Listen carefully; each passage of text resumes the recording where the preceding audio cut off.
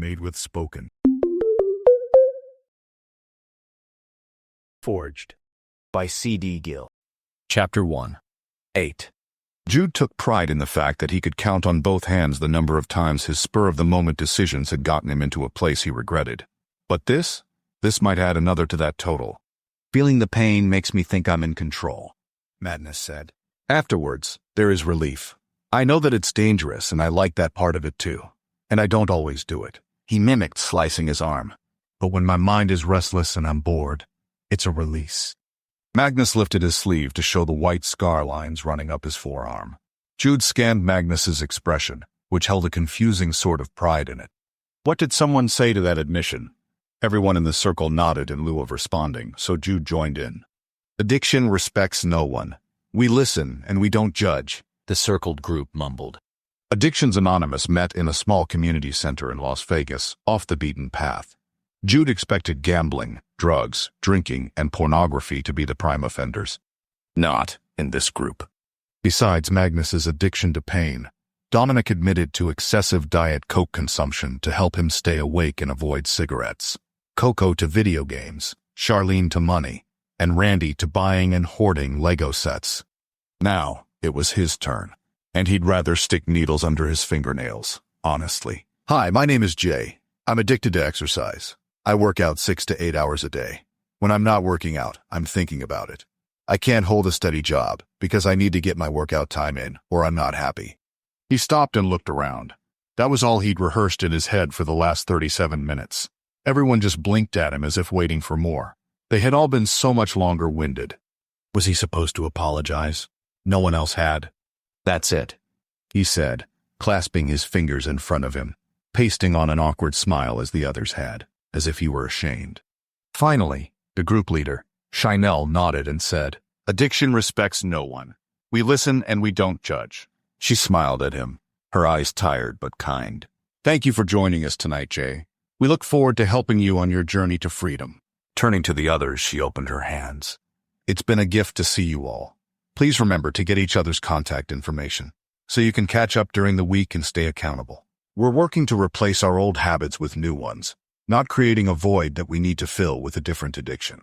We're constantly searching for a balance in our life. Tuning her out, Jude checked out the others. Everyone had a sad expression on their face except Charlene. She was lovely with her vivid green eyes, long curly blonde hair, cute as a button, and had a soft-spoken personality. But she appeared ready to pounce as she eyed the group. He'd taken her number from the Keep Me Accountable sheet at the door, just in case. Under different circumstances, she would be someone that he'd ask on a date. But he was in Las Vegas for one thing, to find out exactly what Magnus was up to. He and Magnus had exchanged email addresses at the start of the meeting. Jude, of course, gave Magnus a burner email, one of the many he had in his arsenal. Accountability provided him a good opportunity to take Magnus's phone number, or meet up with him between group meetings. After finding the lockbox in the Oregon bunker with 10 aliases for unnamed guys, Ava's government team ran their faces through the identification database, which showed no criminal records or any reason that any of them would be flagged. In addition, she put their pictures into facial recognition nationwide to see if they would get pinged. If they were legal immigrants, they would have their fingerprints in the computer system, along with every other possible piece of interesting information that the government could wrangle out of them. They weren't. So either these guys came illegally, or they were American-born and turned by whoever had sunken their teeth into them. Magnus's face sent an alert when he went into a Vegas casino a week ago. Jude had jumped on the plane to track the guy down. He followed Magnus all week and joined him at the Addictions Anonymous meeting, somewhat accidentally. A sign sat outside the community center with "Meeting Tonight" on it, and Jude was really tired of sitting in his car as Magnus wandered around the city. So, he slipped on his smart glasses and walked in. Once he strolled in, he was well and truly trapped by Shinell. Everyone shifted in their chairs, signaling the end of their painfully long meeting. The rest of his counter-espionage team were tracking down the other identities, and here he sat, wishing for something worthwhile to happen. They all said goodbye, looking far more relieved that it was over than they did being in the huddle of confessions. Magnus stuffed his hands in his pockets and strolled out the door. Jude got into his car and followed Magnus at a distance as he walked, gaze on his feet, and closed himself in for the night. Jude thumped his forehead on the steering wheel. There had to be something more interesting happening in Magnus's life. He had a secret identity, an alternate passport. What was he doing spending his days listlessly wandering Las Vegas and his nights in bed? His phone rang. It was Houston. Houston, we have a problem, Jude said. There was a pause. Don't pull that crap with me, Hale. Jude laughed at Houston's annoyance. I need you on a plane tonight.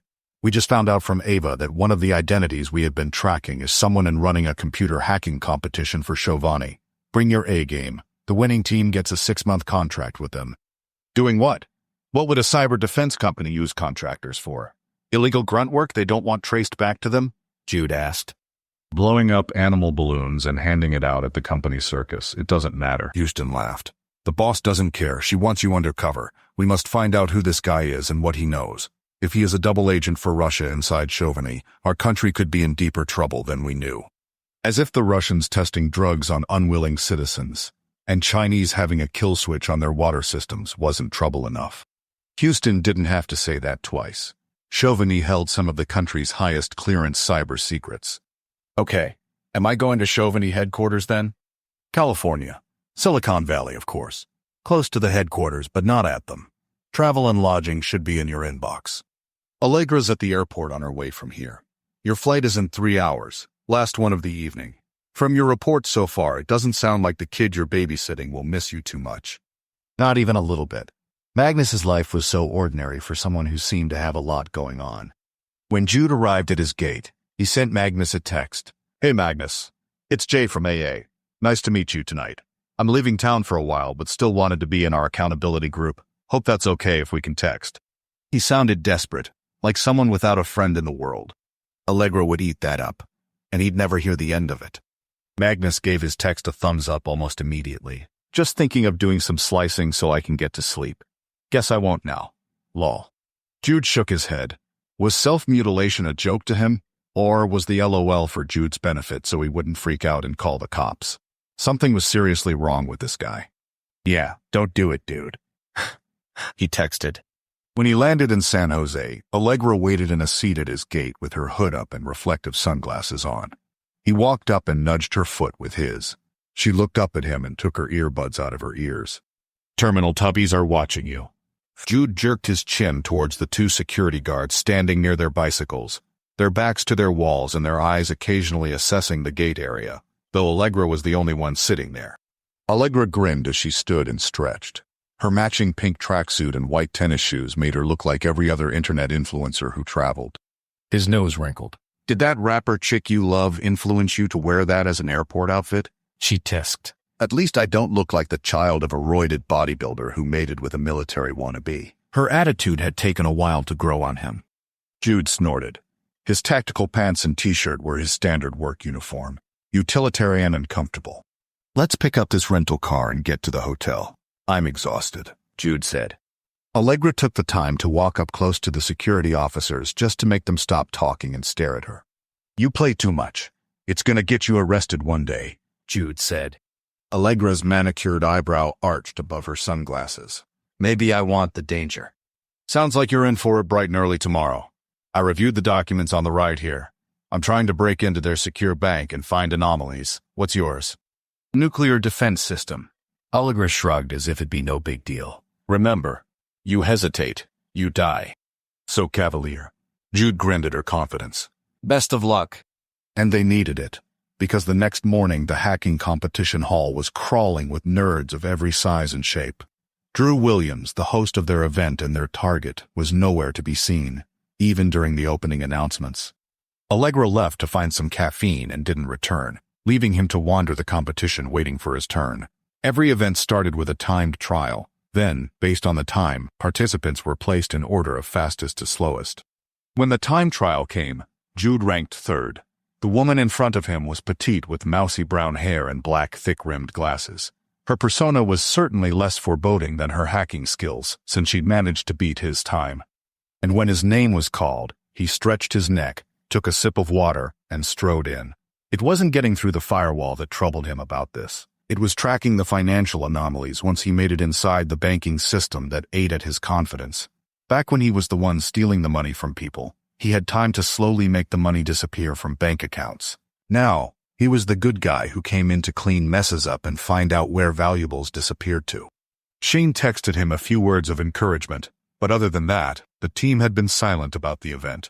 Maybe they had that much faith, or the opposite. Once inside, he shook the tension from his muscles as he listened to the moderator's instructions. He was looking for $4,257,056. He glanced over his screen for only a second before the alarm chimed for him to start. A clock timed him at the bottom of the screen. It took him 1 minute and 15 seconds to break through the firewall, thanks to a little trick Allegra had shown him at the office. Now, to find the money. By the time he accounted for every dollar, his time was beyond what he wanted, but he didn't want to miss a dollar and get flagged for it. The moderator handed him a note before he left. It read, "Please come to conference room 12R at noon." He wanted to punch something. Houston should have known money tracking wasn't his best skill. Noah knew. At noon, he found conference room 12R, but he'd expected a crowd looking over results. The hallways were empty, as if the event center wasn't using these rooms. He rapped on the door, and someone opened it. When he stepped in, Houston, a government-looking woman, and the woman who trialed in the number 2 slot, stood waiting, somberly. He was 5'11" tall, which he generously rounded to 6 feet, and she wasn't but a couple of inches shorter than him. Houston slapped his shoulder. "Great job today, man. You crushed it." Relief eased the tension in his chest. That's amazing news. So, what's this all about? "I'm Ava," the government-looking woman said, holding out her hand. Jude shook it and nodded. She was very similar to what he'd pictured. "Let me get straight to the point. The two of you scored first and second in your competition." Who was first? The woman asked. Ava ignored her question and turned to Jude. "You had the fastest firewall breakthrough, but your financial anomalies were slow." Ava's attention moved to the woman. "But you were the fastest on the financials, so you both will have a simultaneous contract with Giovanni working together." "Whoa," Jude said. "I don't need a partner. Thanks, though." Working together was not part of the deal. The sound of the woman's protest made him pause. She sounded familiar, but her features didn't jog his memory. "I'm sorry. We weren't introduced." "I'm Jay." Jude extended his hand. She stared at it as if it were diseased. We've met before. I know you are actually Jude Hale. Okay, that was rude. Jude's eyebrows raised in confusion. He looked to Houston, who was very possibly smirking behind his hand. The woman sighed as she pulled off her wig and glasses, exposing bright auburn hair to go with her freckled nose and pretty blue eyes. His stomach sank. On any other woman, it'd be beautiful, but this was Tessa Ward. Remember me? She gave a nervous laugh, as if he'd join in. "For this mission, my name is Megan." It was Jude's turn to stare unflinchingly at the very person who had worked hard collecting evidence to get him chucked in the slammer for years. Thankfully, he had made a plea deal to roll on everyone in his business, which led him to work with Carter Security. Tessa Ward, cybercrime and forensic accountant specialist, was the very first name on his revenge list, and the very last person he wanted to partner with. Chapter 2. Watching the realization of who she was dawn on Jude's face ranked in her top moments of life thus far. She'd recognized him as soon as he walked up to the time trial, but she'd had every intention of beating him and never having to see him again. Then Ava insisted they needed to work together. Surely Ava had read the case file on Jude and knew that he should have been in prison for his former crimes, but the district attorney rolled over like a puppy for belly rubs since Jude gave up his network. The money he'd skimmed from people's accounts was enough to set him up for a cushy life on a quiet island somewhere. Until she came along and gleefully ruined that plan for him. The stone wall expression that replaced his genuine smile was the one she'd seen across the conference room when she brought all her evidence against him and his lawyer. Jude shook his head. "No thanks. She can have it." Jude. Houston's soft warning hung in the air, stopping Jude in his quest for the door. "A partnership between Ms. Ward and I would be very ill-advised if you hope to achieve anything for the good of this country. She needs to loosen up majorly for her to work well with me," Jude said, his attitude so matter-of-fact. Tessa clenched her jaw tighter. Loosen up. Fat chance of that. He was loose enough for the both of them, and look where that had gotten him. "Giovanni wants the best. You two clocked in with tenths of a second difference. No one even came close to beating your time for breaking through that firewall, Jude. And the same goes for Tessa's time figuring out the accounting. They want your expertise, and we desperately need you in there to spy on Drew. Aside from Magnus, Drew is the only other identity that has surfaced, Ava said, folding her arms across her. Allegra would actually be a fantastic teammate for Tessa. They could do the girl power thing and bond over their mutual hatred for men. Jude's sarcasm mixed well with his nonchalance. Man-eaters like to run in packs. Now, that was uncalled for. Houston's head tilt said he was not amused at that comment. And who was Allegra? Because that deal sounded way better than the current one. Allegra has dominated in her own category as we hoped she would. And she will be a contractor as well, but in a different segment of the company, which doubles our chances of catching who we need to, Ava said. Tessa respected Ava deeply. They'd worked together a few years earlier, and Ava's street smarts saved them both. But this was the wrong call. Ava, may I speak to you alone? Tessa motioned to the hall. Maybe Jude could talk some sense into Houston if they had a moment. Ava nodded and followed her out. Tessa exhaled silently. Ava, Jude is not a good guy and definitely not someone we can trust. Putting him on a case this important is a huge mistake. Ava smiled. I understand that you don't trust him, because your history. Here it came. The dismissal. But? No but. I get it. Jude obviously feels the same about you. Tessa propped her hands on her hips. Then what am I missing? Because you're smarter than to partner with enemies. You're missing the part where Jude has been working with Carter Security since his run-in with you and, most recently, in their counter-espionage unit. His team cracked this Russia-China case wide open. And these guys are committed to seeing this through. They saved the entire country from a nationwide water outage earlier this year. Ava smoothed her hair from her face. My hands are tied here. He is their computer guy. Tessa sighed and rubbed her temples. The smell of the wig was giving her a headache. The deal coming into this competition had nothing to do with a partner. Especially not him. Ava's teeth caught her lip. We're improvising. Consider this a courtesy forewarning. Our inside source at Giovanni said they are about to declare you both a tie. When they do, you and Jude needed to be ready to be on the top of your game, regardless of what they throw at you. She blew out a harsh breath and met Tessa's gaze. And that was something Tessa really appreciated about Ava. Even with the worst news, she'd look you dead in the eye to let you know she cared. I thought you'd rather hear about it from me than try to make sense of it when you're supposed to be thanking Drew for the opportunity as you sign paperwork. They both knew that Tessa's face wasn't the quietest during those sorts of moments. Appearing ungrateful wouldn't be the best way to earn favor. You're right. You're much better at letting me down easy than he would be. Tessa's laugh came out more awkward than she intended. I don't know how often you'll have to be in the same space, but try to make the best of it. I've only ever heard good things about him from his teammates. They trust him with their life and their families, so that says something. Yeah, they were delusional. I'm going to convince Drew to spend time alone with me. That's my strategy. Ava reached for the conference room door to walk back in, her smile tired. Do whatever you must in order to get the job done. Be his fake wife if you have to. The nation's security is priority. Just infiltrate that company and find out what is going on. What lengths would she go to this time? Tessa walked to the gathering where the winners would be declared. She was not the type of girl to fling herself at men in charge, but knowledgeable guys who handled data and could spout off facts. Brain boxes, her sister Delia had called them. Those were her type.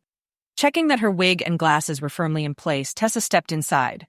There weren't chairs to sit in, but a couple of buffet tables with food and drinks.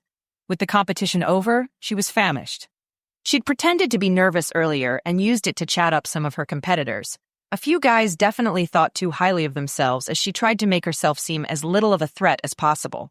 One of the only other girls she saw spoke Korean and very limited English. So, with food and drink in hand, this time she went for the loners. It was hard to tell which ones would be conversational quicksand and which ones would be worth her time. The group was diverse in race and clothing choices. She approached a clean-cut 20-something who stood at a table watching the crowd. Hey, I'm Megan. Mind if I join you? Corey. The guy's body language opened up as he motioned to the space beside him. Please do. How was it?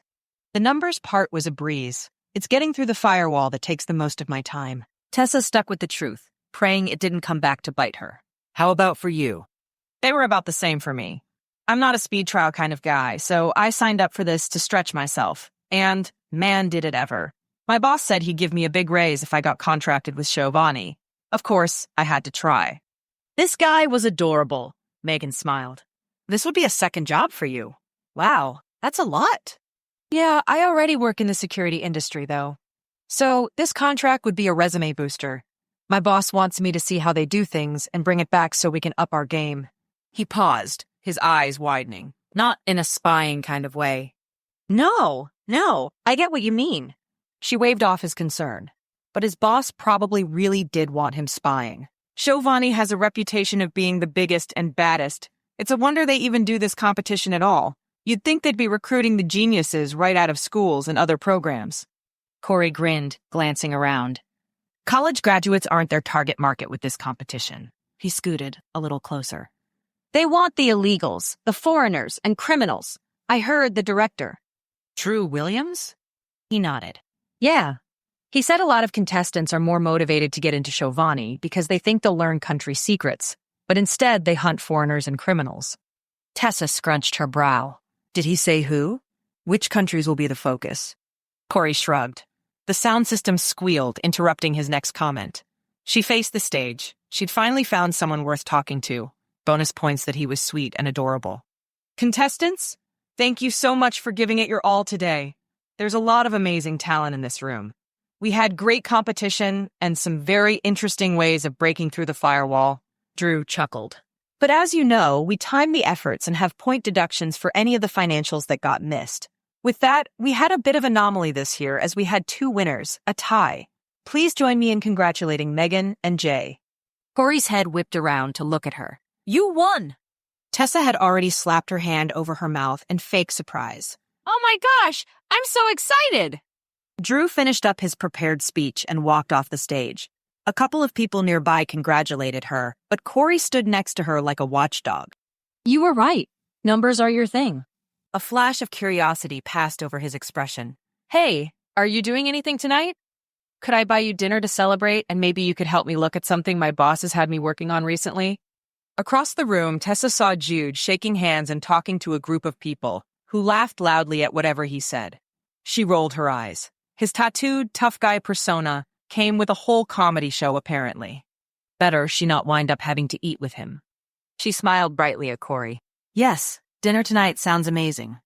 Tessa met Corey at a quiet sushi restaurant out of the way. He had his computer set up on a corner table as if he'd been there working for a bit. I work for Mandica as a fraud analyst. We get called into companies to review their books, Corey whispered. And maybe you can crack this case I have been working on. So, he worked with numbers too. She liked him more already. Tessa shifted closer to Corey so their shoulders touched. I'm happy to help if I can. Corey gave her a lopsided, boyish grin. You just beat out dozens of great hackers today, and yet you're so humble. She shrugged. I'm not perfect. Results not guaranteed. But what she wasn't telling him was that she had a photographic memory, which is what had rocketed her to the top of her field quickly because she didn't miss or forget. A blessing and a curse. He chuckled. His gaze shifted to her lips for a split second. Then, he motioned to the screen. Tell me what you notice. Her eyes scanned the entries, the bottom line, and did some calculations in her head. By the time the server came with their food, she had a list of things he needed to follow up on. She probably wasn't supposed to see that the client he was working with was a big car manufacturer in the U.S. You made quick work of that, Corey said with a laugh as he put his computer away. There are a fair number of international payments in there that don't make sense. One-time payments to tax haven countries should be the first red flag. But there are also smaller amounts paid to China. You'll want to verify who those were sent to and why.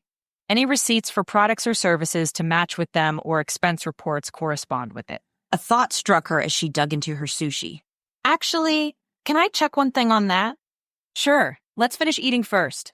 Then, it's all yours. Corey winked. Have you guys been seeing a lot of scams out of Russia recently? Corey nodded. Decently advanced, too. They are upping their hacking game. One of my colleagues caught accounts being skimmed and wired to different parts of Asia but ending at one destination in China in the end, and it had been happening for years.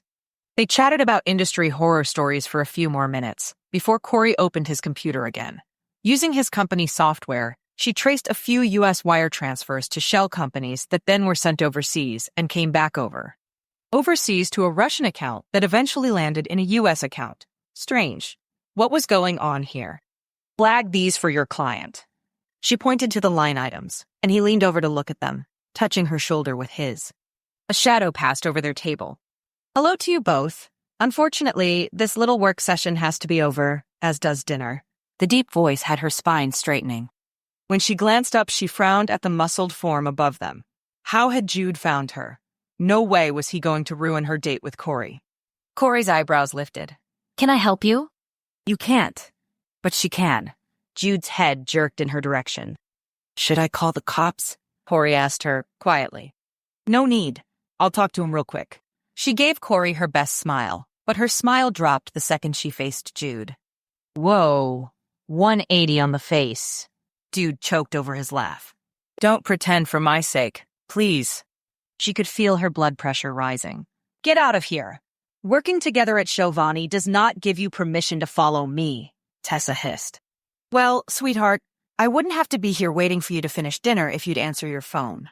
A security guard is dead. Drew Williams' assistant is missing, and Drew is at the authorities as suspect numero uno. We have things to analyze before Monday. So say goodnight and let's go, Jude said with a nonchalance that killed her. She checked her phone. It was on silent with 24 missed calls. Her eyes closed as she inhaled. This wasn't good, but even worse that they sent Jude to come get her. Why couldn't she have gotten stuck with someone like Corey? Chapter 3. Tracking down Tessa had been an inconvenience and an unexpected delay to his evening. But listening to her constant huffing followed by stony silence as they waited in the conference center lobby for Ava to get off the phone was getting under his skin. They were both looking at their phones. She was probably reading the news or working, whereas Jude laughed at videos on social media his teammates had sent him. What right did Tessa have to be so annoyed at his presence? He had more reason to hate her than the other way around. He stood up and walked to the windows to look out. Houston had called Allegra to the hotel after the security guard's death. They were probably enjoying a nice dinner and relaxing conversation while he sat here. Just because he was bored, he texted the blonde with the spending habit from the Addicts Anonymous meeting the night before. She could be fun, as long as he kept his wallet out of her sight. Ava finally appeared in the lobby. Her collared button-down had the top 2 buttons undone, but it was tucked into her skirt and looked fresh despite the endless day they'd all had. She motioned them over to her. I'm sorry for the late call-up. There are obviously a lot of pieces in motion here, and things are still going to change as we speak. The 2 major changes are this. Drew is being interrogated about what he knows about Eva's disappearance. Ava's jaw clenched as she cleared her throat. Eva was our insider. She just gotten the job last week and was working on gaining Drew's trust. They had already infiltrated Giovanni. What did they need him for? Anyway, first change is that you 2 can shed your guise of being hackers. I have full permission from the board to allow agents into their company to aid in the investigation of Eva's kidnapping in any way. That should grant you both a lot of access. And I'd love to see whoever did this rot in prison for a long time. Seconded, Tessa muttered. Ava took a deep breath. I'm not looking to be the second victim here, but I get the joy of telling you both the hotel accommodations for tonight have been canceled. Houston and I have agreed that the best strategy is to keep you all together in a rental house until we find out if Eva's tie to us was the reason she was taken. If she compromised your identities or if it was someone mad at Drew that couldn't get to him otherwise, we have to know. Houston will be there with you from time to time based on the needs of the investigation, but he's already got Allegra packing her things at the hotel and you're going to join him. If we're being watched for working with the government, why bring us here to tell us this? Why not have this conversation in private? Jude asked. He couldn't see her logic here. They were more exposed by being public about it all. She nodded. Say your face. Ring a cold. For me, you'll be better. Fair. This was Houston's idea.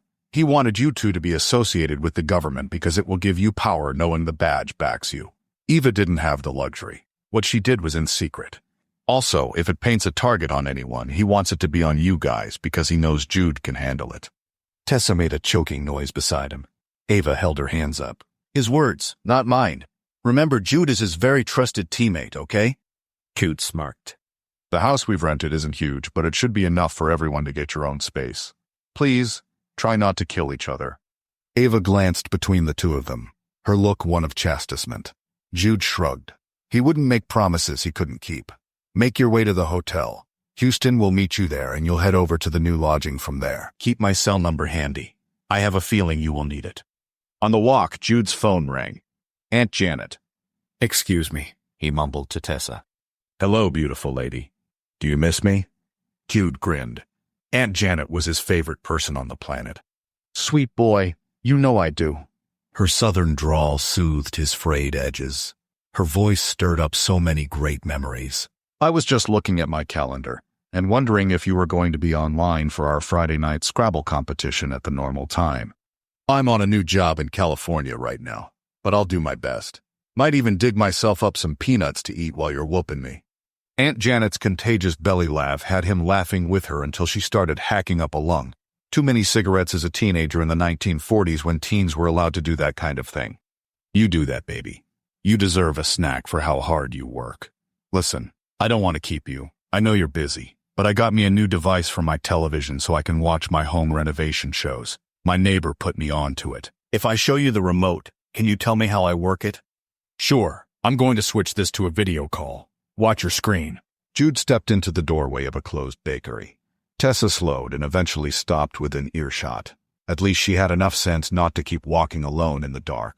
Aunt Janet's nose and chin appeared in the frame as she peered down at the camera. Her voice echoed in the street as it came out over the speakerphone. There you are. How do I turn this thing around so you can see what I'm looking at? Her mind was still as sharp as a razor, so she caught on within 2 minutes of him explaining the buttons and how to search for her show. Jude smiled at her. I'll stop by when I come home to get more clothes and teach you how to access your favorites menu, okay? Love you, Auntie Grandma. Love you, handsome. You be safe out there. He loved that she still called him for help, even though her retirement community had an IT guy on call for this very thing. Thanks for your patience, he said to Tessa, tucking his phone into his pocket. You're welcome. Tessa gave him a curt nod. So, she's your aunt? Or your grandma? My grandfather's brother's wife. Long ago, she stepped in as my grandma, so she's both. She sounded like a sweet lady. She's like a good barbecue sauce. Starts sweet, but then the fire hits you when you least expect it. And she's as loyal as they come. Those World War II babies were made different. A better caliber of person. Tessa laughed, an actual full-on belly laugh. It was a surprisingly beautiful sound. He smiled with her as they entered the hotel lobby. Houston and Allegra sat in the chairs, their suitcases at their feet.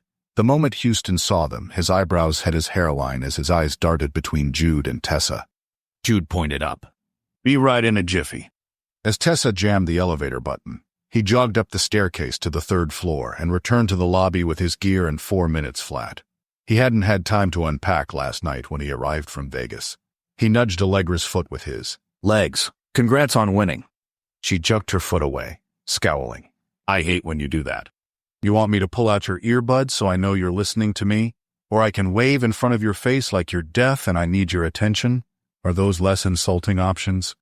How about you just don't talk to me? Allegra scrunched her nose and went back to staring at her phone. PMS, Houston Noft. Yeah, not talking to you isn't an option, Legs. You're my favorite female coworker, the little sister I never had. And I've heard women need lots of talking to and communicating with to keep them happy. Not this one, Allegra muttered. Check your sources. But she gave him a half grin to let him know they were okay. So this housing change was a terrible idea. Ava said it was yours. Jude pinned Houston with a glower. It killed 2 birds with 1 stone. I'll hardly apologize for that, Houston said. Which 2 birds? Safety, and making a team out of you 2 faster. Allegra fills the quota for female teammates for me, thanks. And you think living in the same house will do that rather than make the situation worse? Houston cleared his throat. I'm not as socially aware as a female. Ashlyn has taught me that about myself, but from what I could tell in that conference room, the ice couldn't possibly get any thicker between you 2. But you were smiling when you walked in, so that's a relief. Allegra's foot paused its rhythm. Little eavesdropper. Jude snorted. My sense of humor is irresistible. What can I say? More like repellent, Allegra said. On a rim, Jude turned around and sat on her. Instead of shrieking and yelling, she grabbed the waistband of his boxers from under his shirt and yanked on them as hard as she could to give him a wedgie. Then she punched him in the kidney. Whoa there, Houston said as Jude dropped to his knees on the floor, laughing. If you want to file for harassment, I'll vouch for you, Tessa said, standing in front of them. Jude only saw her feet, but then began the long look up to her face. You would do that for me? He joked. Tessa's lip twitched slightly. Definitely not you, for her. Houston chuckled as he stood. Allegra, Tessa, Tessa, Allegra, let's get moving. Tomorrow's going to be an early morning. Chapter 4. The muscled and tatted Jude Hale had morphed into a sweet, playful stranger on the phone, which made Tessa think for a split second his girlfriend was calling. She glanced at his ring finger when he answered, but not all guys wore their rings, nor did anyone going undercover. Would a hardened criminal make such funny jokes? Her brain almost glitched, trying to reconcile the two sides of him. Houston drove them to the rented house, a 10-minute drive to the Giovanni headquarters. The exterior was hard to see in the dark, but the interior was warm and welcoming, with all the bedrooms on the main floor and a fun game room in the basement.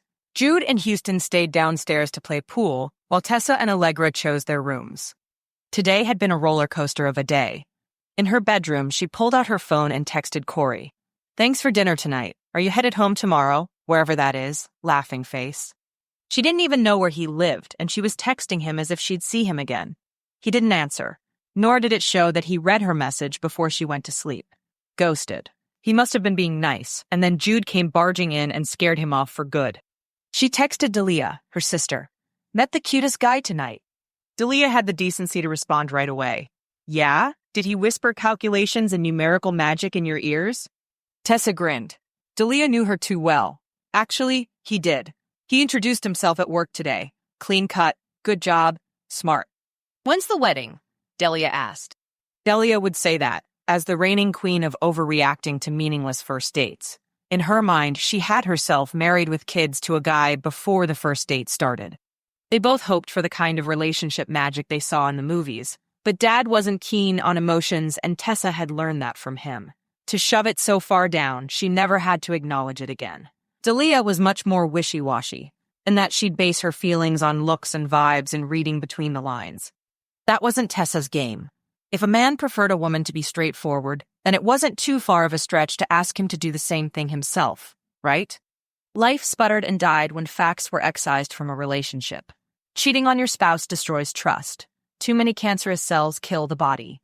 Not drinking enough water dehydrates you. It wasn't heartless, it was how life had to be. Not for Delia and her beautiful fantasy world, though. Tessa loved her anyway. "Wedding will have to wait until after I find out his last name and where he lives," Tessa texted. "Here's hoping he's rich and I can come live with you," Delia said. "What?" She was kidding, right? Ha ha, funny. "If you did that, Dad's house would be empty and we'd have nowhere to escape to. If need be. Not no place. We'd be living with your husband, Carrie." Corey. But that was beside the point. She dialed Delia immediately. Delia answered the phone with a sigh. "Del, what's going on? Why are you talking about leaving the only paid housing that you and I have access to?" Tessa asked, sitting straighter in the bed with a myriad of pillows behind her. "Tess, I'm bored with my life. I have lived in this house since I was 3.5. My job is boring. My friends are boring. You travel all the time, so I hardly see you. And I can't travel because who would we get to take care of the chickens and the goats and the parrot and the dogs? You know? I have a degree in communications, and I write company newsletters for a living." A bang sounded on the other side of the line. "I'm having a midlife crisis." "You better not be. You're 23. That means you're only going to live until 46, and I do not approve of that, because I'd be lost without you," Tessa said. The silence on the other end told her exactly what Delia thought of her at the moment. "Babes, when I get home, let's look at the calendar and book you a vacation. You need it, I'll watch the animals." Right. The dogs started barking in the background. "And when is that?" Tessa cringed, then spoke really fast. I'm contracted for 6 months, but I have a feeling it will be done before then. Start planning your getaway now." 6 months? Delia screeched, causing the dogs to bark louder. "Shut up," barked Twain. The line went quiet. Her whole body deflated. "I'm sorry, Del. I know it's not fair. When did Dad say he'd be back?" Tessa's tone softened. Delia sniffed. "Not until next May now. He said the derrick hand he was training quit, and he's stuck doing it. Pays the bills, I guess." For what life? Are any of us living the life he portrayed when he took the oil rig jobs? He promised us trips around the world and world-class experiences. Instead, we get some of his paycheck, none of him, and all the responsibility to keep his home how he wants it while he's gone. Heaven forbid I sell off the darn goats who would rather be coyote dinner than stay in their lush pasture and eat food brought to them by hand. The sarcasm dripped from her every word. And Tessa could see her point. Dad expected things to be a certain way while he was gone, because when he retired one day... That's all it was, though. Talk of. One day. And he'd probably be buried beside Mom before he actually left the oil rigs in the rear view. But even with understanding Delia's frustration, Tessa could almost guarantee that Delia would feel differently about life after a good night's sleep. Shut the parrot and the dogs in the barn tonight. It'll be warm enough.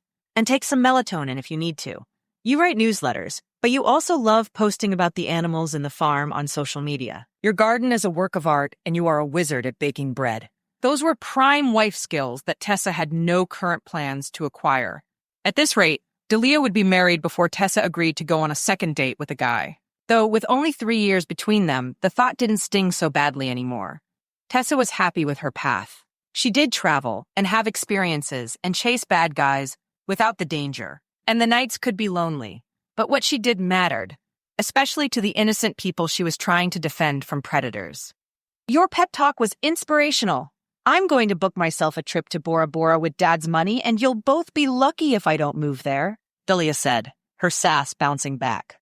Yes, and we will be so grateful for the rested, relaxed, and rejuvenated Dell that returns. Truly.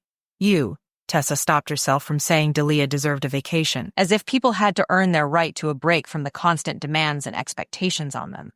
You are an angel, Delia Rose. Don't you believe a word otherwise? I don't usually, but it's nice to hear you say it. Delia's smile bled through the phone. Tessa's shoulders sagged. She was back on track. I'll check in with you tomorrow. Put the animals out tonight, Delia, and get a full night's sleep. You need it for your sanity. Okay, Mom. Except Delia would forget, or the dogs would give her those big, innocent, blinking eyes that made her feel guilty for dislodging them from their spot on the soft, king-sized bed. Tessa had no such reservations. She loved dogs, but she needed her sleep to deal with them all, too.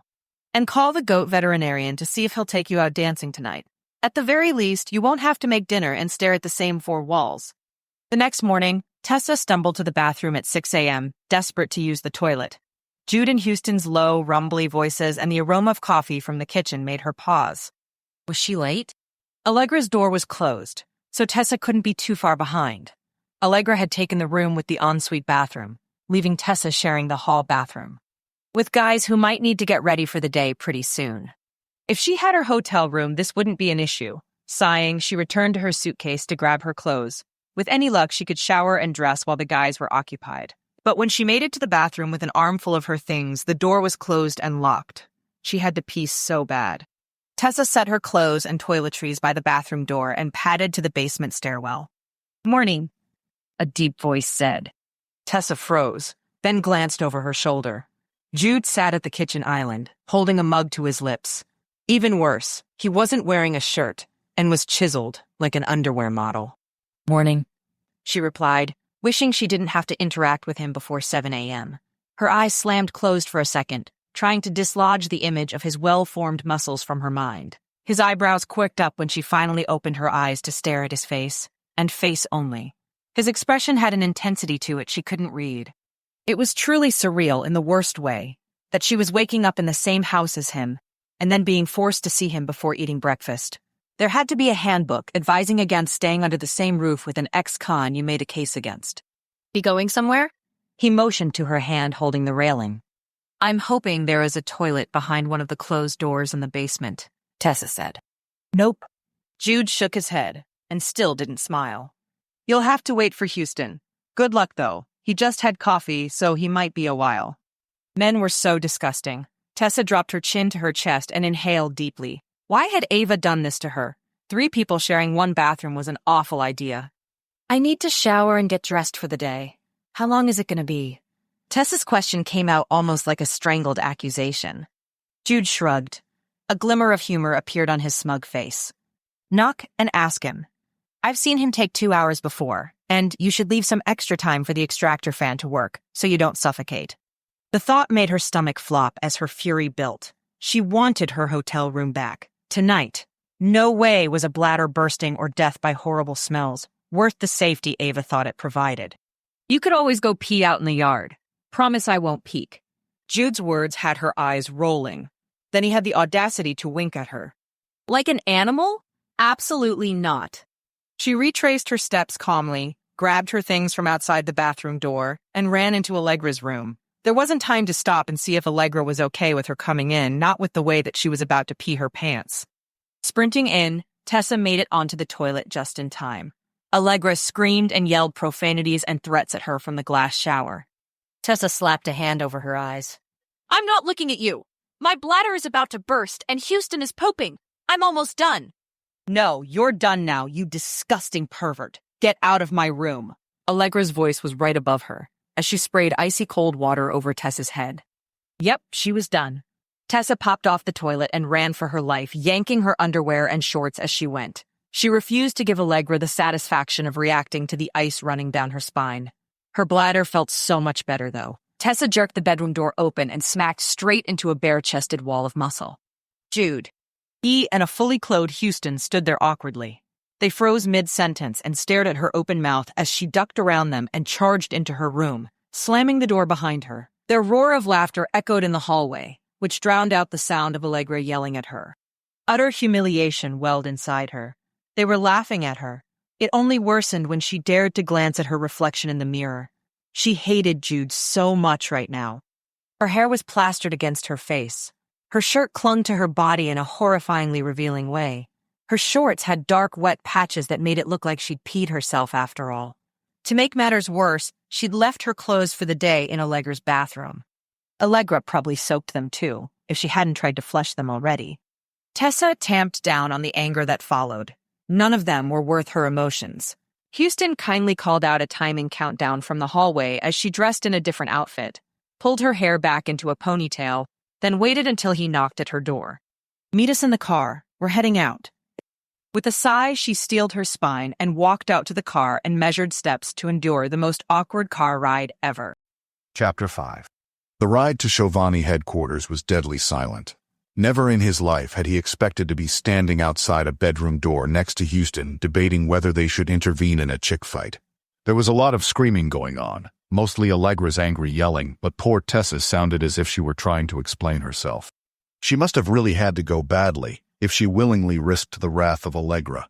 But that wouldn't happen twice. When the shouting started, Houston had come running on alert. Jude would have placed money on the fact that Houston would have hurried up if he had known Tessa needed to get in. He wasn't heartless. He'd told Houston already that he couldn't take a leisurely hour on the toilet anymore. Now they were seconds from busting down Allegra's door to keep the peace, regardless of the lady's varying states of undress. Houston was former SWAT. Nothing got in the way of de-escalating a dangerous situation. Jude almost laughed out loud again at the thought of Tessa sprinting past them, drenched and furious. The team would eat this story up. By the time they reached Giovanni, the ice seemed to have thinned a little bit between the women in the back seat. "Allegra, you know where your department is, so check in at the front desk and report to your manager. And please keep me updated," Houston said. Allegra nodded. "Jude and Tessa, you aren't working undercover anymore, so you should have access to anything and everything that might pertain to Eva's kidnapping. Drew is top on the suspect list, which is right where we need him to be to access his data. Jude, get into his computer and hook Tessa up with whatever financial records she can have to work on who Drew really is." A thrill raced through Jude at the thought of the chase. This was so much better than tracking Magnus and confessing to addictions Jude didn't really have. Inside headquarters, the marble floor and lofty ceilings gave the place a look of wealth and confidence. Metal beams and textured art lent an impenetrable feel, along with the biometrics badge system, armed guards, and so many cameras everywhere. Wonder what it caught Drew doing. A woman clacked across the lobby and stopped in front of where Tessa sat, clutching her bag against her like the uptight nightmare she was. "On Liz, Vice President of Information Security. I see you got your visitors' badges already." She beamed so big it had to be fake. "We are so glad you're here to help find out what happened to Eva. We were all shocked when we heard the news. Whatever I can do to aid in the investigation, let me know. I'll give you a tour of our state-of-the-art facility before we head to Drew's office." Jude nodded, barely restraining the eye roll at her not-so-subtle mention of the company's wealth. There were millions of dollars locked up in cybersecurity. Liz leaned forward to press her fingers to the scanner, disengaging a heavy lock with a thump. "Here on the first floor, we have our Security Operations Center. Our operators monitor client server for threats and attacks in real time." The room was set up like movie theater seating. The wall-to-wall screen laid out the world in geographic brackets, where green lights stayed on and red lights flashed. In an amphitheater-like setup, operators sat at computer screens with headsets over their ears, all facing those screens. This team has 24/7 coverage, watching for malware uploads if someone in the company clicked a phishing link, firewall breaches, or just hostile takeovers. That was pretty cool. He'd give her that. They backed out, past the sales and marketing team area, and loaded onto an elevator, which took them to the basement. On one side, a closed door didn't have a biometric scanner next to it. Janitor's closet. Down here, our server farms and data vault enjoy the cool, dark basement. Liz used the biometric scanner to unlock a keypad with a passcode. With a casual swipe, she scanned her badge, and the lock flashed green to let her in. We use multi-level security so we don't have to have armed guards down here, wasting away in the dungeon. Her light laugh echoed in the concrete room. Rows upon rows of servers whirred and hummed. They had to consume a massive amount of electricity. Do you have backup generators if the power goes down? Jude asked as he tracked the cords to the electric panels on the wall. We do. Our generators are on the roof and seamlessly fire up. We have enough to keep the ops center running for a few days, as well as satellite connectivity to avoid being reliant on local internet connections. They rode the elevator back up to the 3rd floor, where the executive wings and boardrooms were. There was a snack bar and a coffee barista stationed up there, and on each floor, the break rooms held enough food to feed an army with snacks, drinks, and candy. Returning to the 2nd floor, Liz stepped aside. Tessa, why don't you practice getting in with your biometrics? The door unlocked easily. Didn't look hard. The other side is our financial division and general coding education wing. This is our research and development department. Over there, you can see our lab, where we test out military-grade attacks and defenses, a simulated battle of offensive and defensive scenarios for our analytics, and a couple of heavily encrypted computer for sensitive research. Do you keep logs for who signs into the sensitive research computer? Jude asked. Liz nodded. I can get that for you, but you'll need a warrant if you want to search for what was investigated. Even then, I'm not sure that information is stored for longer than 48 hours. Over here is Drew's office. The space was remarkably vacant for the reported amount of employees they had. Is it usually this quiet? Jude asked as they passed lines of empty cubicles. Some were decorated, but most weren't. Liz smiled. We granted this department the ability to work from home today since they worked with Eva. Did they know her well? I was under the impression she had been in the position a couple of weeks. Tessa said. Not long at all, but word spread fast about her disappearing and no one wants to be the next target. And with Drew being detained, I let everyone take a day off. Perks of being vice president. Liz winked. Indeed. Lots of perks about being management. He glanced around. Though the cubicles weren't populated, most of the offices with windows lining the room had lights on and doors closed. Liz stopped. This is Eva's desk. It's right next to Drew's office. Liz pushed a key into the lock and opened his door. We had our IT operations manager grant you access to the computer that bypasses passwords for both Drew and Eva's computers. If there's anything else, please contact me. We'd love for Drew to be acquitted. I can't imagine him as a criminal. Of course, because we are a cybersecurity firm, that non-disclosure policy you signed yesterday is very important and will be strictly enforced. You and your immediate bosses are the only ones allowed to know what it is you see here. Jude nodded, and Tessa did too. Highly suspicious, though. What secrets were they keeping that he wasn't even allowed to bring his team in on this? Was Houston under the same expectation? Liz left them standing alone in Drew's office. I'll take Eva's computer first, Jude said. You take Drew.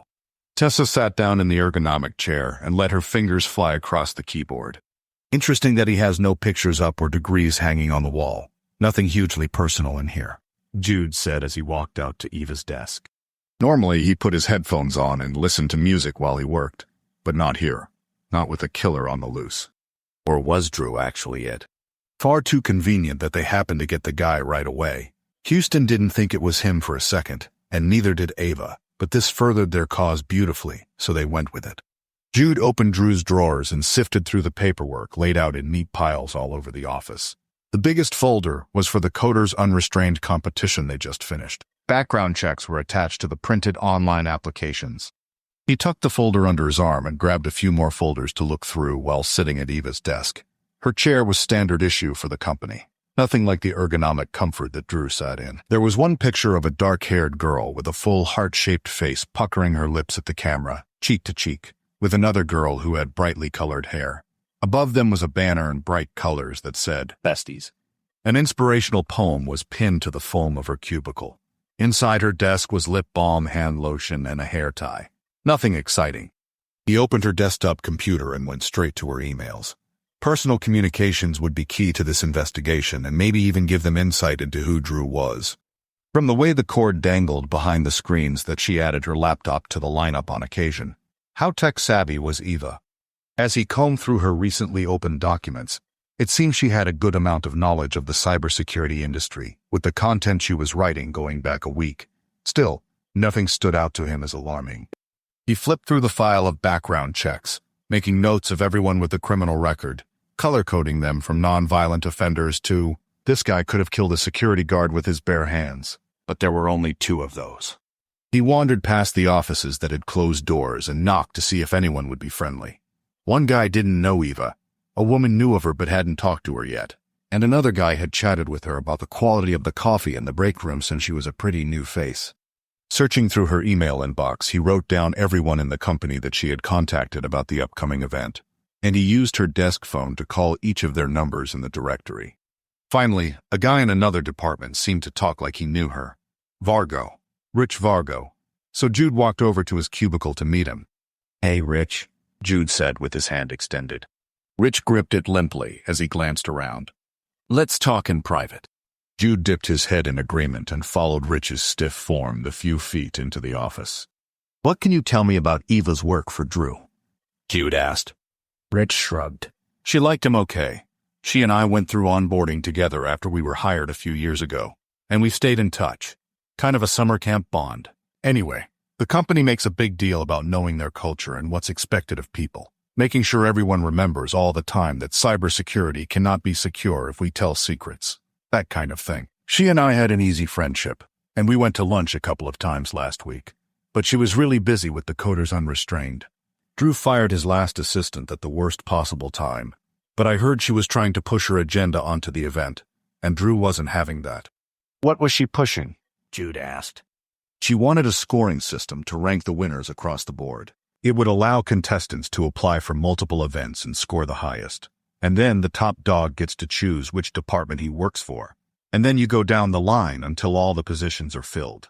But Drew was really insistent on only one person per event per section. And then 2 days ago, he got a call with something important and dumped the conference in Eva's lap. Jude widened his stance as he listened.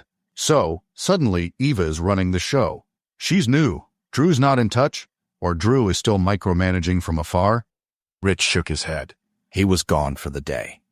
She was probably going to have to do the work anyway, since she was the assistant, but she was deeply unhappy that he disappeared and didn't say when he was going to be back, or if he'd handle any of the stuff that only he knew about. "Did she mention any details?" Jude asked. No, but she pulled it off. 307 people vying for 4 positions within the company.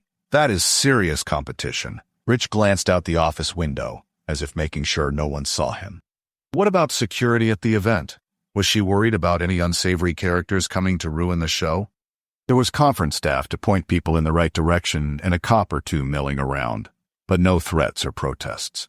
Did you hear if Drew Williams was at much of the show yesterday? I didn't hear. Eva didn't answer any of her texts because she was running around all day, and I knew she would be busy, so I didn't bother her. Rich's demeanor sank. Her family's gonna be crushed about this.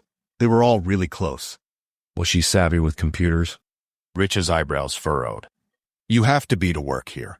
Everyone who enters the company comes in through one of 2 departments, coding or marketing, and even marketers have to pass the computer test. "Anyone you know of that would want her job?" Sure, lots of people hired into coding or marketing and got stuck there. There's a company-wide joke that those departments are where dreams go to die, which is so ironic because that's where everyone starts. So, when a listing pops up on the job board, there's always a lot of competition to get it. And Drew chose her and hired her himself? Rich nodded. Eva connected with him right away, and he didn't even really interview anyone else. What made Drew so sure about her? Jude would have to kick Tessa off Drew's computer so he could analyze anyone who applied. If the competition for her job was intense, Someone could have used the cover of a big crowd to take her out. He could ask Tessa to run it through Drew's computer, but he didn't trust her. Well, he didn't trust anyone for that matter. His team was the closest he got to actual trust in people, but even them he held a bit of a distance. But especially not people who tried to put him in prison for trying to survive. Chapter 6. Left alone with Drew's computer, Tessa settled into her normal rhythm of investigation. She could easily block out the events of the morning and focus on what really mattered, data. Cold, hard facts didn't laugh at her. Numbers weren't rude or unpredictable. This is what she loved, knowing what to expect. Access to Drew's company card was bookmarked on his browser. That was easy enough to get into. She could weigh those charges against his expense reports. She would need hours, but at a quick glance, no large sums were listed. If he truly was a Russian sleeper agent, he'd know that death by 1,000 paper cuts would be less obvious than one significant blow. The most alarming thing she found on his web browser was that he had nothing personal bookmarked. All the links were work-related. Where was everything that a normal person kept handy? News sources, personal banking, websites related to hobbies, or even social media. His search history was the same. He must have a laptop that he did all his personal things on. Interesting.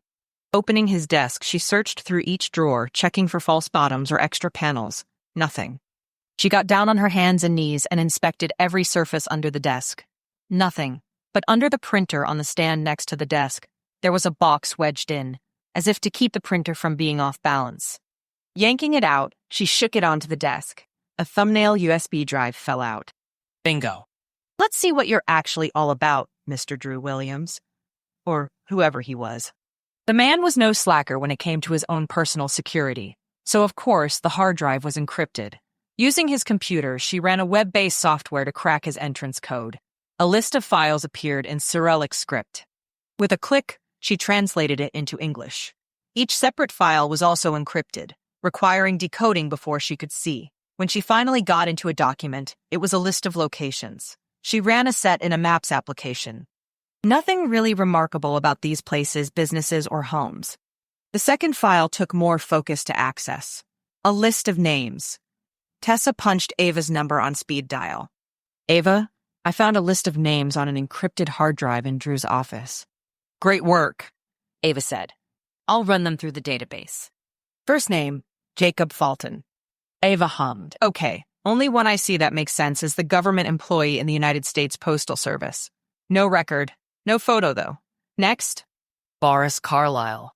One of them is an aide in the White House. John White, a lieutenant in the military in California. Kevin Ruderick. Ava spoke to someone in the room and then returned to the phone. All these names have someone with ties to the government, but none of them actually have files or photos, just skeleton details. You'd think that John White would have his military data listed in his bio, or Kevin would have his security clearance front and center since he's in the Space Force. Dozens of fully formed identities with social security numbers attached. Do they all have access to government and military installations? Tessa asked. I do not like the way this is trending. We need to get these over to the detectives to find out what Drew has to say about these. Send me the rest of that list, would you? What else have you decrypted? Only a block of numbers. But I haven't run the data on what they are. I'm going to keep looking and call you back, Tessa said. He had access to government installations, but to what end? Time disappeared as Tessa decoded file after file. Most of the contents of the files made no sense to her. The words were probably a code of some kind. The next files she pulled up were copies of passports and driver's licenses of Drew's aliases that didn't have government access. She sent those over to Ava, too. A knock came at the door, the sound so loud in the silence it made her flinch. Jude. His body filled the doorway, his presence looming large. His expression was unreadable. No smile, no frown. Just an assessing gaze. Hey, I have a few leads I need to run down on Drew's computer. Do you mind if I take a swing for a bit? His tone was kind, but it was more of a statement than a question. He was obviously a man who wasn't used to being told no. As much as she wanted the honor of being the first woman to say that to him in his lifetime, he should get a chance at the computer. The chair groaned as she sat back. Hey, weren't you dealing in the black market for a while? Tessa asked. His past criminal life wasn't something she could ever forget, but the details were hazy. The dark look he aimed at her made her smile. Once upon a time, I knew how to find what I needed. His muscled arms crossed over his chest, his tattoo sleeves prominent. She wondered for a half second what they meant. Why? I found a USB drive with encrypted files. She scooted away from the desk a little as Jude strode over to peer at the screen. I decrypted them and discovered a slew of aliases that all have access to government agencies, as well as some passports with names that aren't on the list. Drew can basically become anyone, anytime, and disappear into the world. Check out these IDs. Jude leaned in. The heady scent of his deodorant caught her off guard. Wow, those are great. If Jude was impressed by someone else's criminal activity, it gave her pause to pay attention. Know anyone that could do work that advanced? He shook his head. No one that talented. I know someone I could ask. Tessa stood and stretched as Jude slid into the seat. His fingers flew over the keyboard in an impressive blur. The black window popped up that allowed Jude to access the internal system of the computer directly. And in seconds, a document pulled up like magic. The printer roared to life next to them as a list glided into the tray. Jude reached for the paper, but froze and glanced over his shoulder. Can I help you with something? Tessa snorted. Just learning from the master. Treat me like a teammate if you would. What did you find? I doubt you want to be treated like that. Jude grunted and shrugged. I'm following up on a lead that Eva's work friend Rich gave me. Shivani hires into 2 departments and then draws internally from that pool. Rich said the competition to fill Drew's assistant opening was high. Employees want to get out of marketing and coding, and I'm planning to follow up with those who were considered. We're not really here investigating Eva's disappearance, Jude. There are detectives for that. We're supposed to be looking at who Drew is. This is part of it. I'm curious to know if he was a killer. Did he find out Eva was reporting on him and have her kidnapped and possibly killed? And if that answer is yes, then why? What did she found? She could be a huge piece of this that we might be overlooking if we just examine it from Drew's angle. His response annoyed her for some reason. He wasn't wrong, but the facts hadn't led them there yet. So, you think it could have been a competitor within the company? Or the assistant who was fired? Or a gun to hire? Or Drew himself? Eva isn't in the clear just because she was Ava's informant. She was newly flipped by Ava. Her loyalties could lie anywhere. She got the idea. He wasn't impressed with her questions at this stage, nor was he going to be forthcoming about his part of the investigation. He went back to ignoring her, so she glanced around. I'm going to check Eva's computer for expense reports and banking records. Anything to get her away from grumpy Jude's attitude. He barely acknowledged her as she went to sit down. Eva had submitted 1 expense report in the time that she had been his assistant. All had huge charges on it.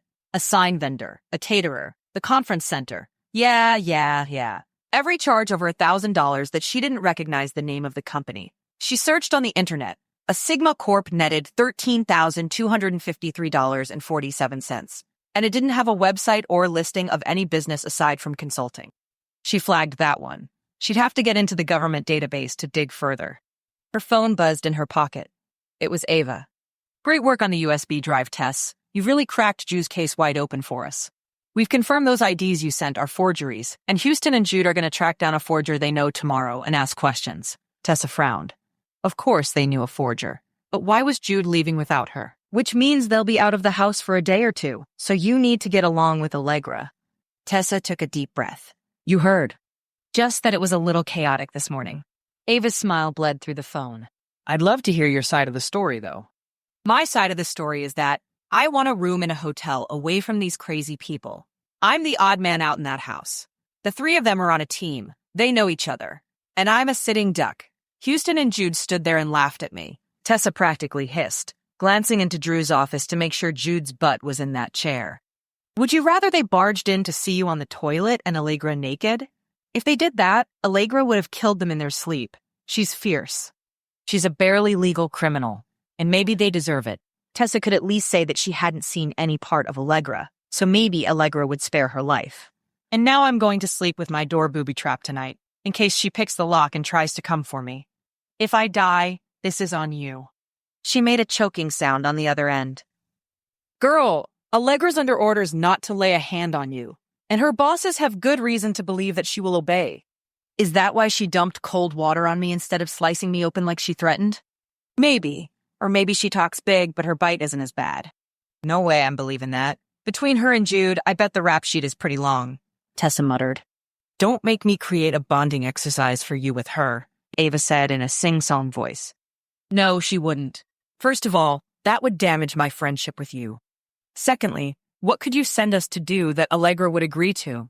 Grocery shopping. I hear Jude can cook like a chef. Tessa's jaw dropped. And here I thought those tattoos were from crime, not a kitchen. You'll be surprised about him, Tessa. Give him a chance. No way on earth. Hey, I have a couple of names to run on my work computer back at the house. I need the government software to look into things. Sounds good. I'm sending over some more financials for you to analyze before the end of the day. They're for Giovanni in general. Flag anything that you even think is remotely weird, and I'll run it up. Call it an unofficial audit requested by the board. Tessa's posture straightened. What do you suspect, Ava?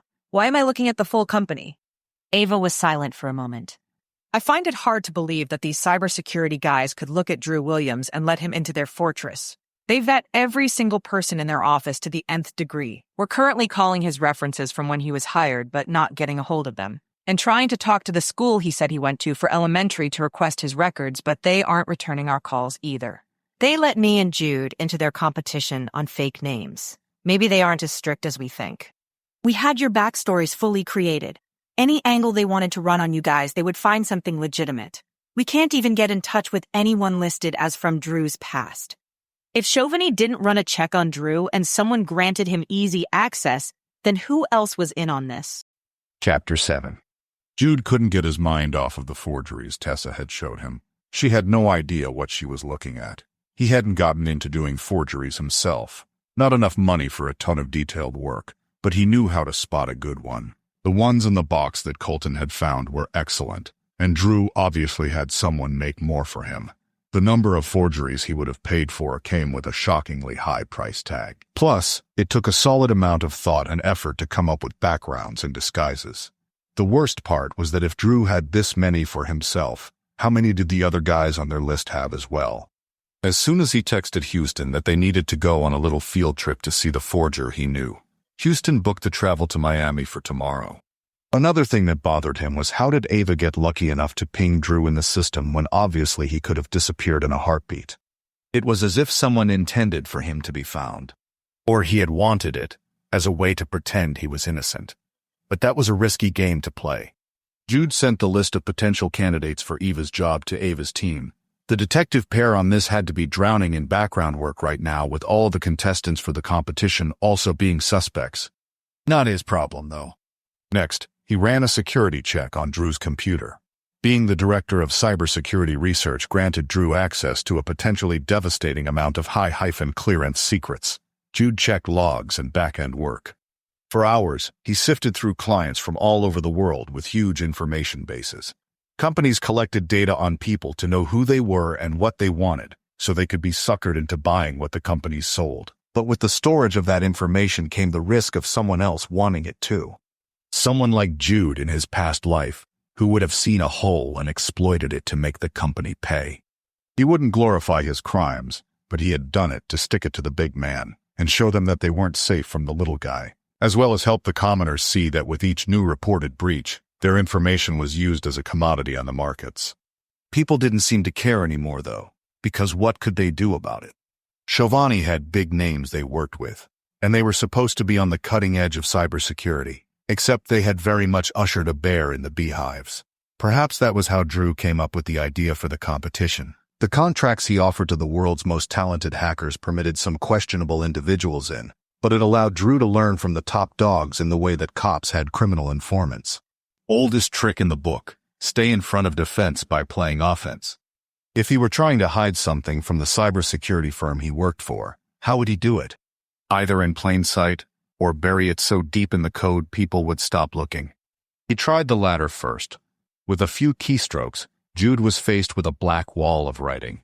Giovanni's very thick firewall. It read like he wanted to take a nap after a few seconds. But instead, he popped in his earbuds and listened to his hype music to keep him awake. His mind wandered after a few minutes. If he knew he were going to make millions off getting past this firewall, he wouldn't have a problem focusing. Maybe they could. Maybe they could get Giovanni to promise Carter Security a good payday for closing the gap. He'd have to talk to Houston about how to navigate that. A few lines later, Jude stopped. There in brackets was an irregular code pattern, followed by a line that granted access to an IP address, which pinged in India. Someone in India had backdoor permissions through Chauvigny's firewall. He kept reading. Further down, another IP address was permitted in. Peru this time. Estonia, Mongolia, and Zambia joined his list. Places who had Russian or Chinese influence. What was Chauvigny doing granting specific IPs a small hole through their cyber barricade? Jude called Ava. Ava, how close are you to the top tier of Chauvigny? We have their cooperation as mandated by the board, but I'm not friendly with any of them. I'm a government agent. They're in the private sector. They hate our oversight and just want a contract for government money. It's a one-way street, really. Why? I found some information that needs very delicate handling, or we dry up our source. Something clicked in the background. Let me see if Shane will take this. He can be pretty persuasive, seeing as how he's former military and all. Perfect. Keeping it in-house was definitely an idea Jude could sign off on. And Shane did have a knack for talking people right out of the information he needed. Have him call me once you brief him. Any helpful tips from interrogating Drew? He's not admitting to anything. Even when we asked him about the fake IDs and names he had set up, he acted like he had no idea what we were talking about. He's sticking to the story that he's a farm boy from Iowa that found his way in the world through computers. Except the reason he said his background isn't able to be checked is because his dad was always wary of the government and pop culture. So computers were just another tool from the devil, and they didn't have internet, which was how he said he got so good at computers. He learned how to work it without having an easy life handed to him. It was a smart backstory. Let me guess.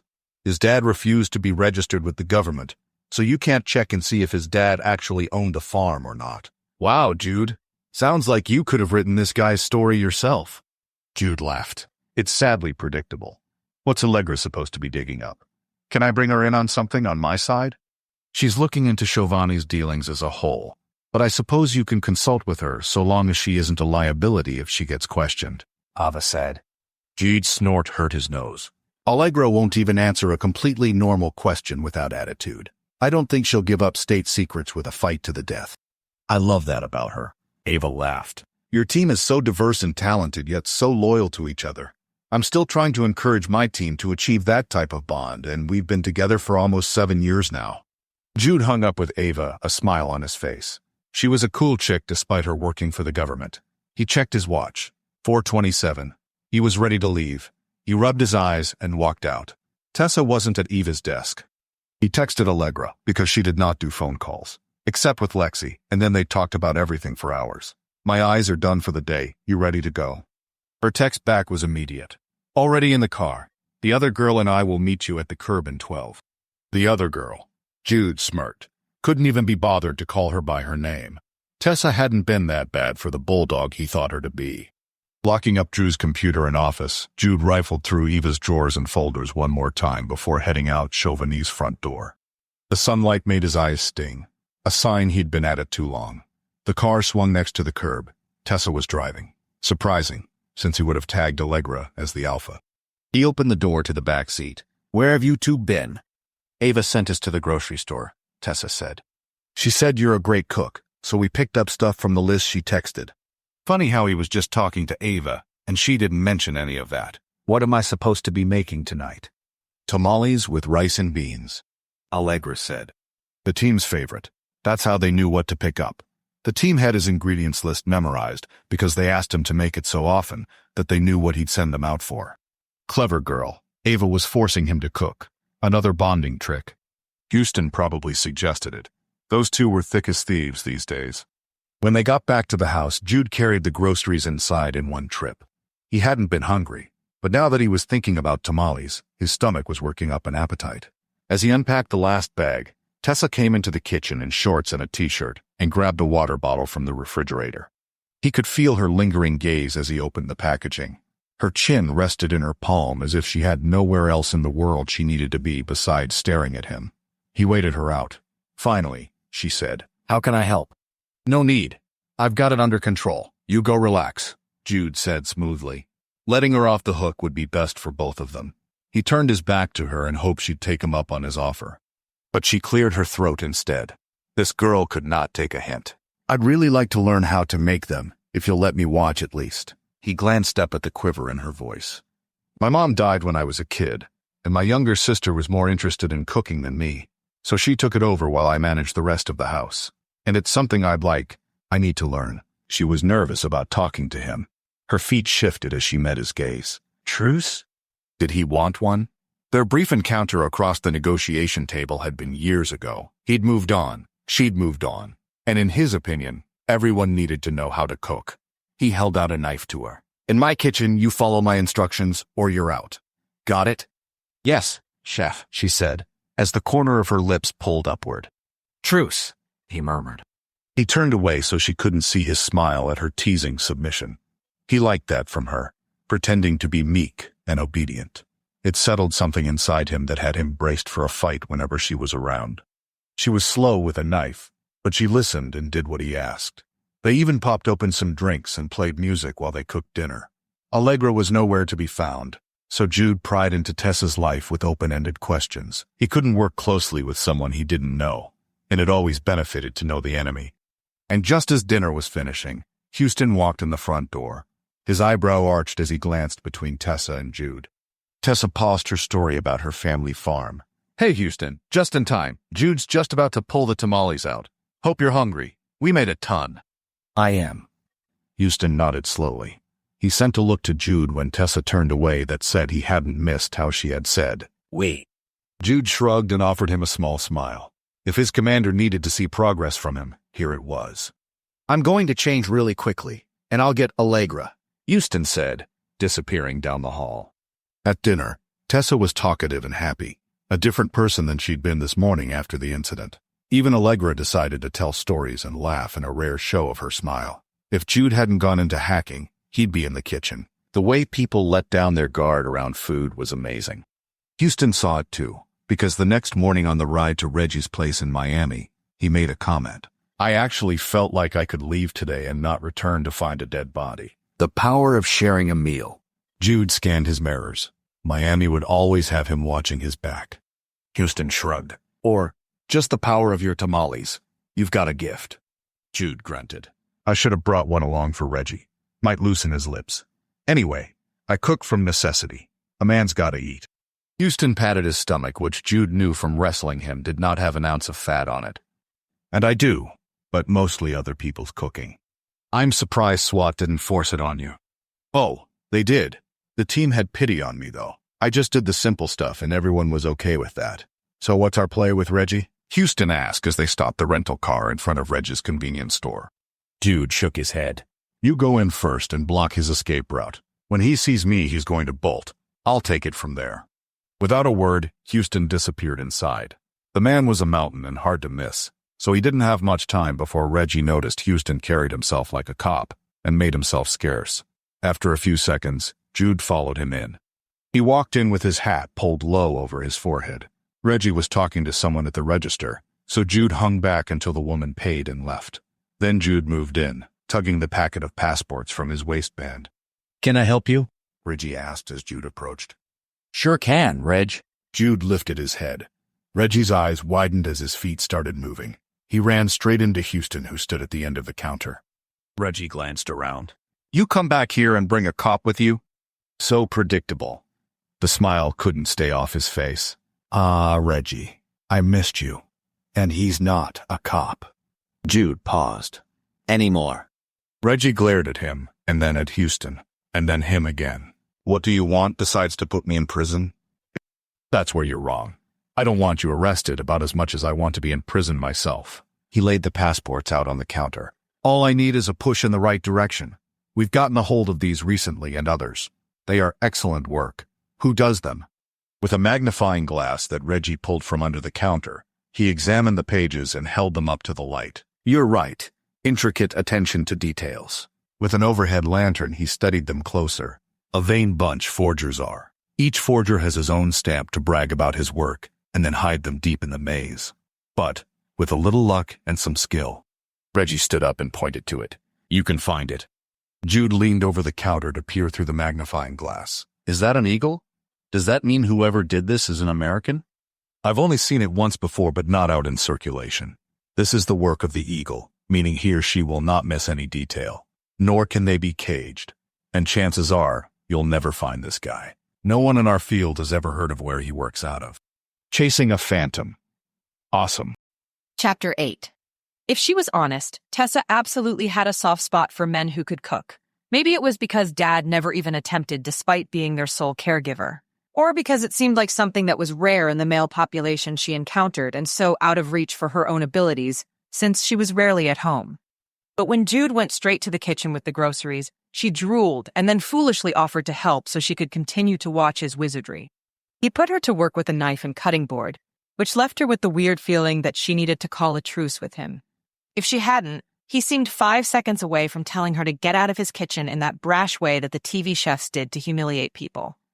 Instead, he told stories about meals he'd had around the world that inspired him, and she told her own to make him laugh, or at least smile. Turned out, he was adorable when he smiled, and that admission was more dangerous than anything she'd found on Drew's computer thus far. She didn't hate Ava's idea of giving Jude a chance, but it was safer to keep impulsive criminals like him at a safe distance.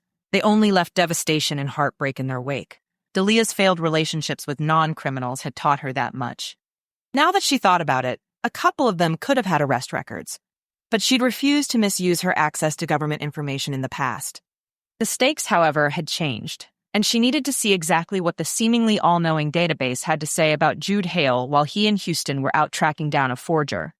At her computer in the living room, Tessa typed Jude's name into her software. Nothing insightful. He still had family alive, siblings, parents. Yet he'd made it sound like his aunt-grandma combo was his last living relative. More lies? His criminal record started at 17, but who knew when his life of crime began? For the last 3 years, he didn't have so much as a parking ticket to his name.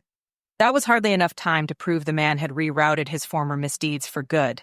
She clicked away from his file and typed in Sigma Corp. They performed background checks, site security, and an evaluation. Fascinating. According to this detailed report, they could provide high-profile individuals with the ability to slip in and out of venues without using the front doors.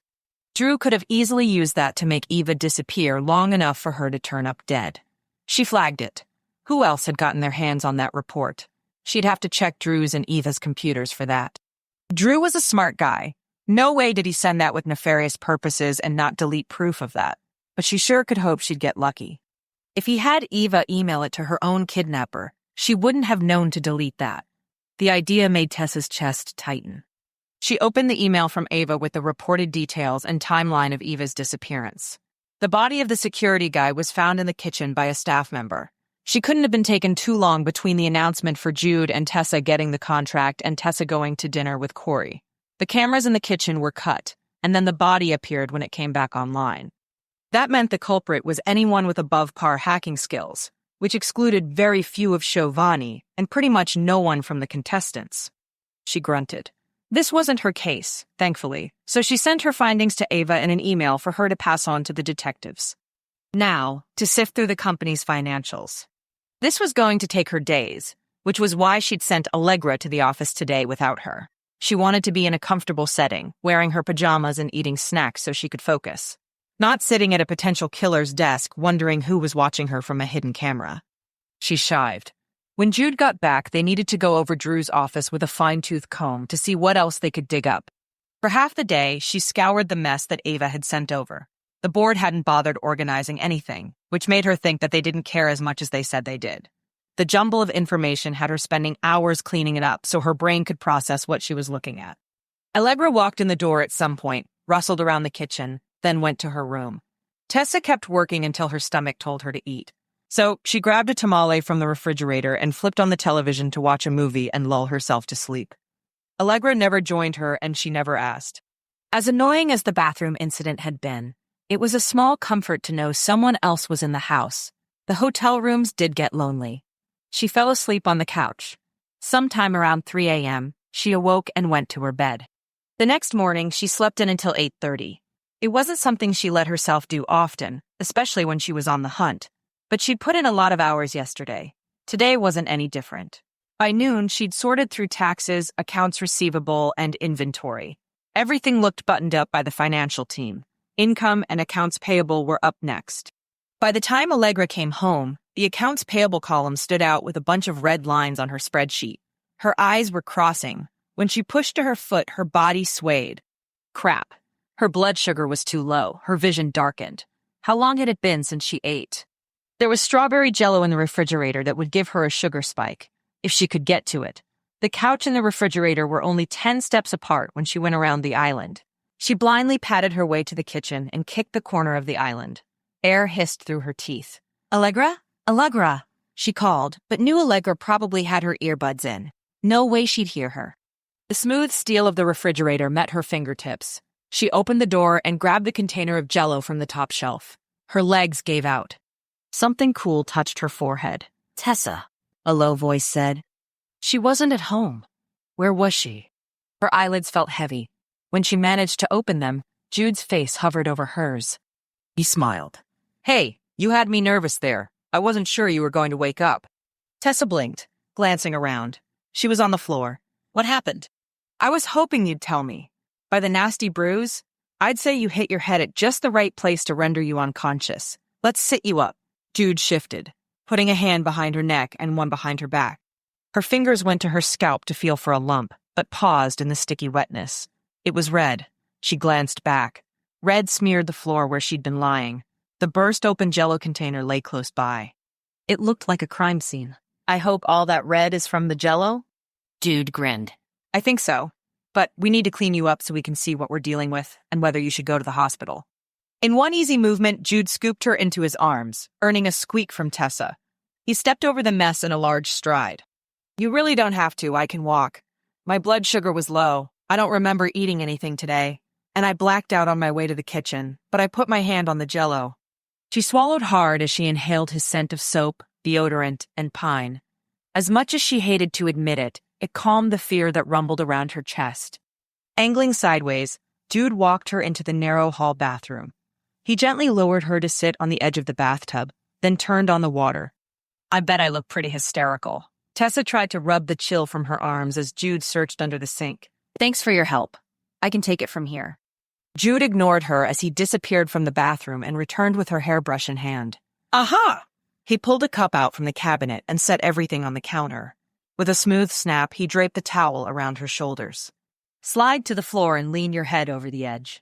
The warm water soothed the pulsing ache building in her temples. His fingers smoothed over her scalp. The nearness of his solid form tempted her to snuggle in. Instead, she took deep, steadying breaths with her eyes closed, savoring the feeling. With a hairdresser, she usually came up with something to say during this part, an awkward conversation filler. But she let the silence linger.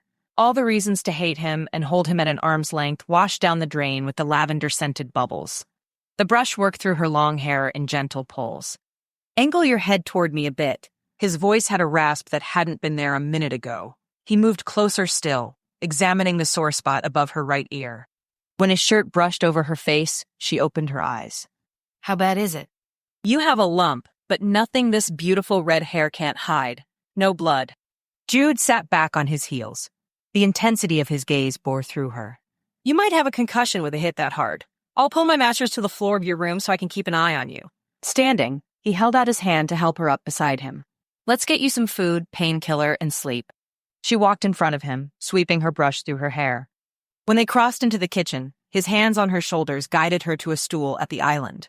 You sit. He filled a glass with water and made 2 pills appear out of nowhere. How about a grilled egg, ham, and cheese sandwich? She smiled and nodded. That sounds really good. Coming right up. What did you in Houston find while you were away? We visited a contact in Miami, someone who knows forgeries well. The forger we're after is top dollar on the black market and apparently impossible to find. He leaves a tiny mark on each document, like his calling card, different places every time. Then Houston and I went back to Dallas to meet with our team for a bit. I grabbed more stuff and came here. What'd I miss?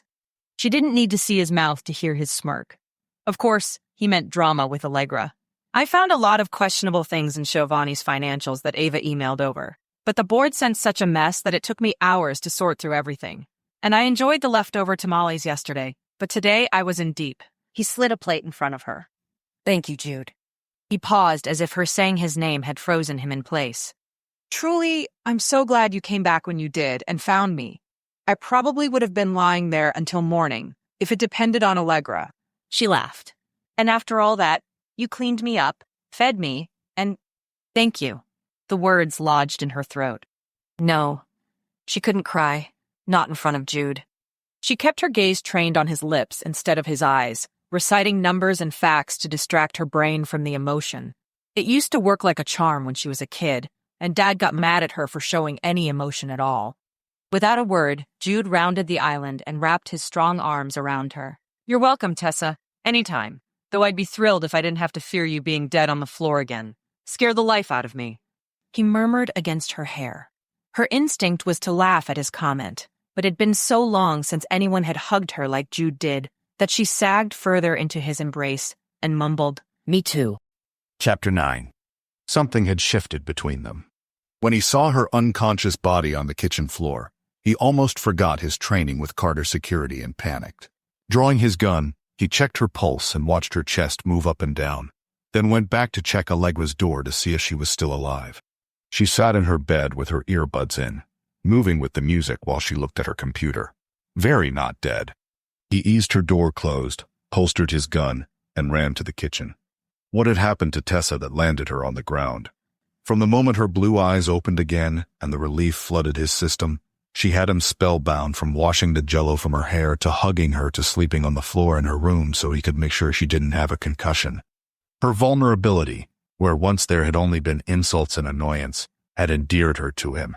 He felt her breakability keenly now. Listening to her breathe deeply in sleep kept him awake for longer than he cared to admit. The next morning, he slipped out of her room in the dark before she woke up. He showered and called Elijah. Any movement? He asked when Elijah answered. Nothing. I think he's a ghost, Elijah said. Jude huffed in frustration. Any of the other guys have any more success? Elijah snorted. Not that I've heard. I think your boy Reggie led us astray. Reggie had given them a list of names that the team had traced down of forgers who might be able to identify which forger used the eagle as their trademark. Elijah had tracked down the one who lived in Seattle and had been sitting on his house all day and night. Felix went to New York City, Noah to Phoenix, and Shane to Los Angeles. Colton waited at their base in Dallas to run point. The forger in Seattle, Guru, was someone Jude had heard of a few times thanks to Reggie, but hadn't been able to afford his work. His phone beeped as Elijah was explaining how he'd found the Guru himself. Houston was calling through. Hold on, Eli. I'm going to join Houston into our call. Hey, Houston, you're on with me and Elijah. Jude paced up and down the living room. Well, great. You can both hear the news then. Houston's voice had an edge. Jude, they're giving us a crack at Drew in a few hours. Hopefully you can find out more about our main forger and can call off this rabbit trail we've gone down. Elijah, who's that reporter chick you know at International News Today? Savannah Blake, Elijah said. How well do you know her? Do you think she would work with us to break a story to see if we can flesh out the guys Drew's working with? Houston asked. We dated briefly in college, but it was bad timing, so we broke it off amicably and stayed friends. I can contact her and see if she'd be willing to run a story. She's been working there for almost a decade.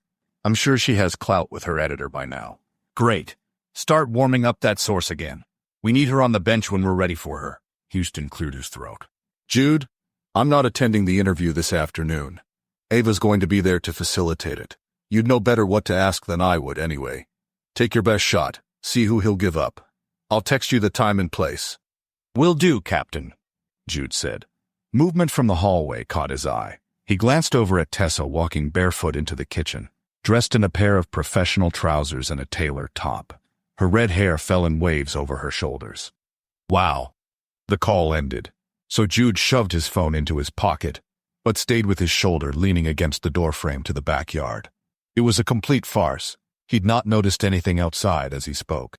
How are you feeling? Jude asked. Tessa gave him a small smile as she poured herself some coffee from the pot. I don't drink much coffee, so this should tell you something.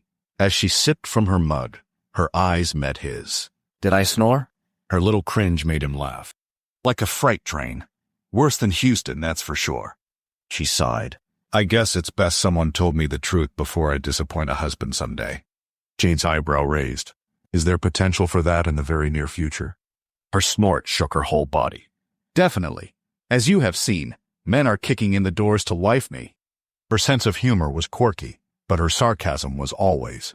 He shoved his hands into his pockets. Can I make you something for breakfast so you don't get into the situation you found yourself in last night? Thank you, but I'll just have some yogurt. I'm not hungry this morning. with his headache still around like a bad hangover. Allegra came into the kitchen and glanced between them, her eyes widening in surprise. We goin' or not? She was so oblivious as to what had happened in this house. She wouldn't hear it from him. Jude pulled the keys from his pocket. I'm ready when you are. At the office, Tessa followed Jude into Drew's office. We need to pick this place apart in case there are cameras or more hidden files. Jude glanced around at the impersonal furnishings in the space. It was so sterile. Let's do it. That gave him one more thing to talk to Drew about in the interview this afternoon. Tessa started with the bookshelf, the small items that she could move without much effort. Her pace had slowed considerably today. Starting with the chairs, Jude flipped them over, searching for any area that looked disturbed. If he were Drew, where would he stash important documents besides in a folder under the printer? That was a dumb choice. For as careful as this guy was, it seemed too obvious. He checked the tablet charging station set up in the corner. On its side, the camera faced the door. Using a tissue, he tried to click the button that would activate the tablet's screen. It didn't depress. Weird. He turned it over, but everything appeared normal. Could be a dead one he was working on. Jude searched the lamp, the screens, the filing cabinet, checking underneath, inside, and tapping for hidden panels. Inside the desk, Drew had a glasses toolkit and an envelope knife. Old school. His phone chimed. Houston texted that the meeting time with Drew had been moved forward to 45 minutes from now. A prison transport was leaving just after that. Drew was scheduled to be on. Jude grabbed a notebook and pen from Drew's office, though he'd be recording the interview with his smart glasses, and drove to the police station. The place wasn't as busy as he expected. Perhaps they had enough crime to keep them on the streets. While he waited, he jotted down his questions on the paper so he wouldn't forget. Anita ushered him back to an interview room. Houston said Ava was coordinating this meet. Did that mean she was here watching? When he walked in, Drew sat slumped at the interview table. His sandy blonde hair was as disheveled as his clothes. Behind his dark-rimmed glasses, his eyes were half closed in exhaustion. You getting any sleep? Jude asked in the silence. Drew jerked awake, shoving his glasses up his nose with a groan. No, it's been constant questions. I hardly know my own name anymore. His joke fell short. I'm Jay. And what is your name? Jude asked. Your real one. Andrew Williams. His tone was bored. No, not your current alias that the Eagle crafted for you. Your birth name your mama gave you. Drew blinked at him in confusion. Who is an Eagle? I don't know anyone by that name. Jude pulled out the copy of the passports and laid it on the table. We found these on an encrypted file along with dozens of other names, locations, and so much information that shouldn't have been on a thumb drive, quite frankly. You're already headed to prison until they can figure out your part in what happened to Eva. I respect her. That's why I picked her when clearly she could have been valuable in any department of the company. I hired her to not just be my assistant, but to be my successor. You want to know who killed her? Check with the backstabbing co-workers she thought liked her, who turned on her the second she was chosen. Eva was a genius, wasting away in coding. Jude made a note to ask Richie. I'm not here to solve her disappearance, so brought. He moved in and lowered his voice. I want you to give me the name of the expert who created these for you. I could have used a guy like him when I was printing bills. His work is so realistic. You'd almost think it was printed on the actual printers that do the legitimate passports, you know? It's exquisite. My black market forger friend said this guy carries a high price tag. How do I find him? You don't. A guy like that contacts you if he likes your project. But enough of that. I'm so tired of hearing words. If you have given yourself access and decrypted a thumb drive, then you should have everything you need. You are wasting your time with me. I'm merely a small cog in a very big wheel, Jay. What you will find on those files is evidence of a massive amount of assets that is ever-changing. They are shapeshifters, disappearing from one life and appearing in the next as if they have always been there. Their identities allowed them that much variance. Where's the remaining information? We're searching your office now. You might as well tell us or you'll rot in the cell where we house the rest of the terrorists who try to bring down our great nation and fail. Your 9 other friends that have their passports with yours in that bunker in Oregon. We're already on to Magnus and we're going to find the others just as easily. I don't know any Magnus or about passports in a bunker. Who's your handler then? Give me the name of the spoke that's bigger than the cog that you are. Drew laughed the laugh of a hysterical man. Maybe Houston had forgotten that Jude wasn't one for patience in the face of idiocy. We know about the planned attack on the water system. You'll never stop something that advanced. Drew sneered at him still. It wasn't much of an admission, but it was as close as they had gotten to one yet. You're wrong. We already did. Jude said nonchalantly, though his hands were itching to grab Drew by the throat. The camera's blinking red light was the only thing that stopped him at this point. Drew's eyebrow raised. Impressive. But you'll not stop the next one. It's too complex. All there's left to do is sit back and watch the chaos ensue. I've worked too long and hard to build this legacy for it to be crumbled by a team of former criminals. When it does its job, the sun will rise from the east, and everything it touches will be the new empire. This Western philosophy of pride and individualism will be the greatest downfall under a machine that is working together in unity. Eva is a warrior. She understands the importance of the mission. I trained her myself before she even applied at the company. I can't help but think you should be staring at the stains on your own hands for her disappearance. Eva was dirty? Ava seemed so sure that Eva sided with them. Drew's veiled threats shot a spark of fear through Jude's core. If Drew had been using the coding competition to further his own agenda rather than Shivani's firewall, then any number of coders would have had their fingerprints all over this. Sanctioned by Shivani, Drew would have been the master planner, but the U.S.'s own citizens would have contributed to its downfall in the name of winning a contest, getting paid, being noticed in a noisy world of people vying for attention and money, and bragging about accomplishments. The thought turned his stomach.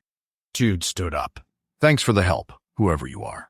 Because of you, we know what we're looking for. And we'll make sure no one knows your name or the name of anyone you support, because we'll shut it down, and the great citizens of our country and our allies will live to annoy Mother Russia with our existence alone another day. Drew's lip curled. You will not succeed. You cannot. I've taken great pains to ensure that, and the entirety of the great empire stands behind me on it. You think highly of yourself and your skills, Jude said. Thanks again. If I have any more questions, I know exactly where to find you. Jude tapped the table and winked. Then he walked out of the interview room straight into a group of people, Ava being the only one he recognized, and she looked none too pleased. The group dispersed as he approached, leaving him alone with Ava. His fists clenched and unclenched, as his head leaned in the direction of the room. Did you get all that? Ava nodded. Every lying word that came out of that snake will file to have him put away while he awaits his trial based on that confession. I can't imagine the judges will have much mercy on someone that bold. So, you're positive that Eva was on the straight and narrow? Jude asked. Ava shrugged. No telling now unless we uncover evidence to the contrary. Jude nodded. I'll get back to his office to see if we can't find out what exactly he has set in motion. The concrete brick in his stomach dropped further as he neared Shivani's headquarters. What if the whole place was crawling with defectors? Then, Drew was right. They'd never be able to stop what was coming. Chapter 10. Tessa's search in Jude's absence yielded nothing. Even the diplomas framed on the walls didn't have any purpose except to mislead everyone who saw them into believing he was an American patriot. She dissembled them in case they hid some secret information in their backings. Nothing, just more wasting of her effort. Giving up, she sat down with her computer and pulled up Shivani's financials again. This time, she worked through the employee database. It didn't take a genius to see that the company was paying 263 salaries, but they only employed 257 people, according to their tax statements. If they had 6 contractors, they wouldn't have paid them a salary, and they'd have to be listed under that section of the taxes, but they didn't. Her heartbeat quickened. Progress, finally. This was the hunt she loved. Within 30 minutes, she'd tracked down the shell corporations they disappeared into and who those belonged to. With her access to the governmental systems, she traced one of the shell corporations to an accountant in Vladivostok, a port city in Russia right next to China and North Korea. A hub of people who hated the West. What was Shivani doing sending money there? Another one was to Narva, Estonia, a city that bordered Russia. The office door creaked open, and Jude strode in. He plopped a brown bag in front of her while he sat in a chair opposite and dug into his own sack. A burrito? Yum. Guess you know the way to this girl's heart, she said with a laugh as she pulled out a massive burrito of her own. Had she mentioned how much she appreciated a man who fed her, her curiosity drove her to bite into it faster than she normally did. How well would Jude have guessed her preferences? Her teeth sank in and she moaned. So good. Jude froze with the burrito in his hands, his gaze inscrutable and intense as he watched her. After a second, he cleared his throat. I got you the same thing I usually get, so if you don't like it, I could eat the rest. Great choices. You know, I'm not picky. This is a fantastic burrito. Thank you, she said around a mouthful of food. Am I chewing too loudly? He shook his head, then bit into his own burrito. I'm glad you like it. I figured you hadn't eaten yet. One of my teammates is like you. He forgets to eat when he's focused. Another head injury for you, and I'll be sitting by your hospital bed instead of sleeping on the floor in your room. She didn't suppress the smile that played at her lips. He would sit with her in the hospital? The thought warmed her chest. There were 3 people in her life that she'd think might sit with her, but he wasn't one of them. Somehow, she didn't doubt he would. It was an odd sensation, believing him, and dangerous. How'd it go with Drew? His expression darkened. Drew was developing a cyber attack that he is very sure we aren't going to be able to disable. My hunch is that he had the competition hackers chipping away at it all these years. He seemed convinced that Eva was a tried and true member of the wacky society he is a part of, talking about the sun rising in the east and a new empire coming. He could have been delirious from lack of sleep. His confession on tape could easily be tossed due to mental stress or whatever the technical term is for it. Tessa's heart sank. I'm assuming he didn't give up his forger. Swore he didn't know who that was. Most of what he said was a lie. His poker face was good, but he still had a tell. Really? Tessa sat forward. What was it? He shook his leg to act casual. Jude said, demonstrating. I need to go back and watch the video of it, but I'm almost sure we can assess what's truth and lies from that. I do believe him about the attack, though. I'm just not convinced Eva had all that much to do with it. Richie might be able to help me with that. Jude motioned to the computer. What'd you dig up? Nothing in my physical search. However, I found 6 paid employees that don't exist that receive funds in very compromising locations of the world. Russia or China? Russia so far. I have 4 left to track. What is Giovanni doing sending money over internationally to that destination? It's subject to tax and fees and all that crap. They're not easily hidden. Drew gave up a lot more information once I told him we had hacked his thumb drive and decrypted everything. He didn't give me his forger's name, but said everything we need we'll find on the thumb drive. I sent it all to Ava. She should have her team working on it. I haven't heard updates. Jude nodded. I'll follow up. The interview with Drew rattled her a bit. She was not expecting Eva to be named as a believer in Drew's cause. Tessa sighed. I'll text her. She can be hard to run. Jude's phone rang, and he had it to his ear in a second. Jude. The person on the other line spoke loud enough for her to hear he was a male. Jude's face whitened as his throat worked to swallow the food in it. No. How? His jaw dropped. Murder? Or suicide? Tell me when you know.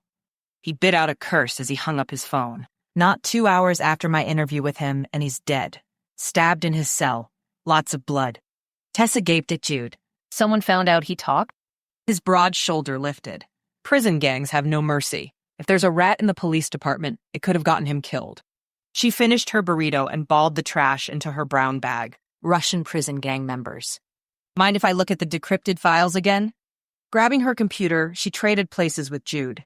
His fingers flew over the keyboard while she sent a text to Ava for an update. Drew said we had everything we needed to know, and I couldn't tell if he was being a smug jerk or if he really meant it. Jude muttered as he typed. Look at these numbers. A huge block. What are they? A coded message. VIN numbers. Bank account numbers in literally any country. Tessa rounded the desk. There hadn't been a lot of thought put into the document of numbers considering it was obscure information compared to the low-hanging fruit of names and identities. Credit card, social security, wiring instructions, EINs, employee IDs, latitude, longitude, product SKUs, IP address. Jude grunted. 16 digits for a U.S. credit card, 9 digits for social security. Some IP addresses are 12. Some are 32. Coordinates are 7. Maybe 8. Where do we want to start? Send me the numbers and I'll run them for known credit cards, social security, bank accounts, and wire transfers on the government databases, Tessa said.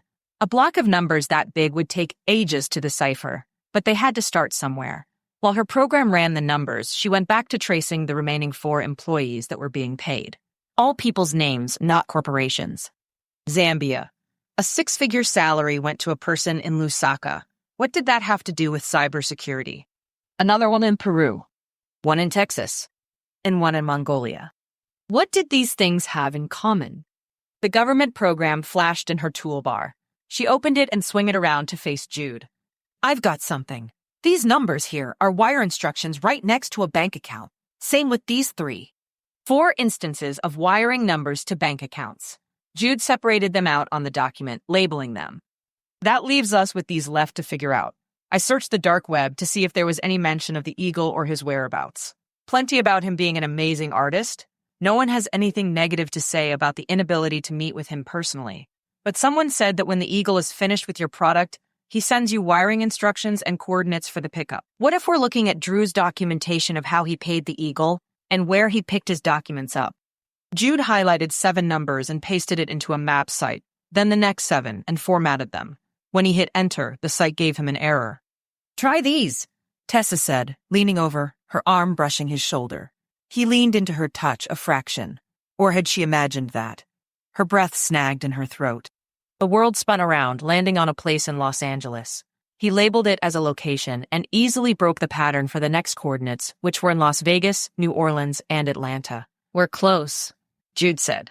The Russians have a formidable presence in Las Vegas, and I know someone who can check in on the New Orleans location for us. I'll see if my team can check into it. Jude dialed a number on his phone and walked out of the office to chat. Clicking out of the document, she opened the portal to the dark web. What was he doing accessing this via Chauvani's router? She was surprised they didn't have guards in place for where their employees couldn't go. An idea struck her.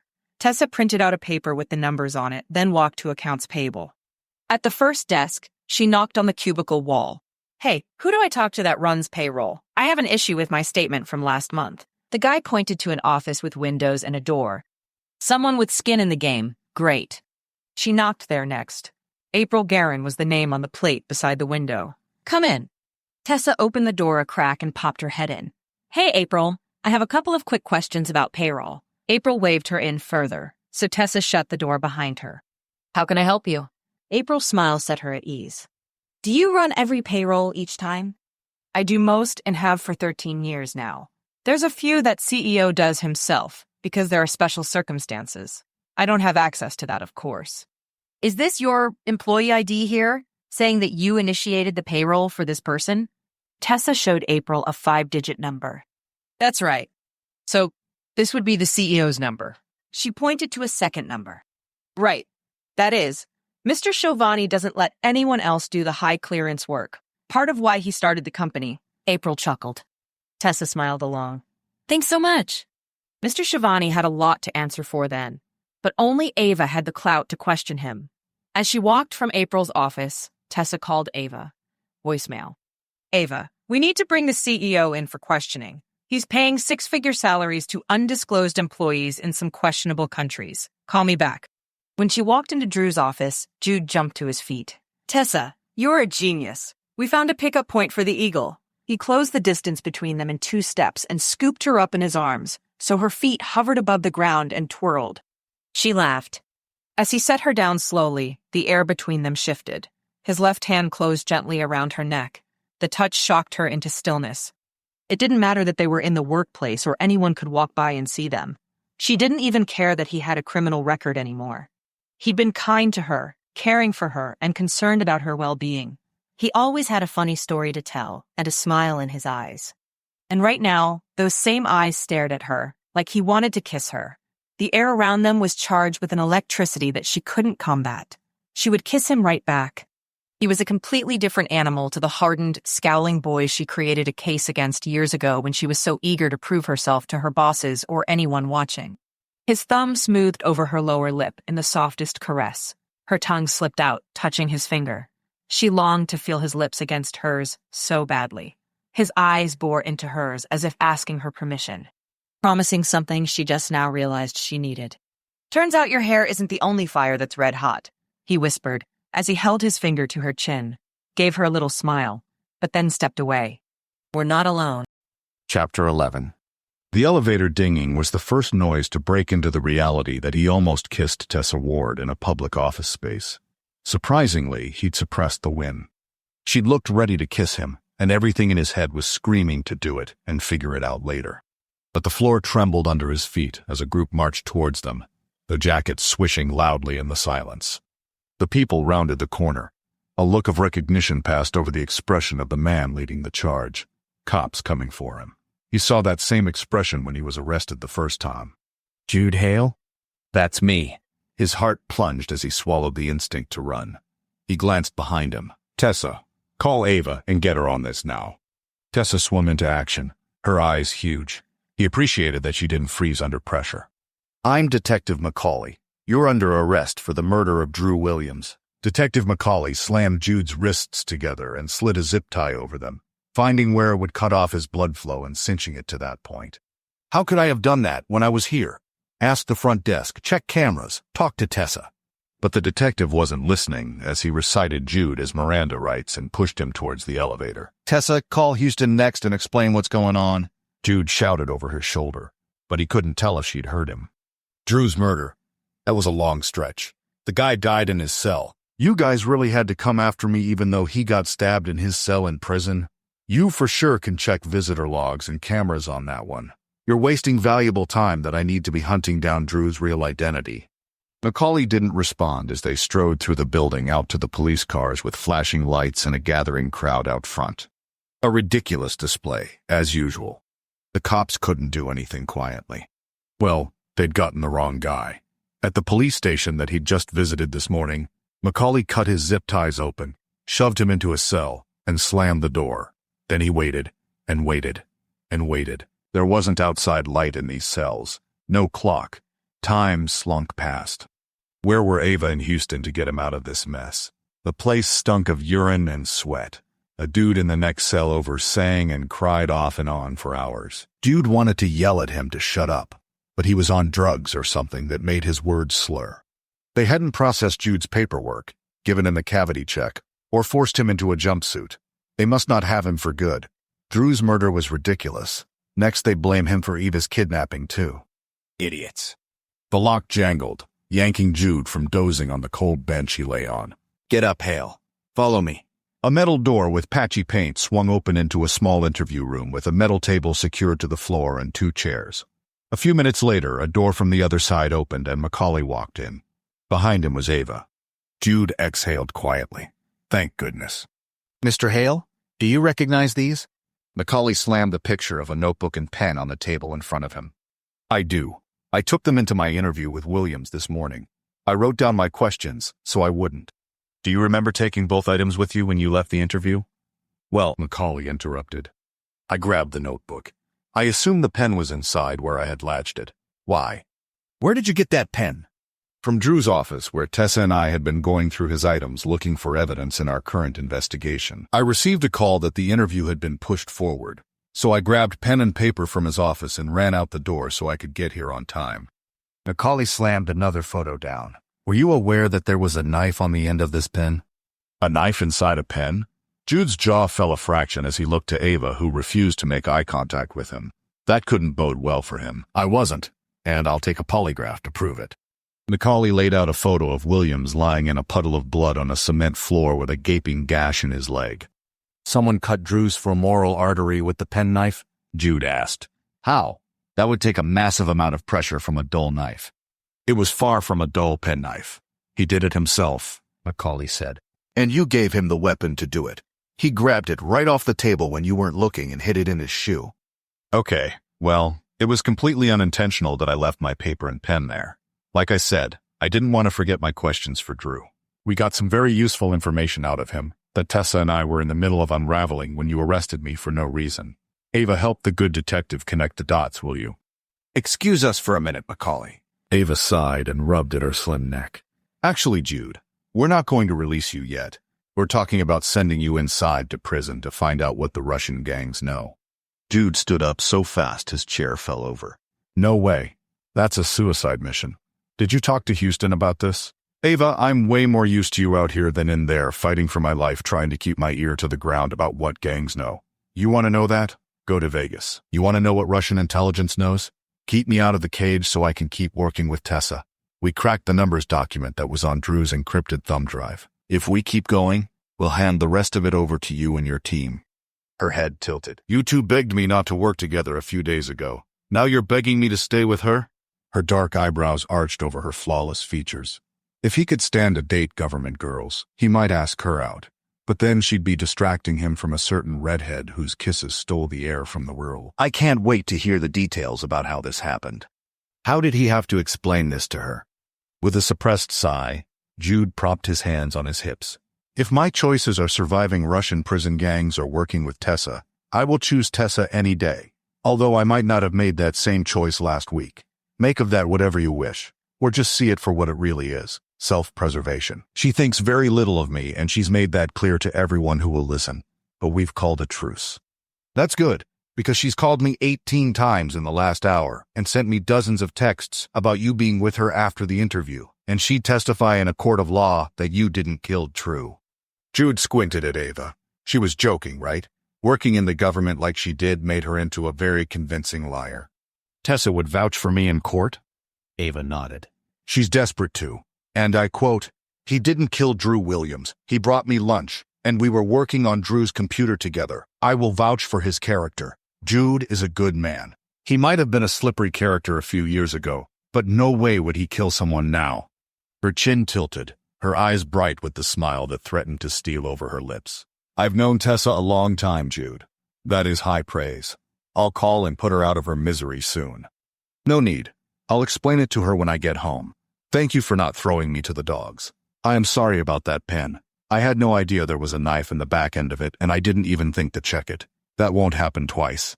As a heads up, Shane is at the house.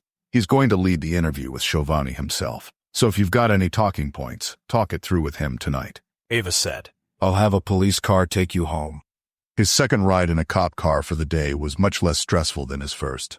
It was just past 7 p.m., and he'd not eaten since lunch. So, when he stalked into the house and found Tessa sitting on the couch chatting with Shane, he almost lost his temper entirely. Tessa jumped to her feet and stopped behind the island as he yanked open the refrigerator and pulled out things to make himself a sandwich. "Oh, thank God you're back. I told Ava what the detective said and that you didn't do it." Tessa's words ran together in a long string of rambling. "She was in on it," he said when he swallowed his first bite. He fist-bumped Shane, who slid onto a stool at the island to listen. His gaze missed nothing. What? Tessa asked. "She sat in on the whole interview with Macaulay, who accused me of giving him the pen, which had a knife on the other end, by the way. Drew killed himself in prison with the pen I took to the interview to take notes with. I think we missed some things and need to reprocess his office." Tessa leaned her elbows on the counter, her red hair draping like a curtain over her face. "Why bother with letting him arrest you, then?" That's the clincher. Jude faced Shane, his anger simmering at the surface. "She wanted to send me to prison undercover to get information from the Russian gang." Shane didn't flinch, but his eyebrows raised. "You can hold your own in hand-to-hand, but unarmed as the new guy in prison trying to earn trust without dying, that would take months you don't have and a lot of luck to not end up in a body bag. Part of me thinks she was messing with me. She's not that tactically illogical, right? She has her team for a reason," Jude said. Shane shook his head. "She's as solid as they come. But even if she weren't, if she wanted you undercover, she'd have to run that past Houston, and there's no way he'd sign off on a mission like that. You're worth way more not behind bars," Tessa said. His anger dissipated as he set his hand on his chest. Was that a compliment from the venerable Tessa Ward? Her freckled nose scrunched up. "Don't quote me on it. I'll lose my reputation of being impervious and lacking a soul." The way she said it made it sound as if she'd quoted someone. "Data is my currency. It's what makes me excellent at what I do." "Can't knock that," Shane said, raising his water bottle in a salute. "I'm exhausted from last night. I'm heading to bed," Tessa said. "Great to chat, Shane. See you in the morning." She paused. "Jude, want to get your stuff out before I—" She paused. His mattress was still on her floor. "Yeah, let me grab it." He avoided Shane's gaze that bored into him as he followed Tessa. Never one to miss a detail. Tessa closed the door behind him as he bent to pick up his mattress. "Hey, I'm sorry for earlier. That was not professional of me to almost kiss you like that," she whispered. He lost his grip on the mattress and framed her in against the wall with his arms. "Don't apologize, Tessa. Not for that. I initiated it." Her breath hitched as he moved into her space. "And I'd do it again." Her eyes lowered to his mouth, and when they met his, a fire blazed in them. She wanted this. Him. With painstaking slowness, he kissed her neck, behind her ear, and then across her cheek, stopping at her lips. Tessa, he whispered. don't tease me when I want it this much, Tessa murmured. So much for inappropriate and unprofessional, he smiled, closing the distance. Her eyes fluttered shut at his touch. His fingers slid into her hair, giving her permission to let go of the disciplined, put-together person she was. And just feel something. When the urge to take it further hit him, he rested his forehead against hers, breathing hard. Good night, Tessa. Let's do this again tomorrow. With that, he grabbed his mattress and walked through the door she opened, giving her a wink as he passed by. When Jude strolled into the kitchen, Shane's expression said 1,000 things as he handed Jude a cold drink. We've got catching up to do, Shane said. Lounging on the couches, Jude rehearsed the events of the last couple of days, told him about finding Tessa unconscious on the floor, and then covered the day's drama. Wow. It's had to feel like a lifetime for you here, Shane said quietly. Truer words, man. Ava said to get you up to speed on what you should ask the CEO about tomorrow. Shane nodded and flipped open his notebook. What have you got for me? No. I found firewall openings to IPs in Estonia, Zambia, Peru, Mongolia, and India.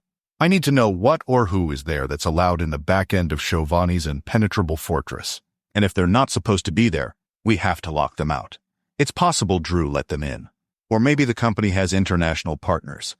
Tessa remarked on finding unaccounted-for employees making 6 figures in those same countries, except India. Jude propped his feet up. It felt good to be sitting on a couch instead of freezing in a jail cell, and it sure beat fearing for his life every second. What do you know about the man? Alva sent me a workup on the guy from the government's perspective, but I did my own analysis on the way over. He's the picture of patriotism. A community servant, a generous donor. Sounds just like the kind of person who'd let riffraff in the back door, Jude said. I wouldn't trust a word he says. Chapter 12. Tessa couldn't sleep.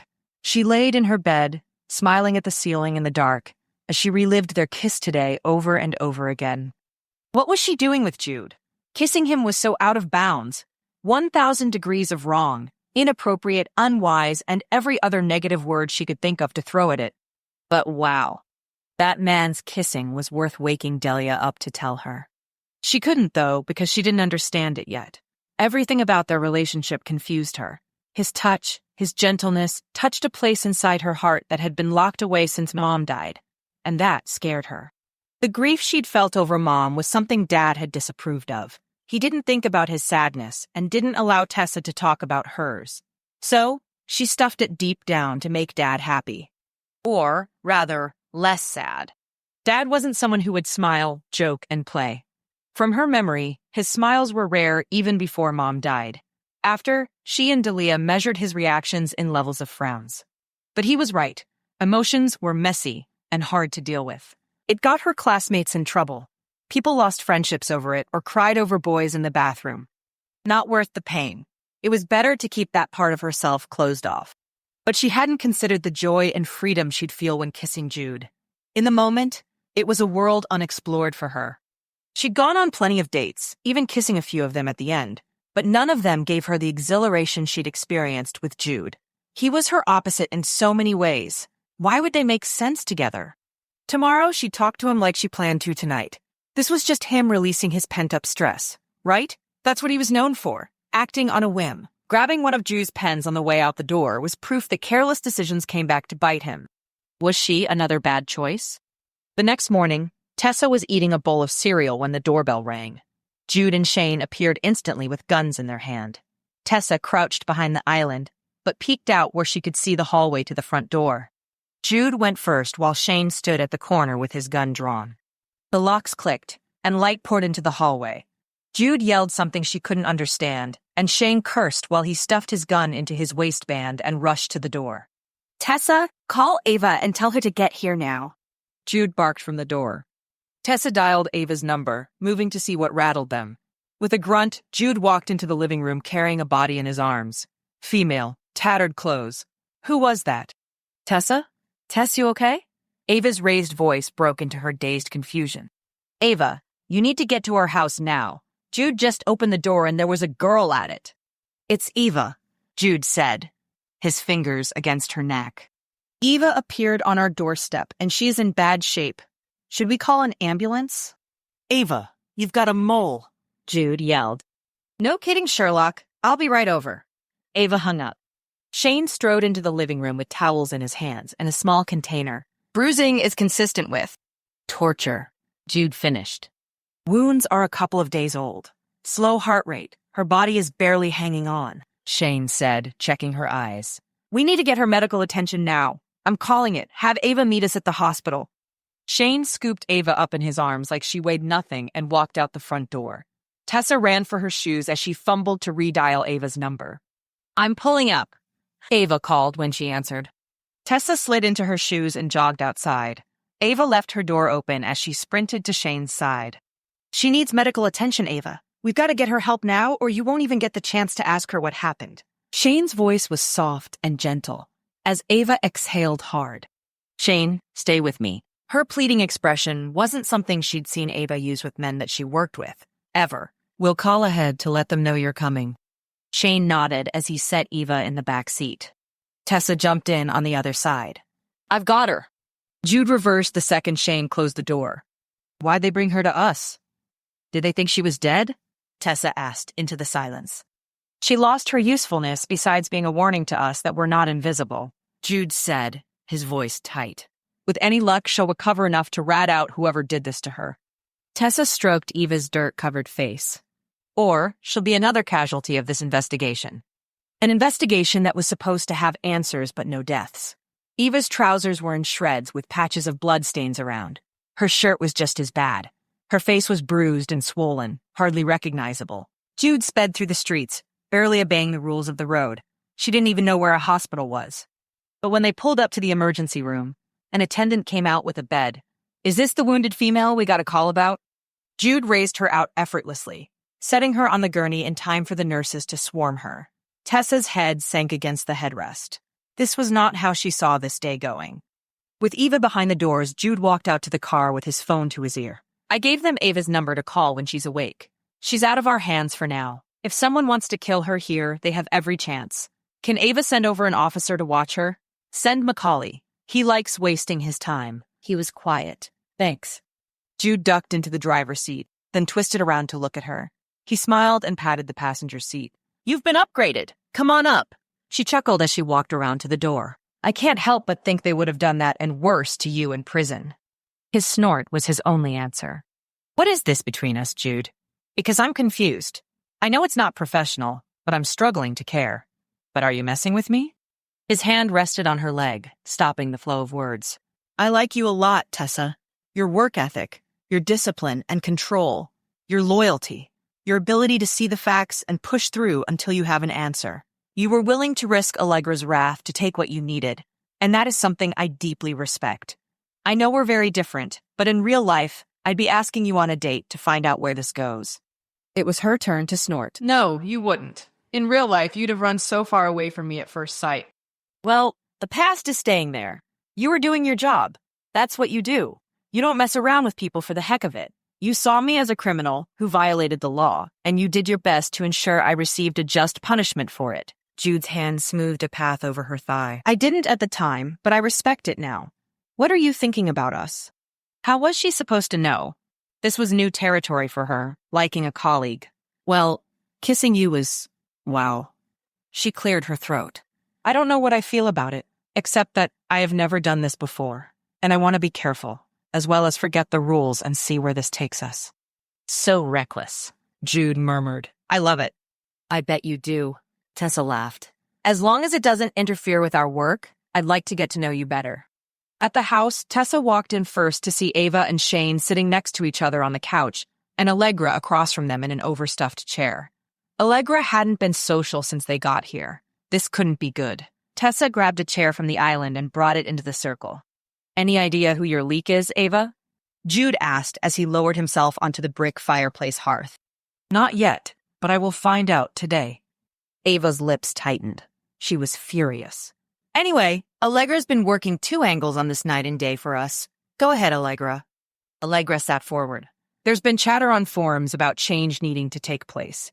But in our current political climate and with the wars around happening, I wasn't sure what that meant exactly, until last night. A source said that China would be taking matters into their own hands now. Anyone not on board would be silenced.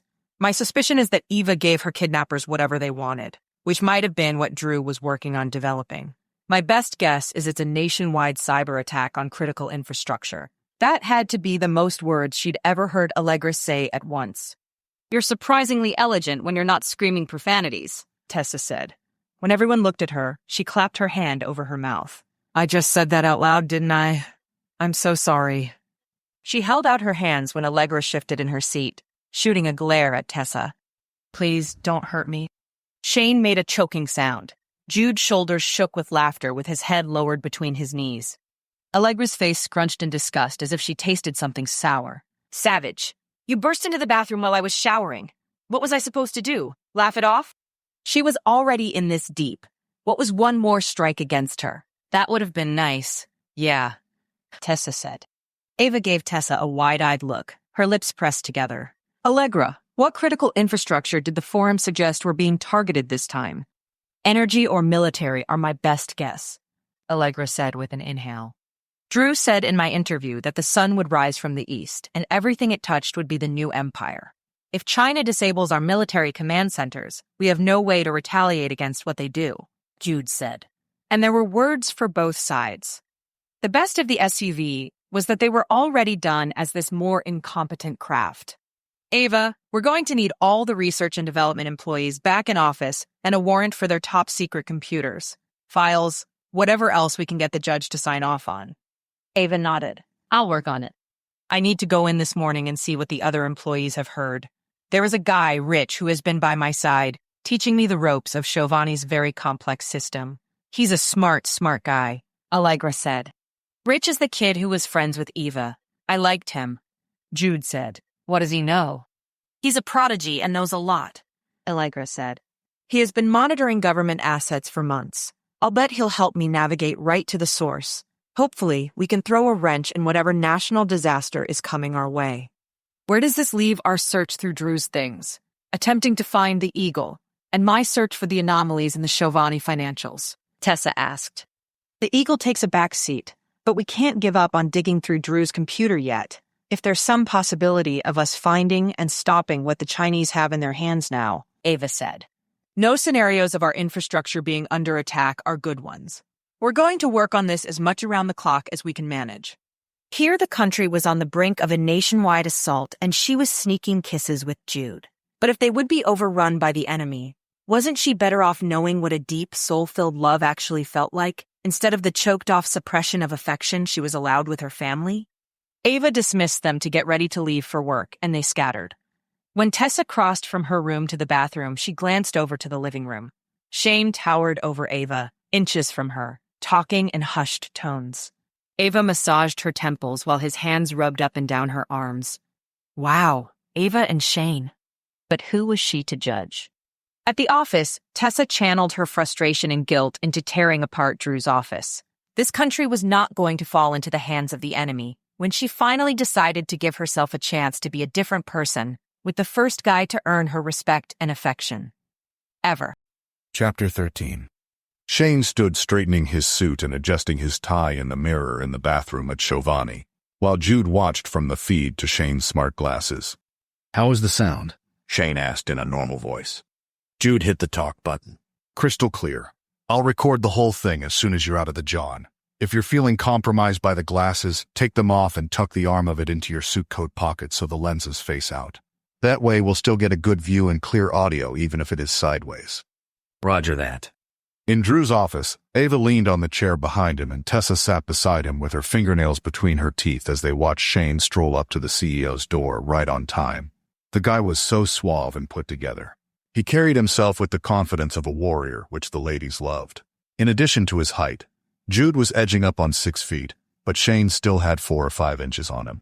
And Shane used it to his advantage every day, especially for intimidation tactics. Giovanni's executive assistant opened the door for Shane and walked him in. Mr. Giovanni stood and shook Shane's hand. Mr. Baltimore, thanks for coming today. Have a seat. Thanks for meeting with me, Shane said, crossing his ankle over his knee. Jude groaned when they spent the next 6 minutes talking about sports teams and players traded. I know this is them establishing common ground and trust and all that, but I cannot stand the posturing. Which is why he's doing it, and not you, Ava said with a flat tone. He's a master at this. Tongue back in your mouth there, Ava. Tessa laughed. Ava shrugged. I'm taking notes. Shivani keeps trying to one-up Shane, and then Shane sends another quip his way that shows he can't be outdone. His posture, his tone, his relaxed body language. I should have my agents study this for training. I'll make it into a training module for you when all this is over, Jude said, not keeping the impatience from seeping out.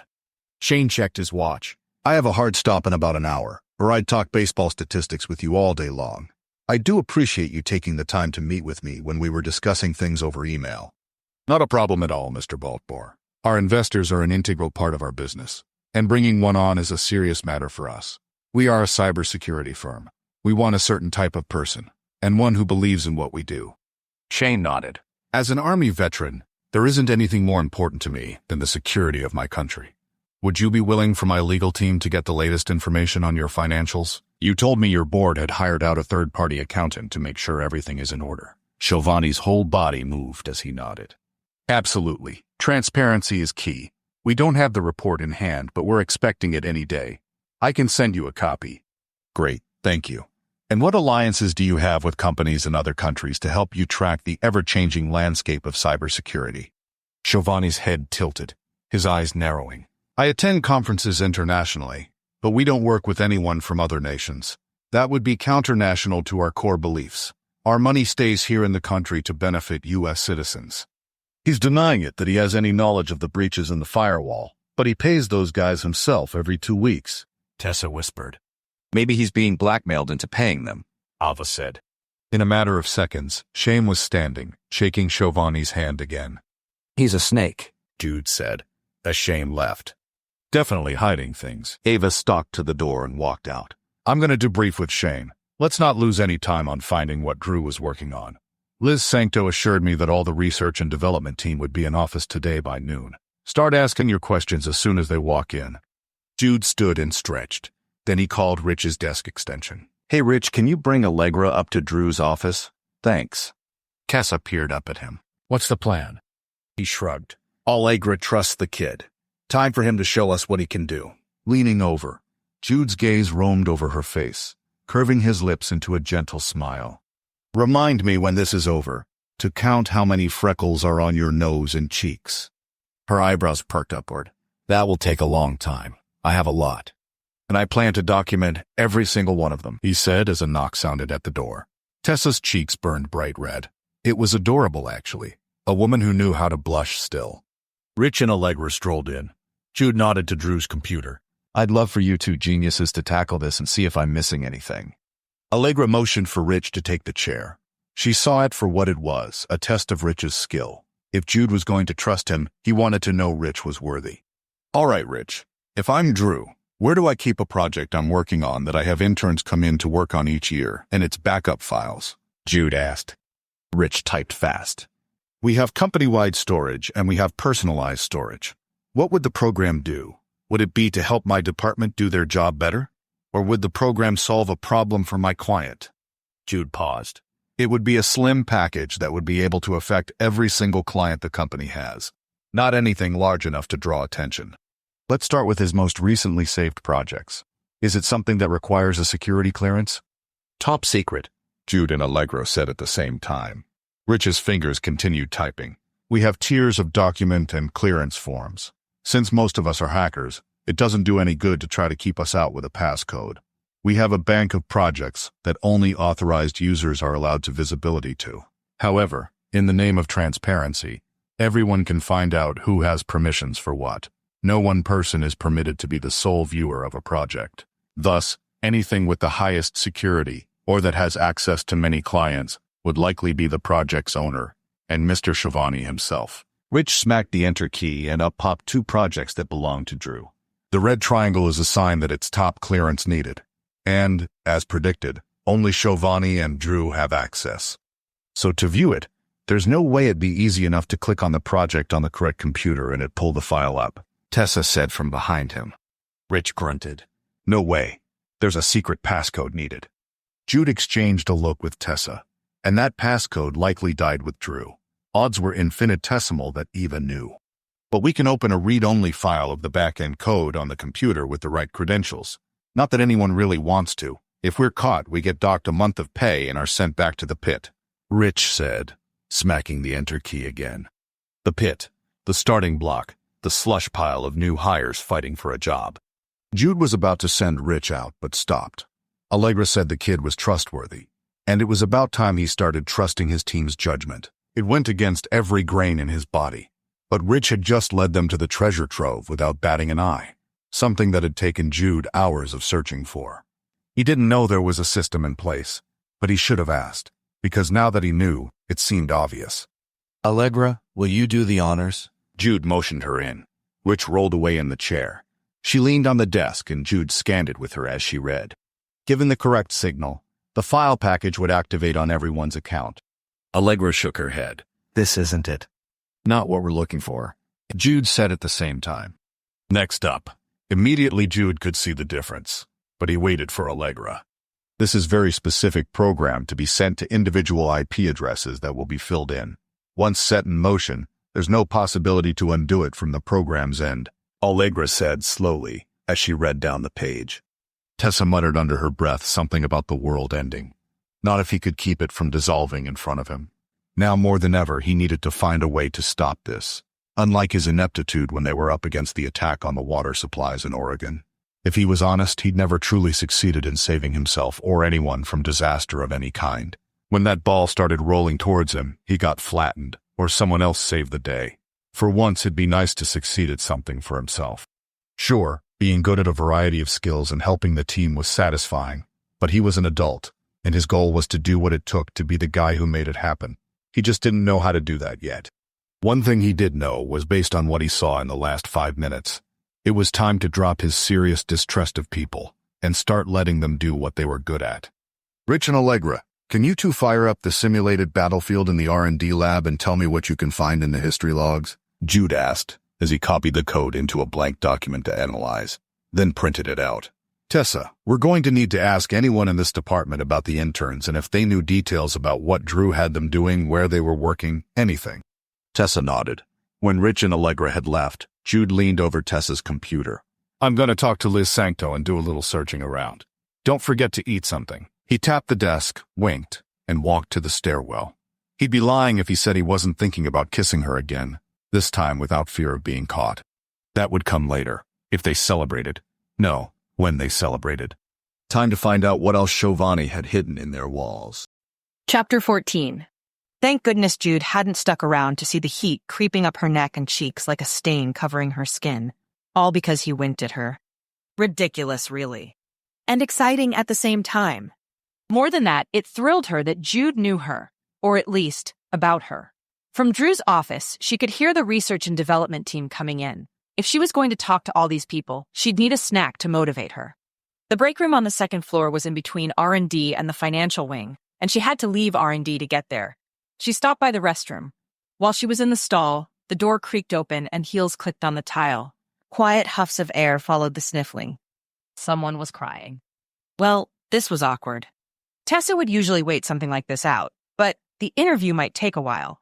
With a quiet exhale, she flushed and strode to the sink. A blonde-haired woman walked out of the stall next to her, holding toilet paper to her face. April, are you all right? What happened? Tessa washed her hands quickly and paused close to April. Did she hug her? Did she wait? It sucked not being a people person. No, that wasn't it. She liked people. She just was not capable of handling anyone else's emotions, especially not her own. Against her better judgment, Tessa embraced April's hunched form. Slowly, April relaxed and her tears dried up. Thank you. I'm so sorry. I just get so upset when management is angry with me. My job means a lot to me, and I hate when that gets put into question. I'm a loyal employee. Why were they mad? Who? You're an accountant. You'll understand. April sniffed. I noticed some anomalies in my daily financial report for Mr. Giovanni. Some categories had over-budget spending from unauthorized spenders, and a few additional payments that Giovanni's assistant added as long-term line items without board approval. He had me remove them a week ago, before I ran the financials for the board. The board approved only what was on my report, and said anything else needed to be run by them. So I printed out my report and rushed it up to Chauvigny to ask him about it. In all my years here, that man has never done anything but smile at me and praise my hard work. But when he saw what I highlighted, he lost it. His face turned red. He started yelling at me that how dare I question his additions in his own company, and I didn't have the power to flag those payments and stop them. If I didn't get them sent within the hour, he'd fire me. Have you sent them yet? April shook her head. I came in here right away, so my coworkers wouldn't see me crying. I'm a mess. If by S, she meant that she looked like a Barbie doll who had shed a singular tear, then yes, she hardly looked like she cried at all, much less a mess. A pretty crier, unlike Tessa, who only ever ugly cried. Let me take a look. I can help. Maybe we can add them to another category so the numbers even out and then the board doesn't need to approve it if it still needs budget. The wheels in her mind started turning. Chauvigny was making backdoor payments, taking them off when he knew the board was looking and putting them on again when the danger had passed. Tricky. That'd be great if you could. I'd be so grateful. April's voice wobbled, but her thankfulness sounded so genuine that Tessa almost felt like she shouldn't intervene. The interviews could wait. Everyone was just now getting in anyway. Tessa stopped by the break room to grab a protein bar and sparkling water, then met April in her office. They closed the door, and Tessa sat to the side so the floor couldn't see her in the window. If Chauvigny came down to finish yelling at her and saw Tessa, he'd be mad. She wasn't an employee, but she was really nosy. April turned over the mouse to Tessa, who clicked through the software, sending up a prayer of thanks that it was financial software she was familiar with. Chauvigny had saved her that much effort. He might have invented the wheel for the rest of his company, but with this, he stuck with what accountants understood. But unfortunately for him, Tessa knew the back end of this program better than anyone. Let me just check something really quickly. Taking a wild guess, she opened the code to the page. Immediately, April scooted her chair away. If you're in the weeds on this one, I'm not going to understand. I'm running to the printer. With April gone, Tessa scanned the code. Chauvigny could easily hide the receiving bank account information in the program, so no one else could see it. But he couldn't keep it out of the code. There it was. That was the account number for Sigma Corp, and an identical payment to the one on the expense report. Clicking into the history, Tessa tracked how much Chauvigny had paid them in the past. The same reoccurring sum of $13,000 every month. She texted the lead to Ava in Houston at the same time. Someone needed to track these guys down. Whatever they were doing, Chauvigny didn't want the board seeing it or knowing that he did it. April's voice came through the door as she said something and laughed at someone else. Any thoughts? April asked. Tessa clicked through. Yes, there are a few columns with substantial profits that we can transfer the new line items to. Let's put them over there for now, so everything balances out when Chauvigny comes to poke around. And if he gets mad, just tell him that you made it work so it wouldn't flag anything for audits. April watched as Tessa moved it to a new category. Her face brightened when Tessa stood up. If there's anything else I can do, just shout. I cut my accountant teeth on this software, so I'm happy to help. April's arms wrapped around Tessa in an unexpected hug. Oh, you saved the day, Tessa. Thank you. I cannot afford to lose this job with my son at college and my daughter riding horses. You know how much that costs these days. She laughed. Tessa actually knew intimately what college costed, since she'd paid for her education herself. As for horses, well, Belia knew better than she did, but if a dog wasn't cheap to keep, there's no way a horse would be any cheaper. So she offered her an understanding laugh and a pat on the shoulder, then walked out. A pat on the shoulder? What was that? She had the emotional intelligence of a 3-year-old. With a sigh, Tessa let herself into R&D and stopped at the first desk that was occupied. Opening her phone's recorder, she quietly introduced herself and asked questions, letting people talk and filling in gaps when certain employees were less than helpful. This crew was very clued in, geniuses in their own right. They could remember tiny details like how long an intern worked, or the time when Drew got mad at his assistant, or who was allowed on the super-secret, very special computer that Allegra and Rich were working on. They were more than happy to rat out their former boss, who had a short fuse and explosive temper. One guy said he'd heard that Drew had a romantic relationship with his former assistant Lolly that went south, which resulted in him firing her. Then, someone else said that Eva worshipped the ground Drew walked on. Not everyone agreed on the relationship between Drew and Eva being romantic, but they certainly all said it was amicable. When she finished, Jude still hadn't returned. Pushing out of R&D's door, she called Ava as she jogged down the stairs and out a side door into the sunshine. The fresh air relaxed the tension gathering at the base of her skull for a moment. Ava, Giovanni is beyond guilty. You've got to bring him in, Tessa said as she strolled around the little pond with the walking path outside headquarters. I think he paid Sigma Corp to have Eva kidnapped, and he just yelled at his top accountant for flagging over budget spending and adding line items that the board didn't approve. Where do we stand on the warrant for looking into the top secret clearance items? Ava sighed. I told them it was a matter of national security, but it's had to go higher than me since Giovanni does have secret contracts in place with the military. Giovanni is the perfect company to flip if you're going to go after another nation's military cybersecurity. Yeah, except my higher-ups aren't convinced.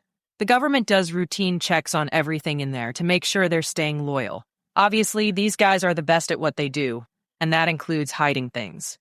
Speaking of, did you find out who the rat on your team is? Ava grunted. Yes, and he's been arrested. The guy's an idiot, anyway. How does someone accept a payment for an address and assume an investigative team wouldn't notice? If you're that ignorant, you don't belong in intelligence, much less on my team. Tessa's heart tumbled. What else did he give up? The interrogators are working with him now. There's no telling how much he's sold and given up over the years. I think back to every case we've had sudden reversals or last-minute getaways and wonder how much of that was him getting a payoff. Makes me sick, honestly. I'm furious with myself for not seeing it sooner. You can't control everyone, Ava. He made his choices. You thought he was loyal. That's on him, not you. She paused, trying to find a way to bolster her friend's confidence. After a moment's thought, she just decided to change the topic. Hey, let me tell you what I found out from the R&D team. Tessa relayed what happened over the last hour, telling her about the suspected affairs. Did we already scoop up Drew's former assistant to question her? She's one of the witnesses in the wind I was referring to. Maybe she was smart enough to see Drew in the news and run, or maybe she was warned. I don't know. I'm going to talk it through with my tactician consultant and see if we need to keep Mr. Giovanni in play, or if we'll get more cooperation from him and his staff with a warrant. Consultant? Who the heck is that? She sighed. Houston. And Shane, Tessa said, the smile creeping into her voice. You didn't ask for my opinion, Ava, but I've known you for a decade now, and you and Shane are adorable together. The way his manly strength overshadows you. He's always watching you and caring for you. It's truly something beautiful to see. Like the way Jude is with you? Her brain stalled when it was supposed to come up with a witty answer. What? If we're talking adorable, how about the way that Jude feeds you and positions himself to take care of you? He washed Jell-O out of your hair, for goodness sake. Yeah, that was super sweet. Then he slept in your room to make sure you'd survive the night. Wait, who told you that? Shane? Ugh, that did not need to get out. Please keep that to yourself. Listen, No, I don't want to hear that you two aren't a thing. The tension between you two was sizzling the moment he realized it was you. Ava, that was hatred you felt, not adoration. Tessa stifled a snort. He barely tolerates the things I hold dear, like order and data and structure. He's all fly by the seat of his pants, Mr. Spontaneous. The realization grounded her as she spoke. She and Jude really were all wrong for each other, but this could be a work fling and nothing more. A stolen kiss or two for stress relief. It didn't have to lead to marriage. Her heart ached a little at the thought of not waking up and seeing him shirtless in the kitchen each morning. His thoughtful gaze, his sense of humor, and his care. Anyway, stay by your phone. I'll let you know when we plan to make a move. Great work on getting access to the accounts to see what Giovanni was up to. You're an all-star. Except she was confused and messed up with all the emotions available. This is what she got for allowing herself to feel. But as unstable as she was, she didn't hate it. Actually, it felt almost rebellious. Chapter 15. Liz Sancto shoved her reading glasses onto the top of her hair when Jude popped his head in her office after a quick knock. Mr. Hale, please come in and have a seat. How is the investigation going? Her hand waved towards the chairs. Slowest investigation he'd ever conducted. Every step forward felt like a fight. It's coming along. Jude nodded as he sat. She had pictures of her and a boy who looked just like her. A few other personalizations made the space more personal. Everything appeared in neat order, like her personality suggested. We're truly grateful for your cooperation with as much as you have done for my partner and I. This whole mess has been very upsetting for everyone. Drew was a big part of the morale in the R&D department. He brought in little treats for the employees every week, rewarding them for developmental milestones and successes. Just a nice guy. I can't believe he'd have anything to do with Eva's disappearance. Wow, did Drew have the whole office fooled? This Sancto, would you mind taking me down to the server room to look around again? We are covering every basis we can think of. I don't know who else to trust in the office. Liz's lips parted as if she were about to say something, and then changed her mind. She smiled and nodded. Sure. Jude turned on the charm as Liz ushered him to the basement. His teammate Felix was so much better at disarming people with a charming word. It worked on most anyone, except his ex-girlfriends. Nevertheless, Felix coached him that a smile and funny conversation would set someone at ease faster than talking shop. People especially enjoyed telling stories about their kids. And Liz was no exception. Her son Blake was the light of her life. He had a strange hobby Jude had never heard of, but he acted like it was cool, anyway. Once she gave him access to the server room, she left him alone. She flicked on the lights and he traced wires around the room. Everything seemed to be interconnected. The IP address he'd seen on the coding that Rich had shown them was very different from the ones based here in Giovanni. It made sense too. If an attack was going to happen, the hacker should be smart enough to isolate the server, so it didn't trace back to a single company or country. A sinking feeling came over him as he neared the end of the room. It was probably another underground bunker in the middle of nowhere, like the last one Colton had accidentally found. They didn't have time to stumble upon this one. Against the wall, there was a box on the shelf with the same insignia they saw in Oregon. Cyrillic writing, but the company was tied to China somehow. Liz, do you know who this company is? Jude asked, pointing to the box. Liz nodded. That's our technology partner. Mr. Giovanni is very particular about the quality of equipment that we use. He insisted everything be brought in from a trusted source to avoid computers with spyware loaded on them already. We handle sensitive information. Jude nodded. What's the company's name? Her head tilted. I'm not sure. I think he said they are out of Nebraska, though. The laugh almost escaped him. If you can look them up for me and provide me all their details, I'd be grateful. Even better would be a contact to their company. She nodded. Easy enough. He walked to the door, empty-handed, again. He had to catch a break, soon. Do you know where all your servers are around the country, Wiz? Do you have any in Oregon or other places that Giovanni's ever mentioned?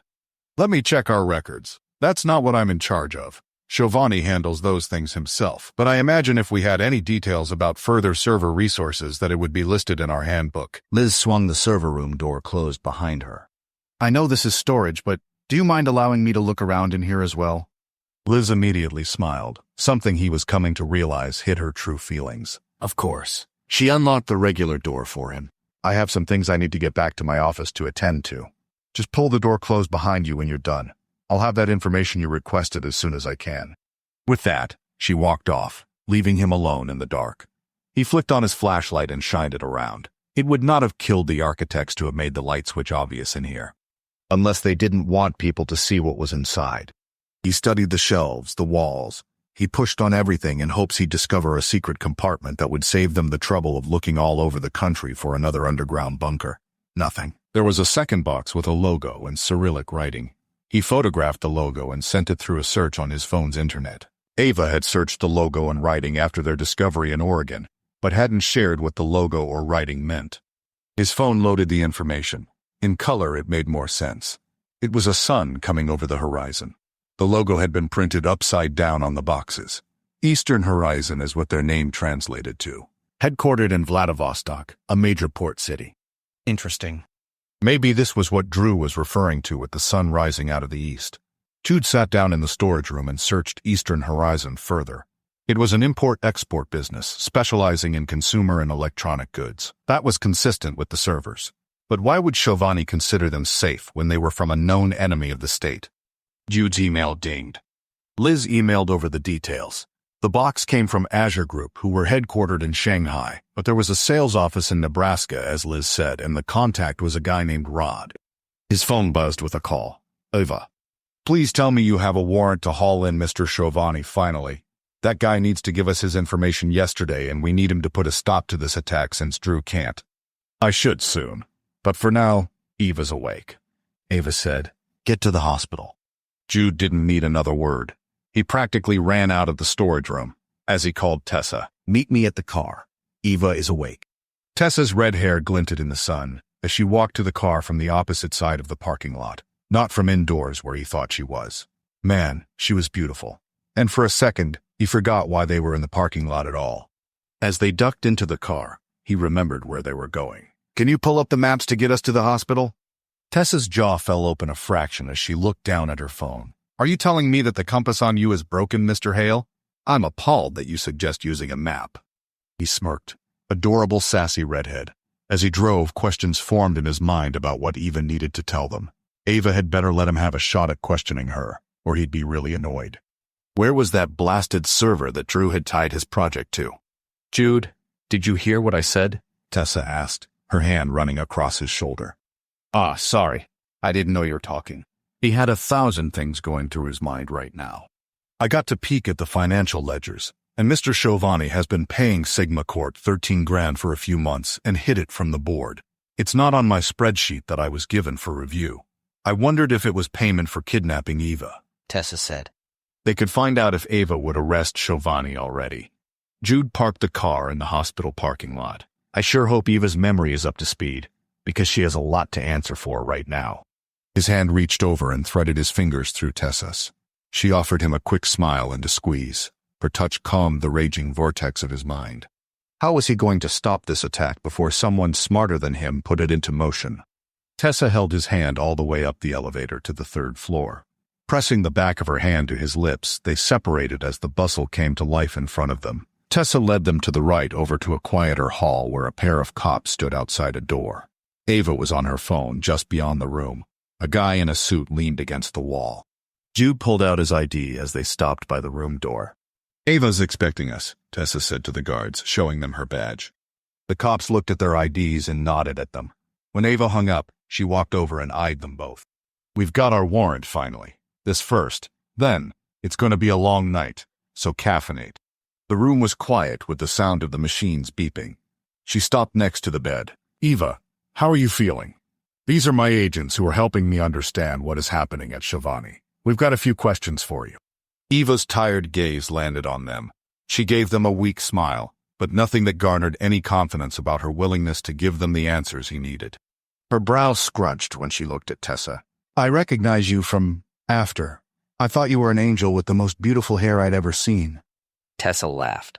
"I like the idea of red-headed angels." The group chuckled as Eva grinned.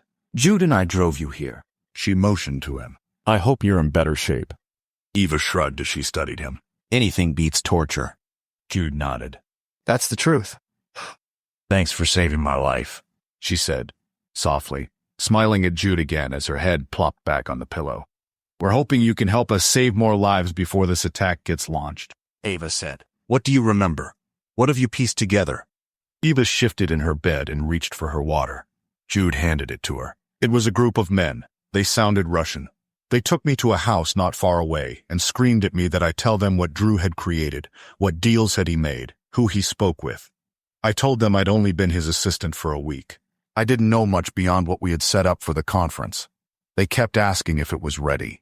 "Was he supposed to hand it over to the Russians whenever he finished it?" Jude asked.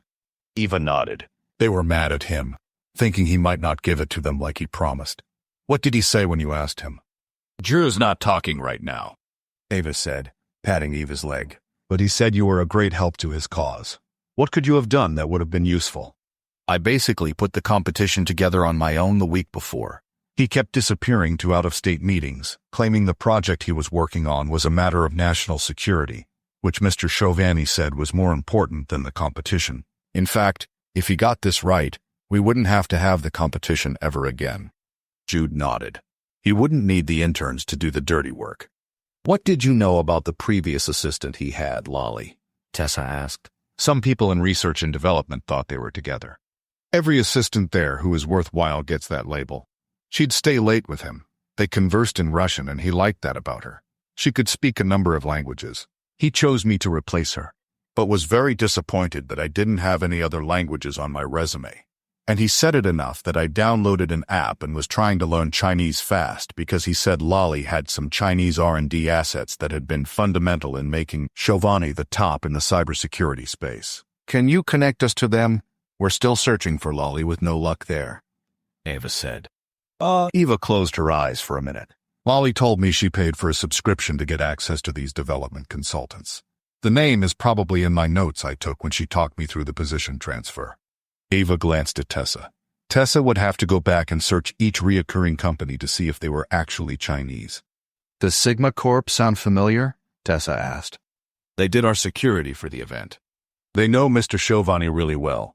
Drew, too, Eva said. Any chance their guys were the ones who took you and tortured you for information? Ava asked. Eva's eyes filled with tears as she nodded. Sure, it could have been. They knew the schedule, the unguarded areas, the camera placements, everything. But would they have killed one of their guys to do it? To make the kidnapping look real?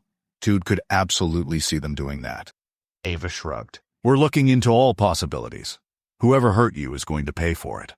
The tears trailed down her cheeks soundlessly. The agony of what she'd endured was etched on her features. There was no faking that level of haunted. One more thing about that Chinese R&D company. She said if they didn't get their subscription money, all hell would break loose. Tessa nodded. I'm on it. Jude sat forward. I'm looking for an additional server with an IP address that doesn't belong to anything I've found in Chauvani, Eva. Where did Drew go while you were his assistant? Eva swallowed. He had me book him travel on personal accounts. One to Nebraska, one to New Orleans, Louisiana. It wasn't all work. He had me schedule a boat ride for him in Louisiana. The information will be in my sent folder to his personal email. She snorted. Like I'm an idiot who can't figure that out. I knew when he insisted I send anything to his personal address that it was not work-related. It really made me mad that he was taking vacation right before the competition, too. It's stressful and everything, but that is not the time. Where did interns work when Drew brought them on? Jude asked. Drew was the only one allowed to interact with them, but Lawley said they spent a lot of time in the lab in simulation. He seemed very interested in having a background check on everyone. What was he looking for in the reports? Ava asked. I had to highlight everyone with a criminal history. He was afraid of cops getting through, and he figured no one with a criminal history would be a cop, so he actually preferred they had one. Eva huffed out a laugh that looked like it hurt. Ironic, since that was exactly what Tessa was. And he didn't suspect Tessa and Jude? Ava asked. Eva shook her head. Your background checks were solid. It didn't sound like Eva had found out much. They already knew more than she did about Drew. Jude texted Houston. I think the server we're looking for is in Nebraska. Please send someone to check this out as soon as possible. He included the address he'd gotten from Liz and sent the text. His team could get there faster than Ava could with all the government red tape to cut through. If you thought Drew was capable of attacking any enemy, who would he go for? Ava asked. Without hesitating, Eva said, the U.S. military. He hated them. Said he was a military kid that moved all over the world with his parents and it killed his dad. He said it was too bad the 9/11 plane strike on the Pentagon didn't do more damage.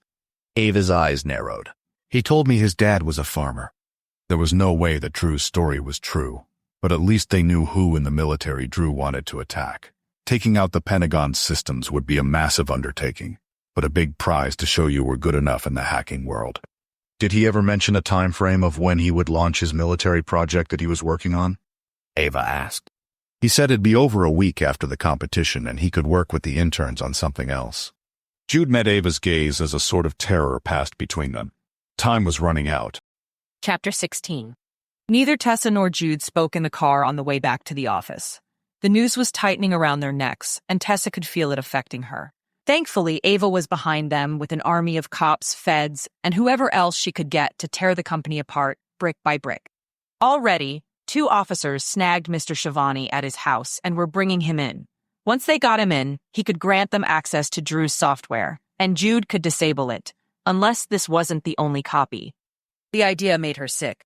She'd be sure that Eva would be their final breakthrough to catching whoever was about to let this go.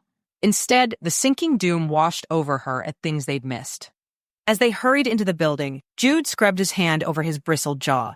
He looked good with a hint of a beard, and if they weren't working together, she'd be tempted to run her fingers over the stubble. When she opened her mouth to say that, Jude spoke before her. She didn't even realize what she was telling us. Her casual mention of the attack happening a week after the competition was over, he blew out a breath. She's a stellar actress if she was as heavily involved in Drew's cause as Drew made it seem, Tessa said. Are you headed to April's office to check the subscriptions? Jude asked, his hand landing on her lower back as they entered Chauvani's elevator. She nodded, but couldn't come up with the words. She inhaled the aroma of his cologne and leaned her forehead against his cheek. The fatigue is hitting already, and we have barely started for the night. Jude's soft lips brushed over her temple as his fingers gripped her back. We've got to end this in the next 3 days. Or I'll fall asleep standing up, she said, moving away as the elevator stopped. Good luck with tracking Drew's whereabouts a week ago. If anyone can do it, you can. Jude grunted and winked at her. Hate to see you go, but I love to watch you leave. A laugh burst out of her. Smooth. She rolled her eyes as she walked in the opposite direction of research and development. Ava had her team send over Drew's credit card statements and his cell phone locations to Jude so he could trace Drew's movements. And with the way he'd bristled while Eva spoke, she imagined he'd be searching Drew and Eva's computer for anything else he could have missed.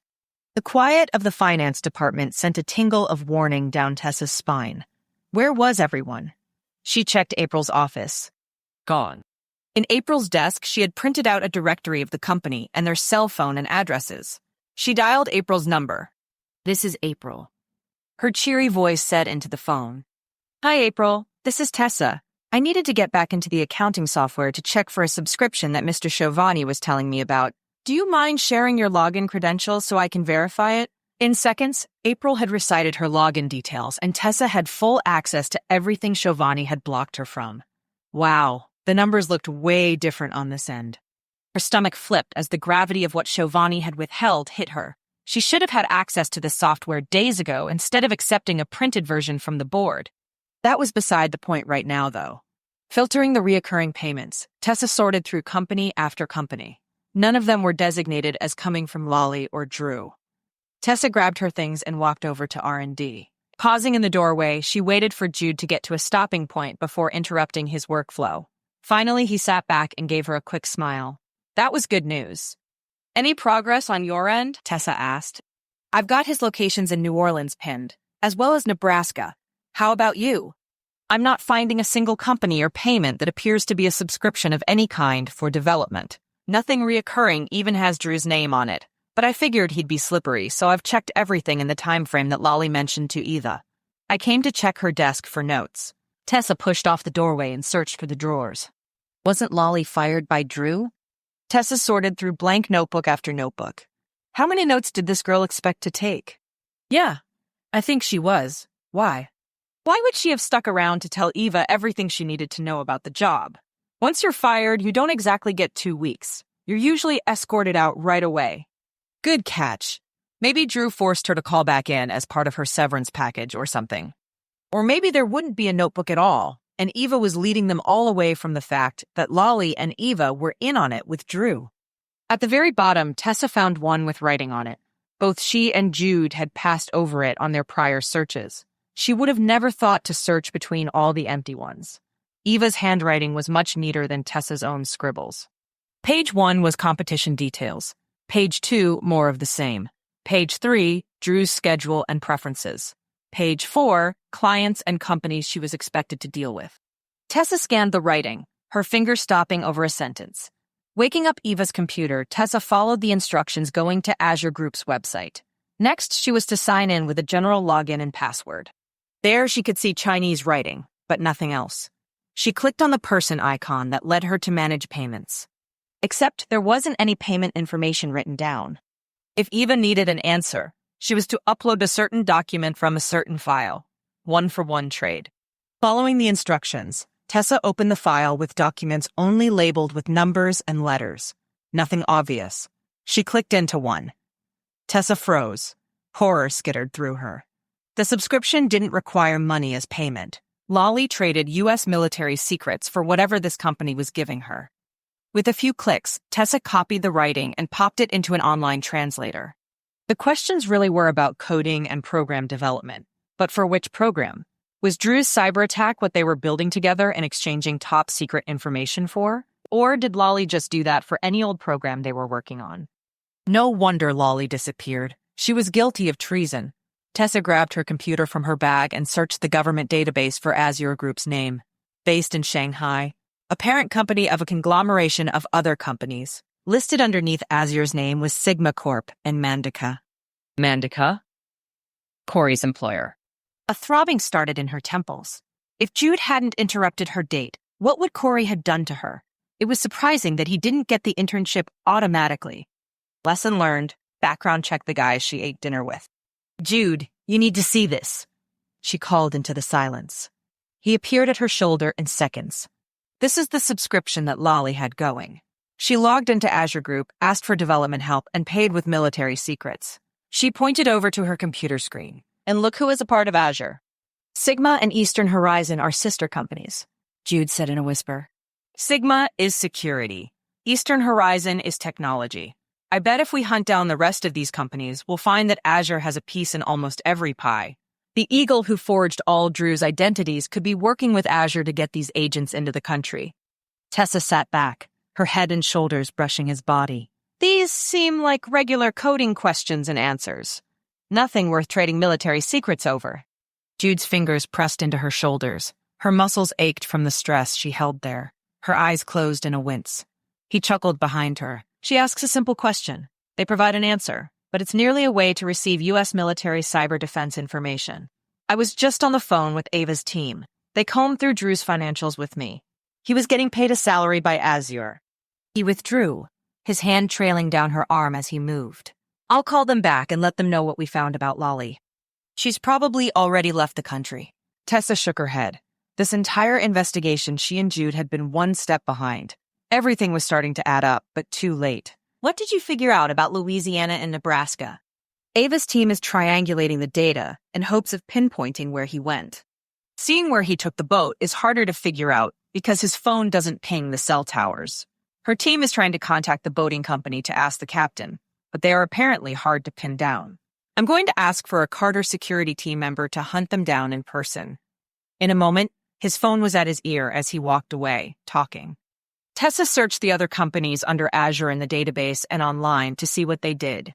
They were strategically based all over the world. As she stared at the list, an idea floated past in her mind. No, she didn't do spur-of-the-moment ideas on cases. Everything needed to be planned carefully. Except look where it had gotten them. Nowhere. Clicking into the chat box on Azure's site, she typed, "This is Eva. The government is going to find our connection. I have to leave the country. Everything I have is compromised. I have no other means of connecting without them knowing. We need to call off the attack now." When she hit enter, the chat box automatically translated her message into Chinese in the window. An automatic translation. Wow. Of course, it would be sophisticated. A response was almost immediate that stayed in English for 2 minutes, then suddenly translated to Chinese on the screen. This is a breach in protocol. You risk our work being compromised. You have been instructed what to do. The wheels are turning and cannot be stopped. The clock is ticking. Her stomach sank. Eva had been told how to escape this. She screenshot the conversation, sent it to Ava, and emailed it to herself as backup as well. Grabbing her purse, Tessa snatched the car keys off Drew's desk. Eva lied to them. Jude was on the phone, but his eyes widened when he glanced at her expression. In a heartbeat, he was on his feet, following her out the door. The time for being gentle with Eva was over. It seemed like only a few minutes between Shovani's office and the hospital. Jude stayed on the phone with what sounded like Ava's team the whole time, talking calmly as if he'd never left the quiet. His gaze shifted between her and the road as they went. He matched every step she took towards Eva's hospital room, and when they got there, he hung up with whoever it was without a word. He stuffed his phone into his jeans pocket. They showed their IDs to the cops at the door. "Tessa," Jude said. But she'd already shoved open the room door and stormed through. The door slamming against the wall jerked Eva from her sleep. Just what Tessa wanted. "You lied to us," Tessa said, keeping her tone flat, so the guards at the door wouldn't come in thinking something was wrong. "You've been working with Azure this whole time. It'd be nice if you told us the truth, because I have all the evidence the government needs to imprison you for treason. You'd better start talking quick, and don't bother denying it." Eva's mouth opened and closed again. In her peripherals, Tessa could see Jude holding his phone again to record Eva's next words. "Drew threatened my family, and I didn't have another way out. I know everything Drew had me do was wrong." Her eyes closed as she shook her head. "So wrong. Tell us how to prevent the attack from happening." "You can't." Eva's chest deflated as a hint of fear sparked in her eyes. At least, not from a software standpoint. Drew's work was distributed before the competition. I think that was what he was delivering the software in person to the servers. Why didn't you tell Ava any of this? You were her inside contact. Tears coursed down Eva's cheeks. Drew's friends had access to my dad's in-home caregiver, said they would end him now if I didn't cooperate. An ache settled in Tessa's chest. Eva was a civilian, not a government agent. This should have never been placed on her. Only the slightest pressure and she caved. Tell us more, because we've been behind on everything so far, Jude said, settling in the chair next to Eva's bed. You only have one more chance to make this right, and we'll tell Ava you cooperated, which might help your case.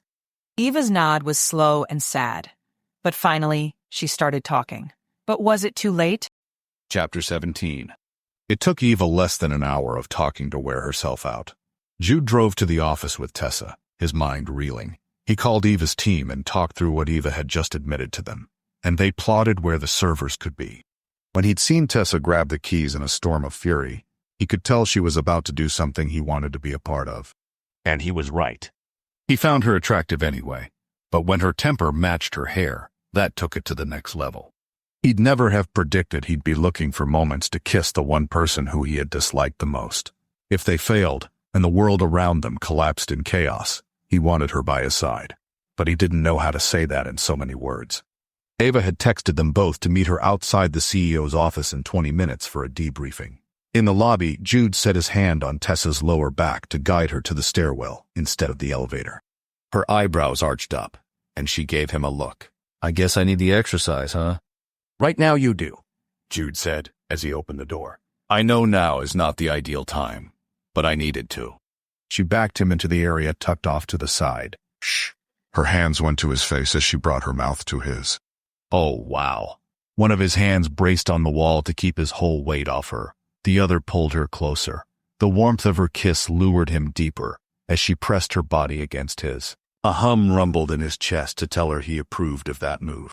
She felt like fire and ice, and his mind had emptied of anything but the feel of her under his fingertips and the scent of her minty breath from her mint lip balm. He separated from her a fraction. I love your spontaneity, she giggled. Someday soon, we'll be able to do this without hiding, he murmured, then met her lips again in a wild tangle that erased time. Which hardly mattered, he could kiss her all day and not tire of it. Her embrace, her gentle but fierce kiss, felt like a home he'd never known. At the bang of a door clattering open in the stairwell above them, Tessa joked away. He chuckled as he held her to him a little longer and sighed. Your hair smells like coconuts, which makes me think I'd love to see you sitting next to me in a lounge chair on the beach someday. Painted toenails, a straw hat and sunglasses, and a cold drink in your hand. Tessa's grin hit a spot in his heart that he didn't know existed.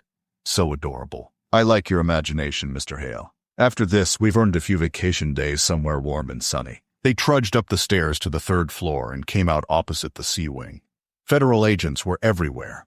Jude spotted Ava's slim figure outside the conference room as she spoke to person after person, and they ran off to do as she'd asked. He'd seen Shane's expression when she was nearby. Couldn't blame the guy. Ava was magnetic.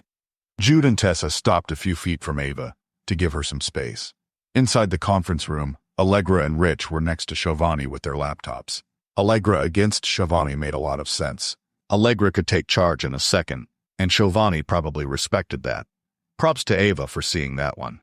An agent with his badge prominently displayed stood behind them with folded arms, scowling as he supervised.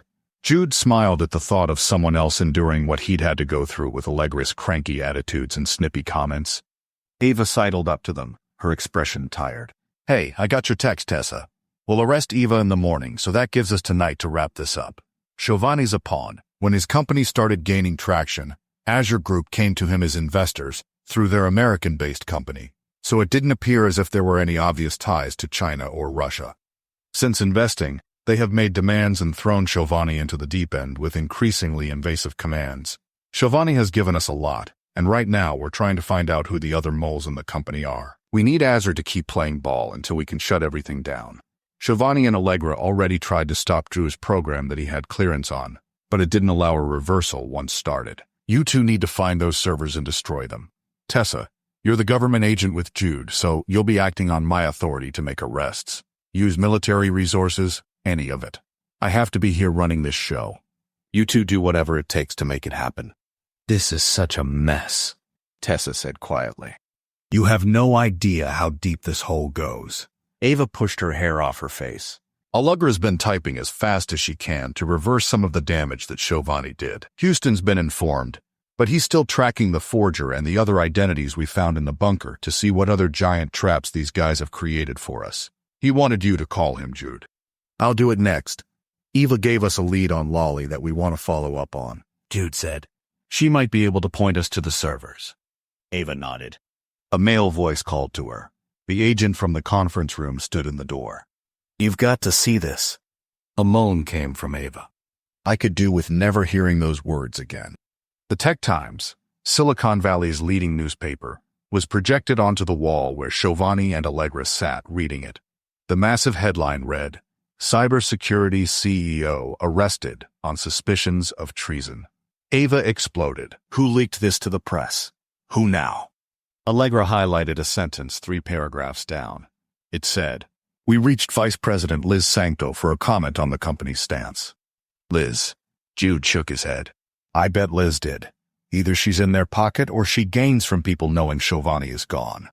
Ava stalked out of the room, slammed open the door into the stairwell, and yelled at the top of her lungs before it slammed shut behind her. The amplified sound bounced around the office, making people stop and stare for a half-second. Jude snorted and leaned toward Tessa. "Looks like she could benefit from Shane's company right now," he murmured in her ear.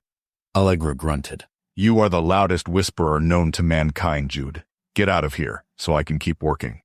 Tessa shook her head, smiling as she turned and all but pushed him out of the conference room. Thank God you didn't say anything about us kissing in the stairwell. And if I did? Jude shrugged. What would Allegra do about it? She motioned towards the door. Ava does not need one more thing to worry about right now. She's already got enough employee problems. Let's go track down Lolly. I'll book our flights to Louisiana while you drive. Then we should sleep so we can get an early start in the morning. As they walked out of the front door of the building, a news van pulled up into the curb. A second one followed, and a third as they were driving away. Ava was going to be furious. For all her attempts at keeping this quiet, someone undermined her at every turn. Jude palmed his phone. It'd been a full day since he'd called Houston. None of his team had found anything at the Nebraska location, or he would have heard by now.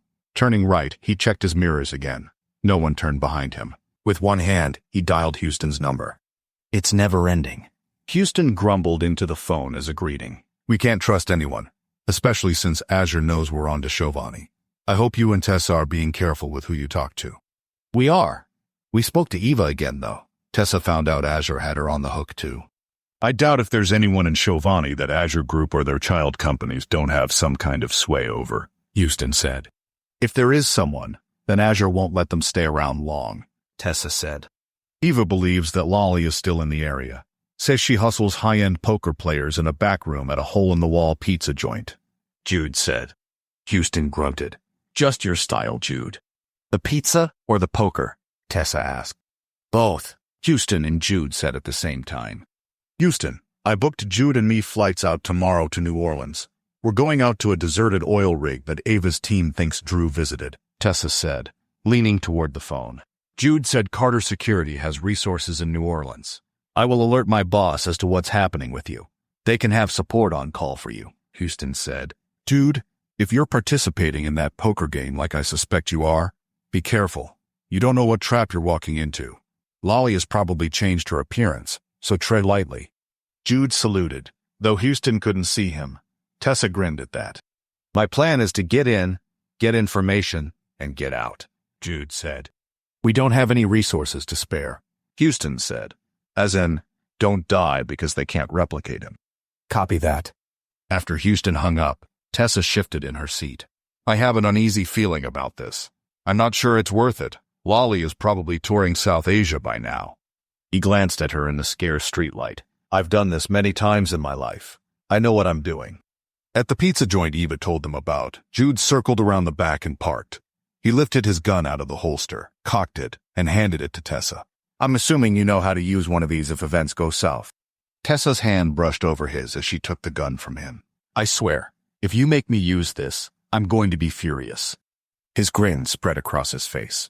Actually, I think it'd be cute.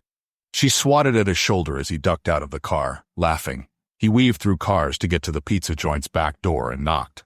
With a few deep breaths, he put his scowl in place and relaxed his posture. In seconds, the flimsy excuse for a door swung open. I'm here for the game, Jude said, glancing around behind him. A guy wearing an apron looked him up and down with a curled lip. They're about to start. You better hurry. Jude shrugged. Point me in the right direction. I'm fresh blood. His head jerked in as he retreated into the kitchen. It wasn't that he could feel Tessa's gaze on him, but he certainly felt the loss of it as the darkness closed him in. He had done this a few times, but that didn't make it easier knowing he was walking into an unknown. But he looked way less like a cop than Tessa did. So, of the two of them, he was the only one that made sense. At the end of a short hallway, Jude opened a door to the left. A closet.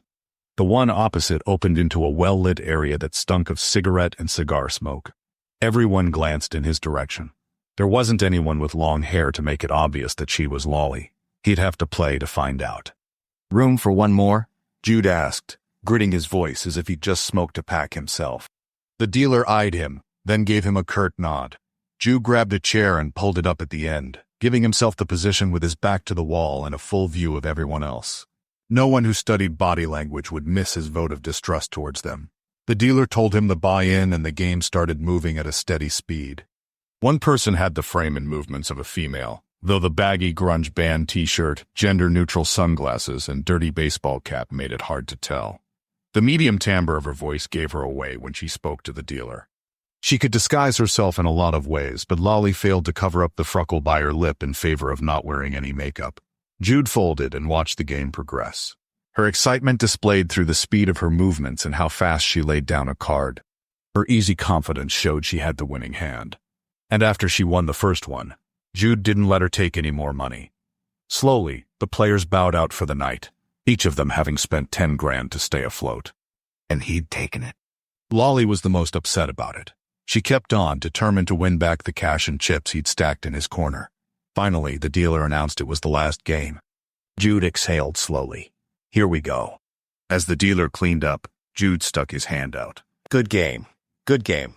She stared at him and gave him a very firm handshake, but his hand dwarfed hers. He leaned in. If you want some of your money back, that can be arranged. Her mouth dropped open. You're into guys? He shrugged. I'm into smart chicks that play poker like they're professionals. There's a motel around the corner. Meet there? She said, then walked down the hall to the outside. He kept up with her, glad Tessa couldn't hear what he was saying. How about a drink first? She huffed as she dropped the door. No, I want my money back. Okay, I'll give you $1,000 for a kiss right now. His words taunted her. She hated being treated like this. That much was clear from her body language. She got up close, put one hand on his shoulder, and her other stayed at her side. As her lips approached, her arm swung a knife at his torso. Chapter 18. Jude's hand caught Lolly's wrist and wrenched it behind her back, forcing her to drop the knife. Tessa sighed from where she crouched behind a car nearby, her gun ready. She'd sneaked up when she saw how close Lolly was getting to Jude, physically. Lolly grunted in frustration. He chuckled. Lolly, that's what I thought would happen. I figured I would spare myself the production and get you to try to kill me here. Her struggling paused. Who are you? Someone who needs information from you. A cop? How do you know that name? Jude snorted. Definitely not a cop, but interested enough in justice to be one. I'll make you a deal. I'll give you some of your money back if you give me the information I need. How much of it? He tissed. That is for me to decide, since it's mine. Her lips scrunched in disgust. I'm no rat. Bold, considering you need the cash for survival now that Drew is dead.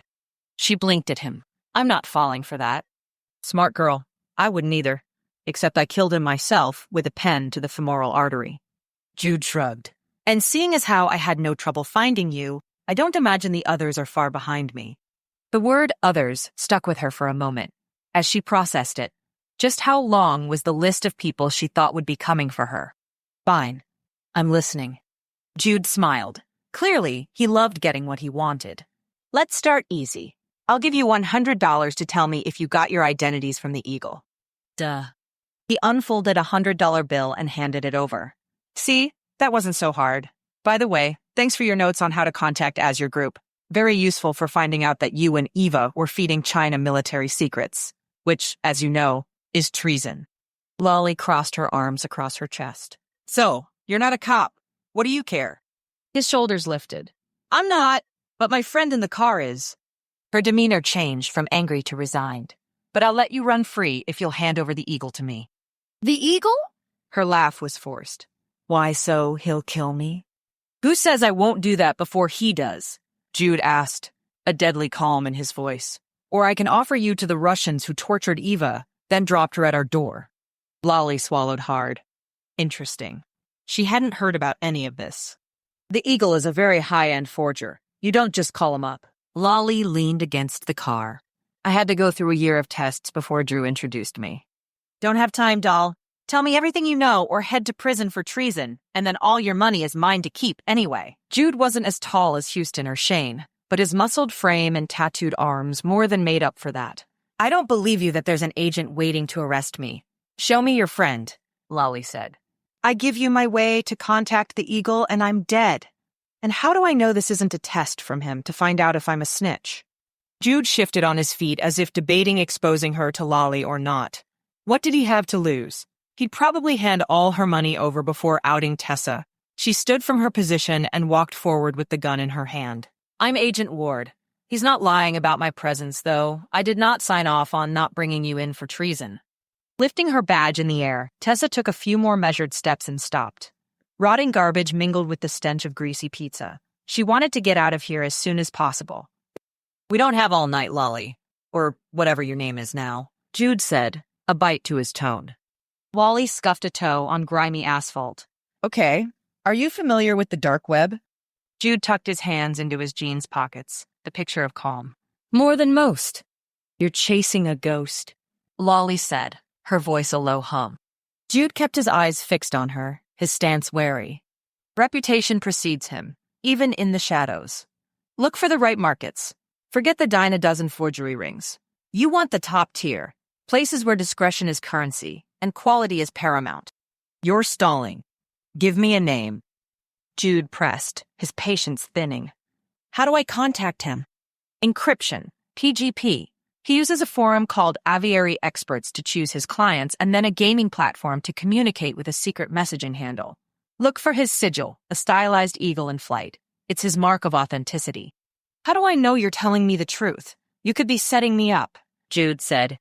It's a gamble, but you seem to be pretty good at that. She walked towards him, her eyes holding a strange mixture of challenge and something else Tessa couldn't quite decipher. Tell him Lolina sent you. It might open a door, or slam it shut. The eagle and I, we have a history, a complicated one. But whatever you do, don't mistake this favor as me ratting him out. He's one of the most powerful people on the dark web. I know.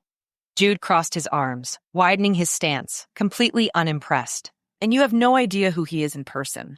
Sure, I know one of his first names, John, but that means nothing to someone who can assume any identity at any time. Wally stuck out her palm. I want my money. Then I will tell you the most exposing information on him that I know. With a flip of his fingers, Jude skimmed bills from the dangerously large chunk in his hand. Did he usually carry that around, or was that what he'd won? He placed the bills in her grasp, but didn't release it. I don't trust you, just like you don't trust me. So, how about you talk? His voice lowered, his expression menacing. Lolly stretched her neck, angling her body so that she could keep Tessa in her peripherals better. I heard on a forum of certain repute a few months ago that the eagle is actually a government employee. There's lots of speculation as to what. Post office, military, Pentagon, White House, DMV. Who has access to machines that print that authentic of identification? Tessa's stomach bottomed out. A government worker. What if that was the reason Ava was having so much trouble with leaks? Jude set the money in her hand, then handed her a card with his number on it. If you find out any more, call me. I'll reimburse you for your information. Lolly stuffed it in her pocket. Actually, I'm hoping our paths never cross again after I leave here. If you only know his first name, how complicated can your history be? Jude scoffed at her. That made Lolly visibly bristle. Think of it as a professional rivalry. Her voice was softer now, tinged with a hint of something akin to respect, or perhaps resentment. The Eagle and I operate in similar circles, though our clientele and our methods often differ. He caters to a more established clientele, people looking to disappear with all the paperwork in place, the corporations needing inconvenient histories erased. I tend to deal with a more dynamic market. She paused, a wry smile touching her lips. Let's just say there have been instances where our interests have clashed. A particularly lucrative contract, a highly sought-after skill set. We've both vied for the same prizes. Lolly was a forger? In no way did she see that coming. An intensity appeared in Jude's posture. So, you're competitors? In a way, Lolly said. We both work in the information industry. Her hand waved. The underworld isn't clear-cut with job titles and people interested in staying in their lane. I do lots of things to make money. Where he and I intersect is that I specialize in making people disappear a certain way, and he does it through forging identities. She cleared her throat. Well, this has been an interesting evening. I have somewhere to be. Good luck to you both. Her abrupt laugh was derisive. You're going to need it. Lolly walked into the dark, leaving them behind. Jude cursed and kicked a car tire. A government worker is handing out these identities. No wonder no one's caught him yet, Tessa said. Without a word, he tapped twice on his screen and slapped the phone to his ear. You're not going to like this. He grunted, walking to their car and closing himself in. She mirrored him on the passenger side. The Eagle might be a government employee. Would your connections know who has access to identification software and printing machines? The answer was muffled. You're going to need every resource in your arsenal to hunt down this one. I'm going to get on forums to see if I can locate him myself. Jude paused. Okay, will do. Tessa checked her watch. It was midnight already. We have to be up in a few hours for our flight. I booked us on the first one so we could make the most of the daylight. His fingers twisted the key in the car. We knew it'd be a long night. I think I'll stay up and research the Eagle for a few hours. The playfulness from earlier had vanished. Fatigue and a hint of desperation took its place. As they drove onto the street of their rental home, blue and red flashers disrupted the black night like strobe lights. The cops were in front of their house. Stomping on the brakes, Jude was out of the car in a split second, running towards the house. Her body moved in slow motion as her mind tried to make sense of the scene. But with so many people milling around and lights everywhere, she could hardly focus. Folks in pajamas stood behind a yellow crime scene tape, watching and videoing. What exactly? An ambulance sat parked haphazardly on the wet gravel drive, its back doors flung open, revealing the sterile, brightly lit interior. Allegra? Is that Allegra? Jude's voice snapped her from her haze. Horror, lightning bolted through her body. Two large policemen tried to restrain him as he pushed through their arms towards the house. Her gaze snagged, horrified, on the still shape closer to the house's front steps, obscured beneath a stark white sheet. A wave of nausea rolled through her. No, she whispered aloud, the sound thin in the charged air. Something stopped him, and he whirled around. Behind him, a small female figure with a shiny blanket clinging to her shoulders walked towards him from the ambulance. The relief crumpled the tension that had straightened Tessa's spine. Allegra. Her usual indifferent attitude was completely extinguished, replaced by a devastated slump in her posture, her face sad under the unnatural flashing lights. Ducking under the tape, she walked up to them. If that was Allegra, who was dead? The flashing emergency lights painted Jude's grim expression in strobing hues of red and blue. Tessa's breath hitched in her throat as Jude's other arm wrapped around Tessa's waist. His touch was steady, an attempt to anchor her, but Tessa could feel the dangerous tension coiled tight within him, radiating from his taut muscles. Who is it, Legs? He asked, his voice low and gravelly.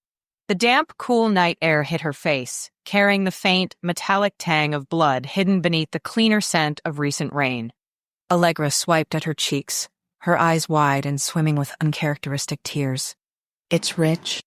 Rich, Allegra's work buddy. Under the sheet, bile rose, hot and stinging in Tessa's throat. She tamped down on the dangerous rise of emotion in her chest. Sadness, fear. This wasn't some random, awful tragedy. This was a message, deliberate and brutally clear. It'd been one thing to leave Eva tortured and horribly hurt, but this was another step further. A threat that they could be next if they kept going. The illusion of safety offered by Giovanni was stripped away, leaving them vulnerable targets. Allegra, we have a few more questions, an officer in a suit said as he approached. When she left, Jude's arms surrounded Tessa in an instant, a solid, warm presence she instinctively longed to melt into. The protective gesture was immediate, fierce, almost primal. Tessa leaned into him, absorbing his strength even as her mind reeled. The enemies weren't just behind a screen, coding and hiding money. They were here. They saw who was involved. This was their answer to everyone who wouldn't back off. Except they couldn't, because Rich didn't deserve this. And now, his killers would be after them. Chapter 19. Something inside Jude exploded when he realized the lights were in front of where they were staying. Whoever this was had a similar style to the Russians Eva had told them had captured her. But instead, someone carved words into Rich's body, post-mortem. A threat. The picture of a clock. Next to it was etched, 24 hours. The sick monsters were enjoying the game and confident that no one would catch them. His heart pounded in his ears. He could not fail at this. Time was running out. The countdown had started. Everyone involved had a timer on their life. Jude took a picture of the clock and sent it to Houston. His experience with SWAT would give him a better idea as to what exactly the crude carving meant. His lungs felt too tight, like he couldn't get in a full breath. Rich had been doing the right thing, and he'd paid the price for it. Now more than ever, he and Tessa had to find this server and stop whatever was planned. What was stopping Azure from plugging in the IP addresses and sending the attack this instant? The only reason he could conjure was that it was coordinating with a bigger strike elsewhere that resources agreed to.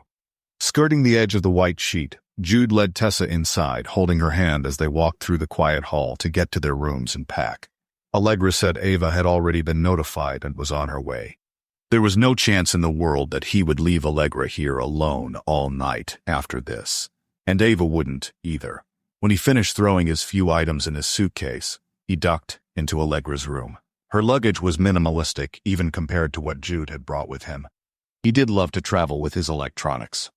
With a fortifying breath, his hands moved quickly, pushing clothes into her suitcase, but he left out an outfit in case she was still in her pajamas. In the bathroom, he smiled to himself as he packed up the items on the counter. Just a few days ago, the Allegra-Tessa showdown had been the start of him realizing how very human Tessa was. He did one last check of her room and brought everything of hers with him to the entryway. Tessa's room was empty, as was the hall bathroom. A swift glance at the front door let him know that Ava and her team were here. What a nightmare this mission was. He'd been a part of plenty of missions that went wrong, but this beat them all so far. Grabbing the bags, he walked through the garage instead of out the front door. He left Allegra's belongings on the sidewalk, but rolled his to the car. His hand rubbed over his face as the fatigue hit him. They couldn't get out of Silicon Valley fast enough. By the time dawn broke over the horizon, Tessa and Jude were settled on their flight to Louisiana.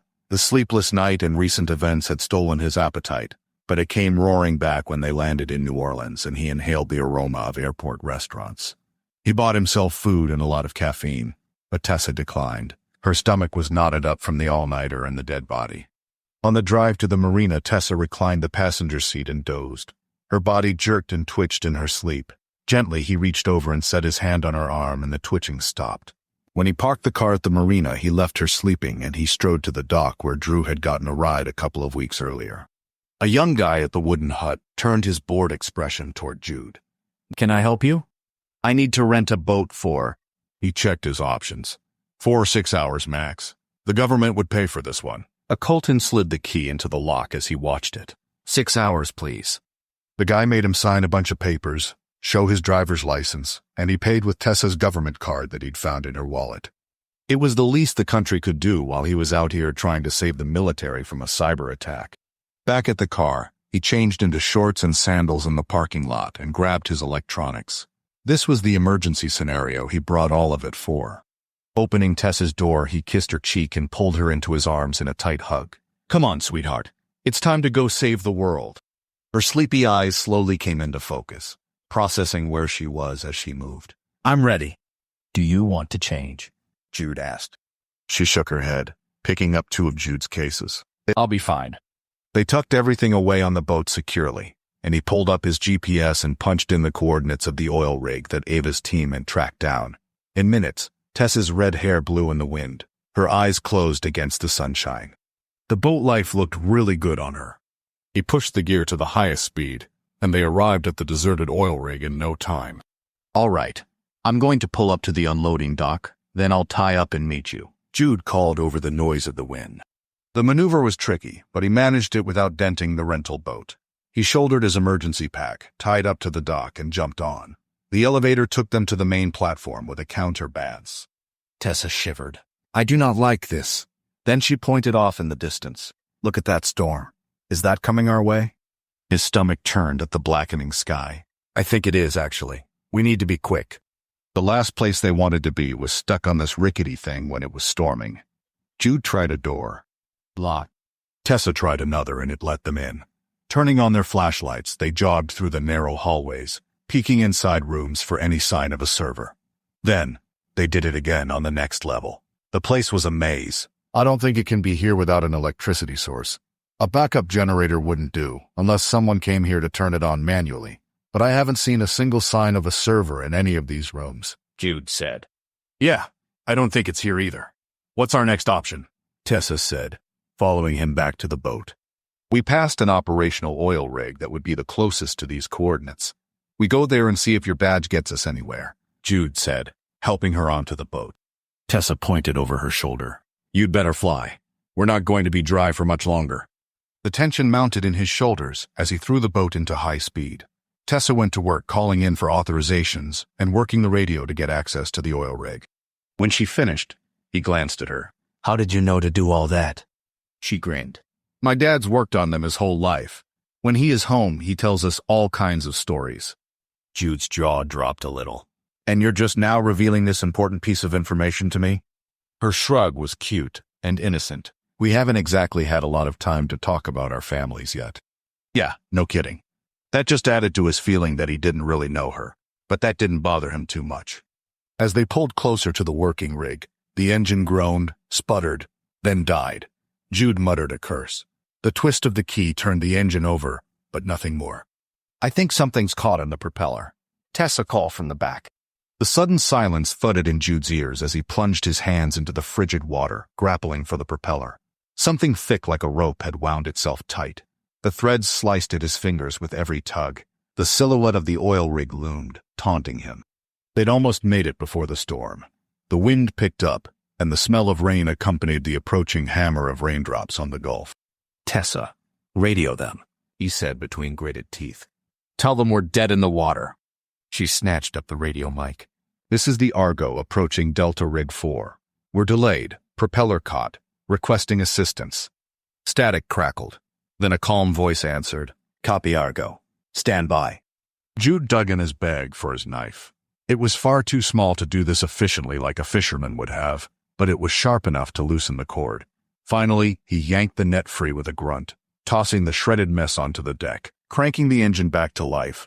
He checked the propeller was moving water as a small, rigid-hull boat peeled away from the rig, carving a clean line through the waves toward them. Two men in orange coveralls pulled alongside moments later. One hooked onto their bow with a practiced flick of a boat hook. You authorized? One called out, voice hard over the wind. Tessa lifted her badge for them to see. Tessa Ward, CIA. The man nodded sharply. Sorry about the net. It's not supposed to deploy randomly like that. It's for anti-piracy protection. Follow us in. Slow and steady. Randomly. Right.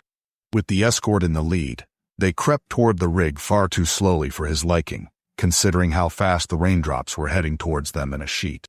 Towering steel legs plunged into the ocean beneath them, the platform rising like a fortress overhead. As they neared, the escort pulled them next to a loading platform, and one of the men jumped onto their boat. I'll take it from here. We need this thing secure before that storm worsens, he yelled. Jude and Tessa stepped onto the rig's lower platform, leaving their rescuer to tie off their boat with heavy, salt-crusted lines. He yanked a third rope tight, looping it twice around a battered steel cleat and pulling until the line creaked under the strain. The small boat bobbed and jerked against the swells, the fenders wedged between hull and rig groaning with each hit. There was no way they'd get this boat back to the rental company without damage of some kind. The deckhand gave their vessel a grim look, water sluicing off the brim of his hard hat.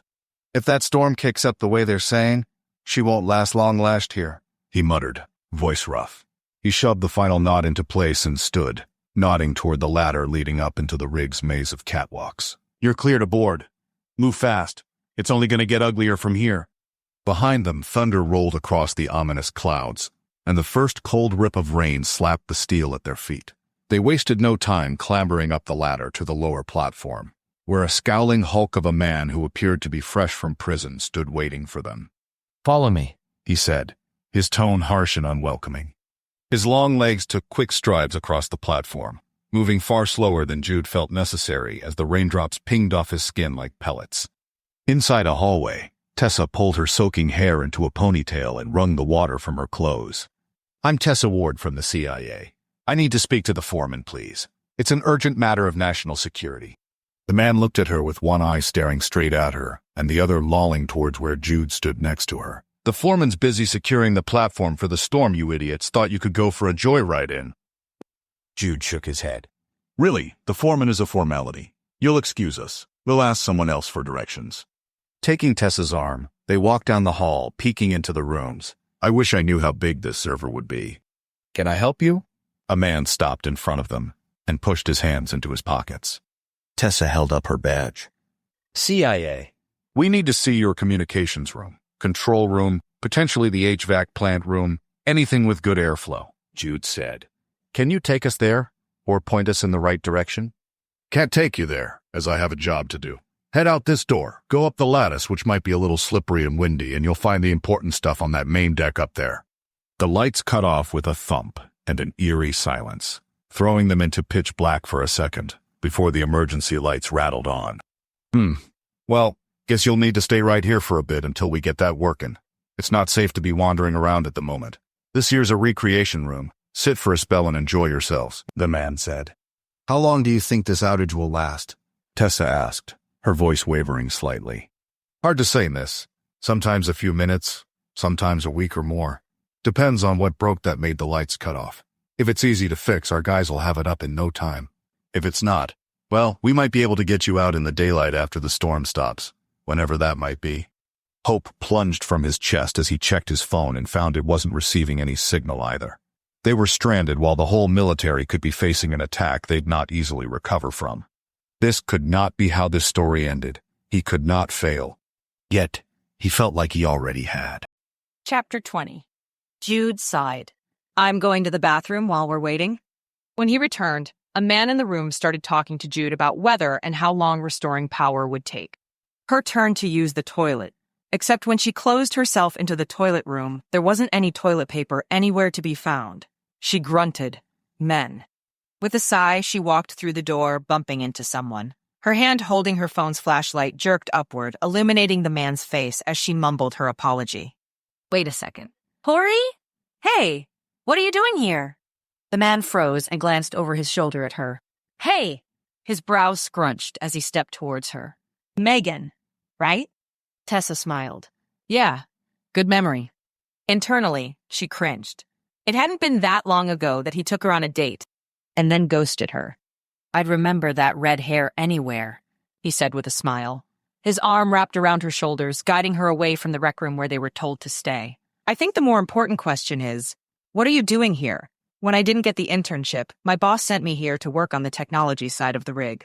That didn't make sense. As a fraud analyst? Corey snapped his fingers. Hey, have you gotten the tour of the rig yet? No, she said as she paused at the end of the hall. There's no electricity. Something sharp poked into her back, causing her to squeak. Well, you're going to get one now. Keep moving, Agent Tessa Ward. Corey growled at her, his facade dropping. Tessa's heart plunged into her stomach. Did he have a knife against her spine? She glanced over her shoulder, but Jude was nowhere nearby. They weaved through a maze of halls until they got to a door which Corey, or whoever he was, shoved it open. Get outside, he said, pushing her. In front of her, a wall and the platform above sheltered a lattice from getting direct rain, making it not nearly as windy and wet as she expected. Ladies first, he said. You're going to get us killed, she called over the howling wind. With a chilling smile, he shook his head. Not us. Just you. One hand and one foot after another, she climbed, her mind straining for ways to get away. Maybe above she could make a break for it. At the top, her breath of relief came whooshing out of her as the wind gusted her straight into the side rail. Black spots shattered her vision. The oil rig trembled under the weight of the storm. She had to keep moving, though, because Corey was right behind her. With shaky steps, she ran for a door. Locked. She tried the next one. It opened. The whole rig jolted, tossing her into the hallway as she slid sideways and slammed into something. Her arms screamed at her. Thick darkness pressed against her skin and filled her lungs. She gasped and stumbled to her feet. Silently, she ran down the hall, yanking the handgun from her waistband. There was nothing to hide behind if Corey came after her. At the other end, a door led outside again. All she could hear was the violent roar of the ocean pounding the rig from below. Her heart punched against her ribs. She couldn't see anything. The door creaked open behind her and a deep laugh echoed in the space. Corey found her. She had to get moving. But even if she wanted to, she couldn't. Her muscles had frozen. What was happening? It'd been 20 years since she'd truly panicked with every muscle seizing like she had rigor mortis. Her carefully crafted control of her emotions plunged to the bottom of the gulf. The last thing she needed right now was a relapse of that part of her life that was a very distant memory. Taking aim at the figure looming in the doorway, she fired her gun once, then again. Her hand scraped along the slick metal wall as she groped for bearings. The rig groaned, shuddering. Somewhere deep inside the structure, something heavy crashed to the deck with a metallic boom that vibrated up her spine. She raced forward. On the wall beside the door were pegs leading up to a walkway. A sharp edge snagged her shirt, ripping it at the shoulder. She cursed under her breath, wrenching free. Every nerve screamed at her to curl up in a ball, to wait for Jude, to hope someone or something distracted Corey.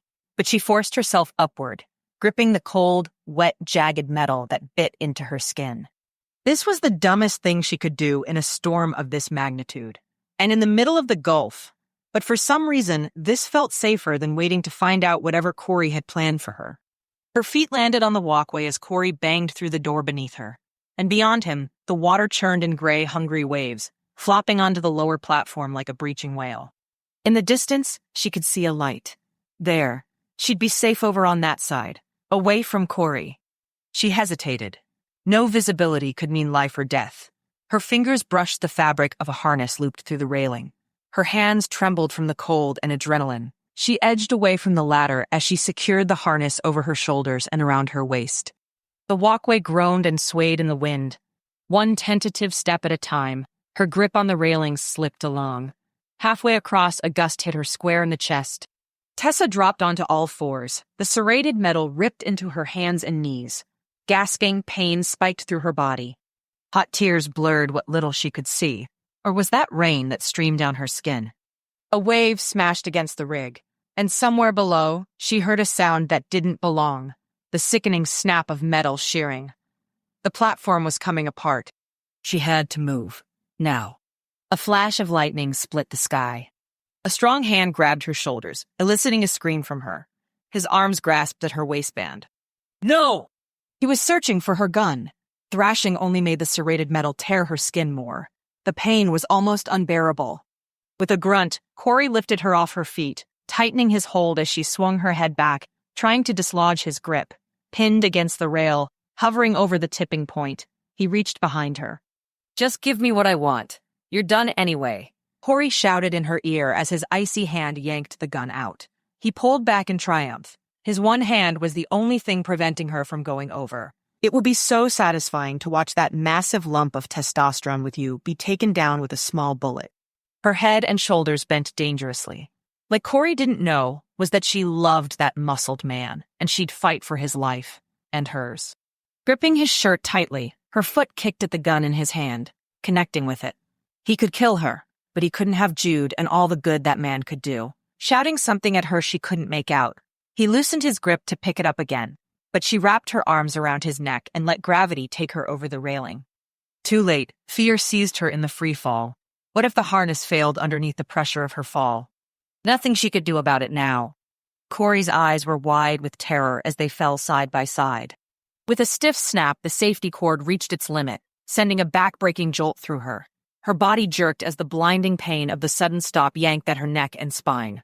There she stayed, suspended in the air as Corey disappeared into the gray waters below.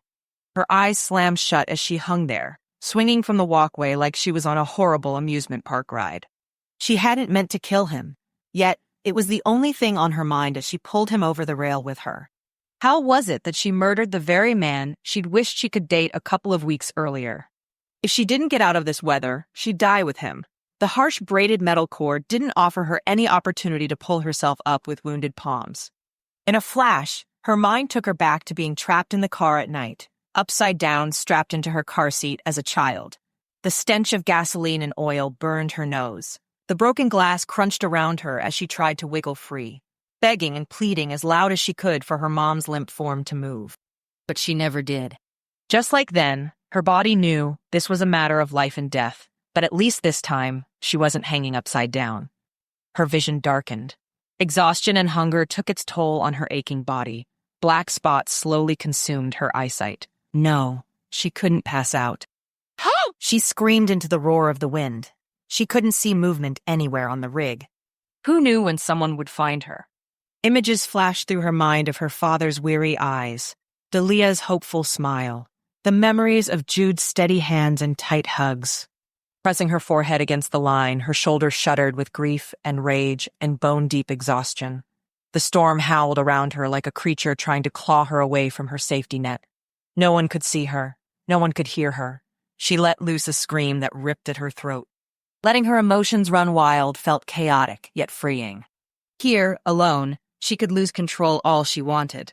Instead, she just hung there, broken and shaking, while the world around her tried to tear itself apart.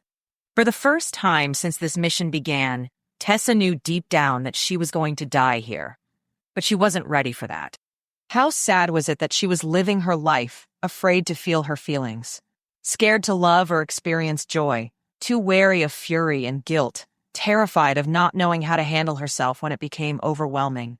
A dam in her chest burst, and the kaleidoscope of emotions she'd bottled up for years poured out. Pain, guilt, sorrow, and anger rushed over her at her helplessness, unable to save herself. However, she was alive, for now. Minutes or hours passed. She didn't know. At some point, a voice broke through the chaos. Tessa! She squinted above her. Jude. Slowly, her body inched closer to the walkway. A shadow loomed above her, soaked to the bone, cut and bleeding, but alive. His hands closed around her harness and easily lifted her over the rail. On her feet, his arms steadied her as she collapsed against him. Tessa, are you hurt? He shouted over the storm. She opened her mouth to scream, to cry, to tell him what happened, but no words came, only a broken sob. He pulled her against his chest, holding her fiercely while she shook. I can't see. My blood sugar is too low. I can't keep going. I have a protein bar in my pack, he said into her hair. He dug into his bag and pressed the bar into her hand. I thought I had lost you. Corey, that guy I went on a date with, he was here. He said he would kill me, she said with a hiccup. Jude's jaw tightened, his eyes narrowed in fury. Where is he? He asked. Tessa pointed to the water. We went over together. His expression pinched in pain. Your harness saved you. Come on, let's get you inside. He guided her towards the steps. There are a lot of places to look. We have the whole other side if we can make it over there. She shook her head, rain and tears mingling on her face. We're trapped on a sinking rig in the middle of a near hurricane with no way off. At least if the rig sinks, the servers go with it. Her words rang hollow and final in the air between them. This storm was going to tear the metal apart piece by piece, and they were going to drown in the cold, black water with their failures. And worse, the enemy would win. The people who killed Rich would walk free. The moles inside Shivani would keep leaking secrets. Everything they fought for would vanish like smoke. Jude cupped her face, forcing her to look at him. His hands were rough, shaking slightly, but his eyes were steady. I love you, Tessa, he said. You scared me to death when I couldn't find you. But I need you to keep going. We're running out of time to get to these servers. I can't, she whispered. I almost died. You're the strongest person I know. Stronger than this storm. Stronger than any of them, Jude said. She shook her head again, but her arms tightened around his waist like a lifeline. Listen to me, he said, voice rough. We're going to find the foreman and make him escort us to every room on this thing no matter how long it takes.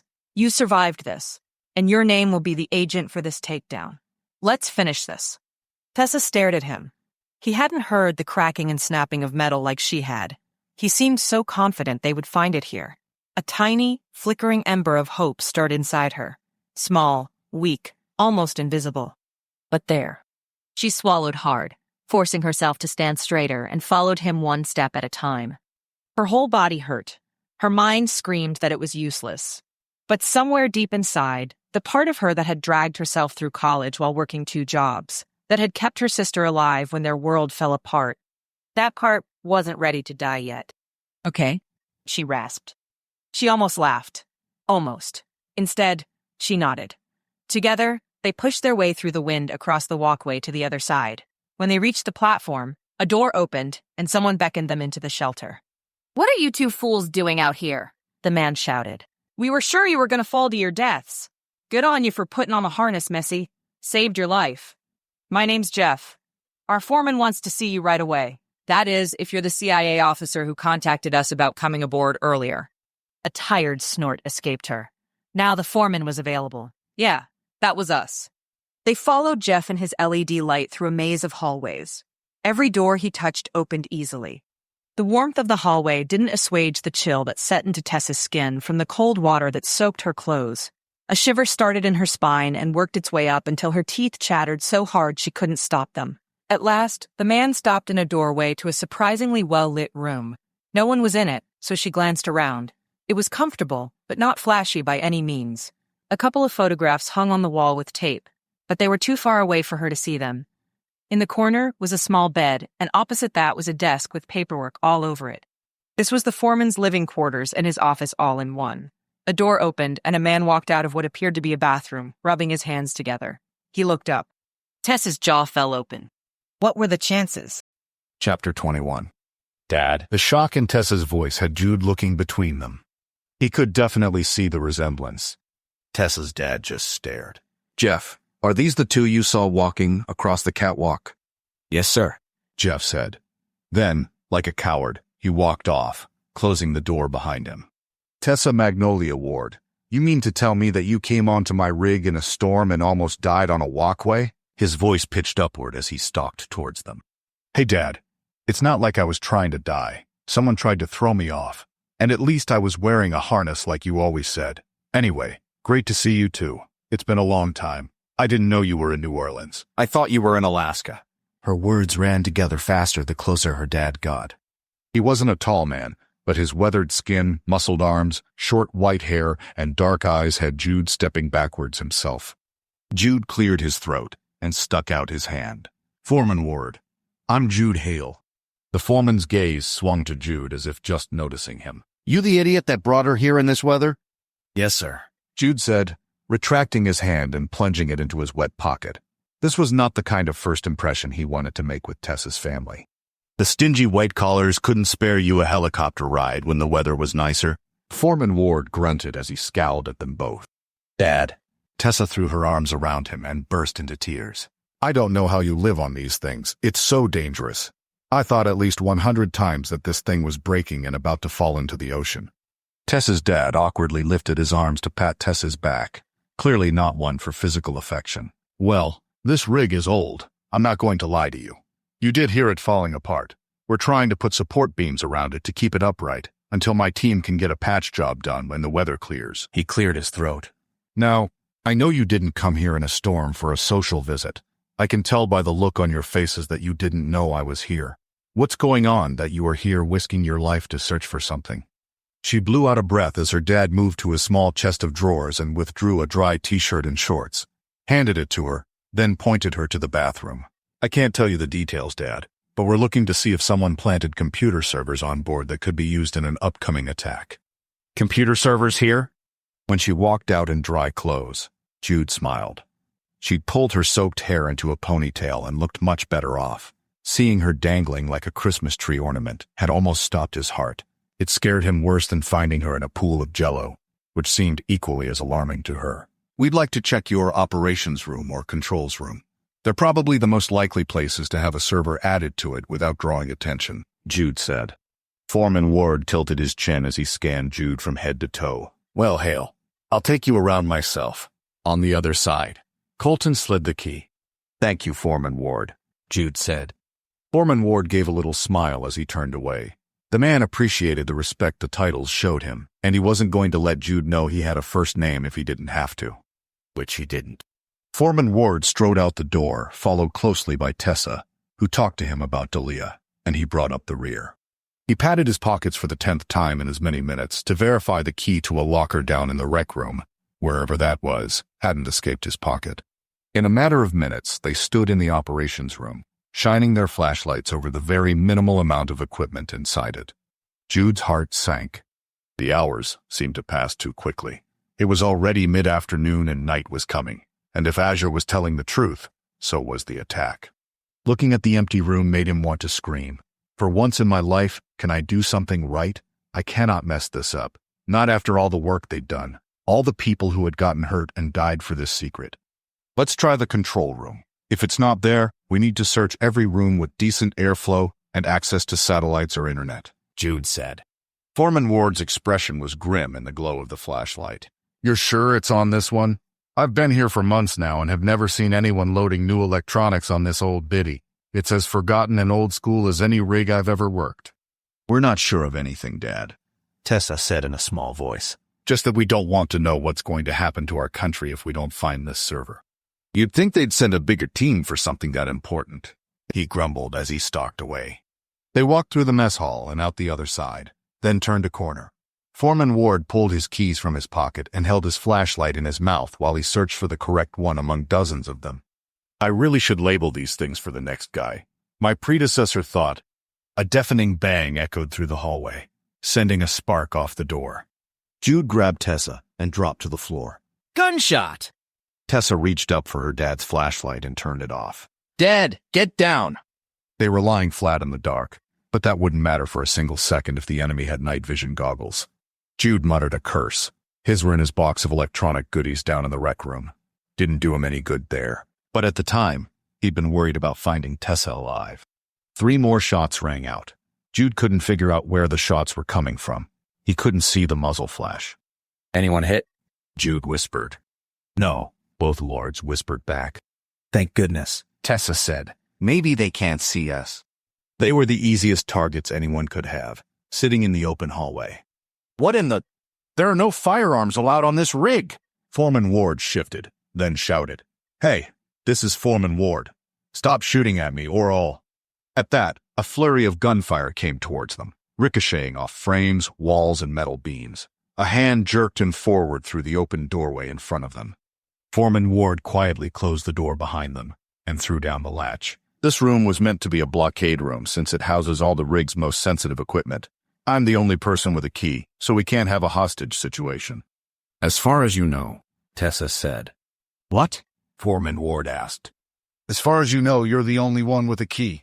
Dad, someone on this rig obviously doesn't want me and Jude to be here looking in this room.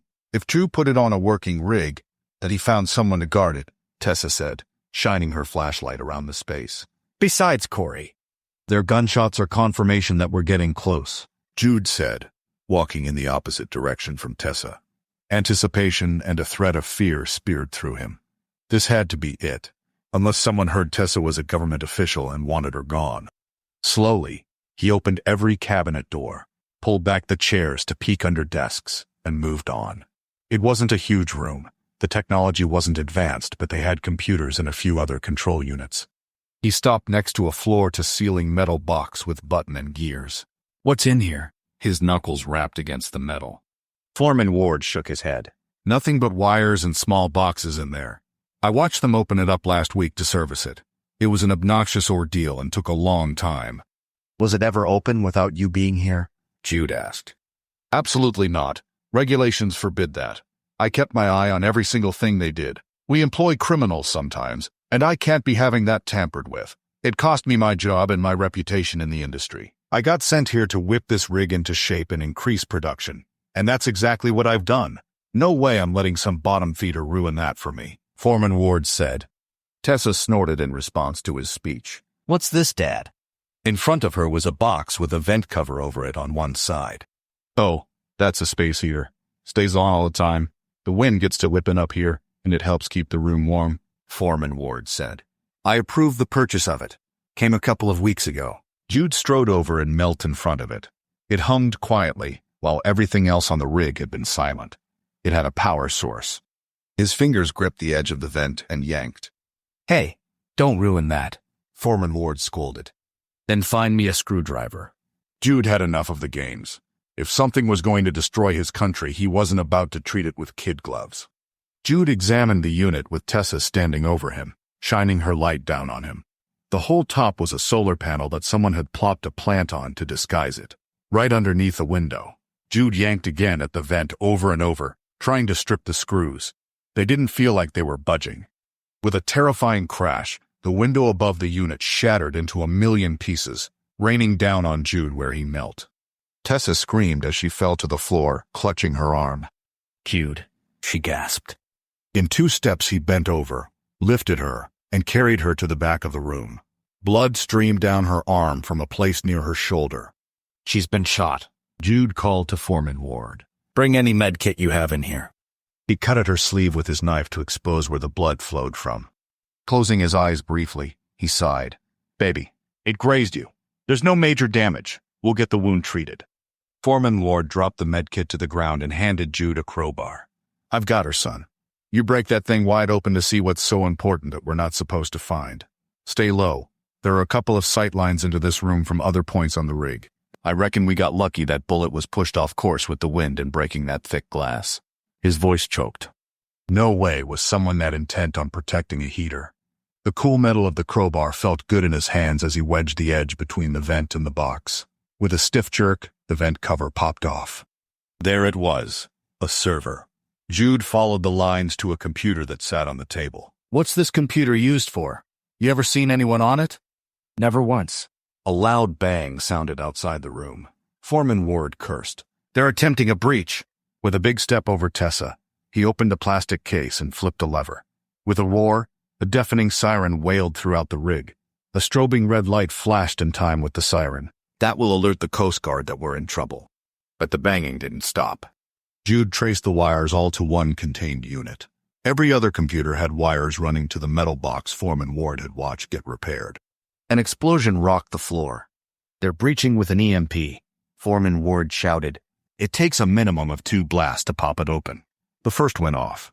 With the thick metal door bending like it was, there wasn't time to find out which box would shut the whole thing down. Squatting, Jude wrapped his arms around the huge unit and lifted it. It only got inches off the floor. He groaned and leveraged it against the window. What's below this window? He yelled over the alarm. Water. Push it. Tessa screamed. Summoning all his strength, he wedged his shoulder underneath and lifted, like he did a barbell every day at the gym. Same thing, except he couldn't breathe, as the weight of the server didn't feel like it was budging. He blew out a breath and lifted with his knees again. This time it worked free of whatever it had been caught on and plunged into the ocean beneath. He ducked under the window and ran for Tessa with the crowbar in hand. Adrenaline coursed through his veins as he flipped a table at the second explosion. Whoever was on the other side kicked at the mangled metal fragments to clear them as Jude dragged Tessa behind it. Foreman Ward scooted in behind them. Tessa pressed something cold into his hand. Use this. That crowbar won't do much. His gun.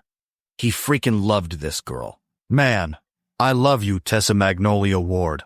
I checked it in my suitcase. Corey tried to get it from me, but failed. She covered her ears and curled into a ball. The door clattered to the ground, and the gunfire started. Cocking it, he peeked above the table and shot towards the doorway. 1, 2. He paused as the red strobe revealed someone creeping in, then fired off a third. The body fell onto the door. Someone reached in for the gun the guy had dropped. Jude fired again. The arm went limp. Grabbing the flashlight, Jude skirted the table. This was what Noah and Houston had them training for every week. He peeked into the hallway. Hallway's clear. Jude's throat ached with the yelling. Foreman Ward, where can we hole up until help arrives? A pulsing and pounding grew closer. Foreman Ward laughed. Help's already here. A Coast Guard helicopter swung by the control room windows, its landing lights flashing as they prepared to land on the helipad. I need to meet them at the roof access point. He stopped at the door and stuck his hand out. Thank you for saving our lives, Jude Hale. You can call me Al. With a big grin on his face, Jude gripped Al's hand and shook it firmly. A pleasure, Al. Al tipped his head towards his daughter. I think she could use your hug. With a wink, he disappeared. No need to tell him twice.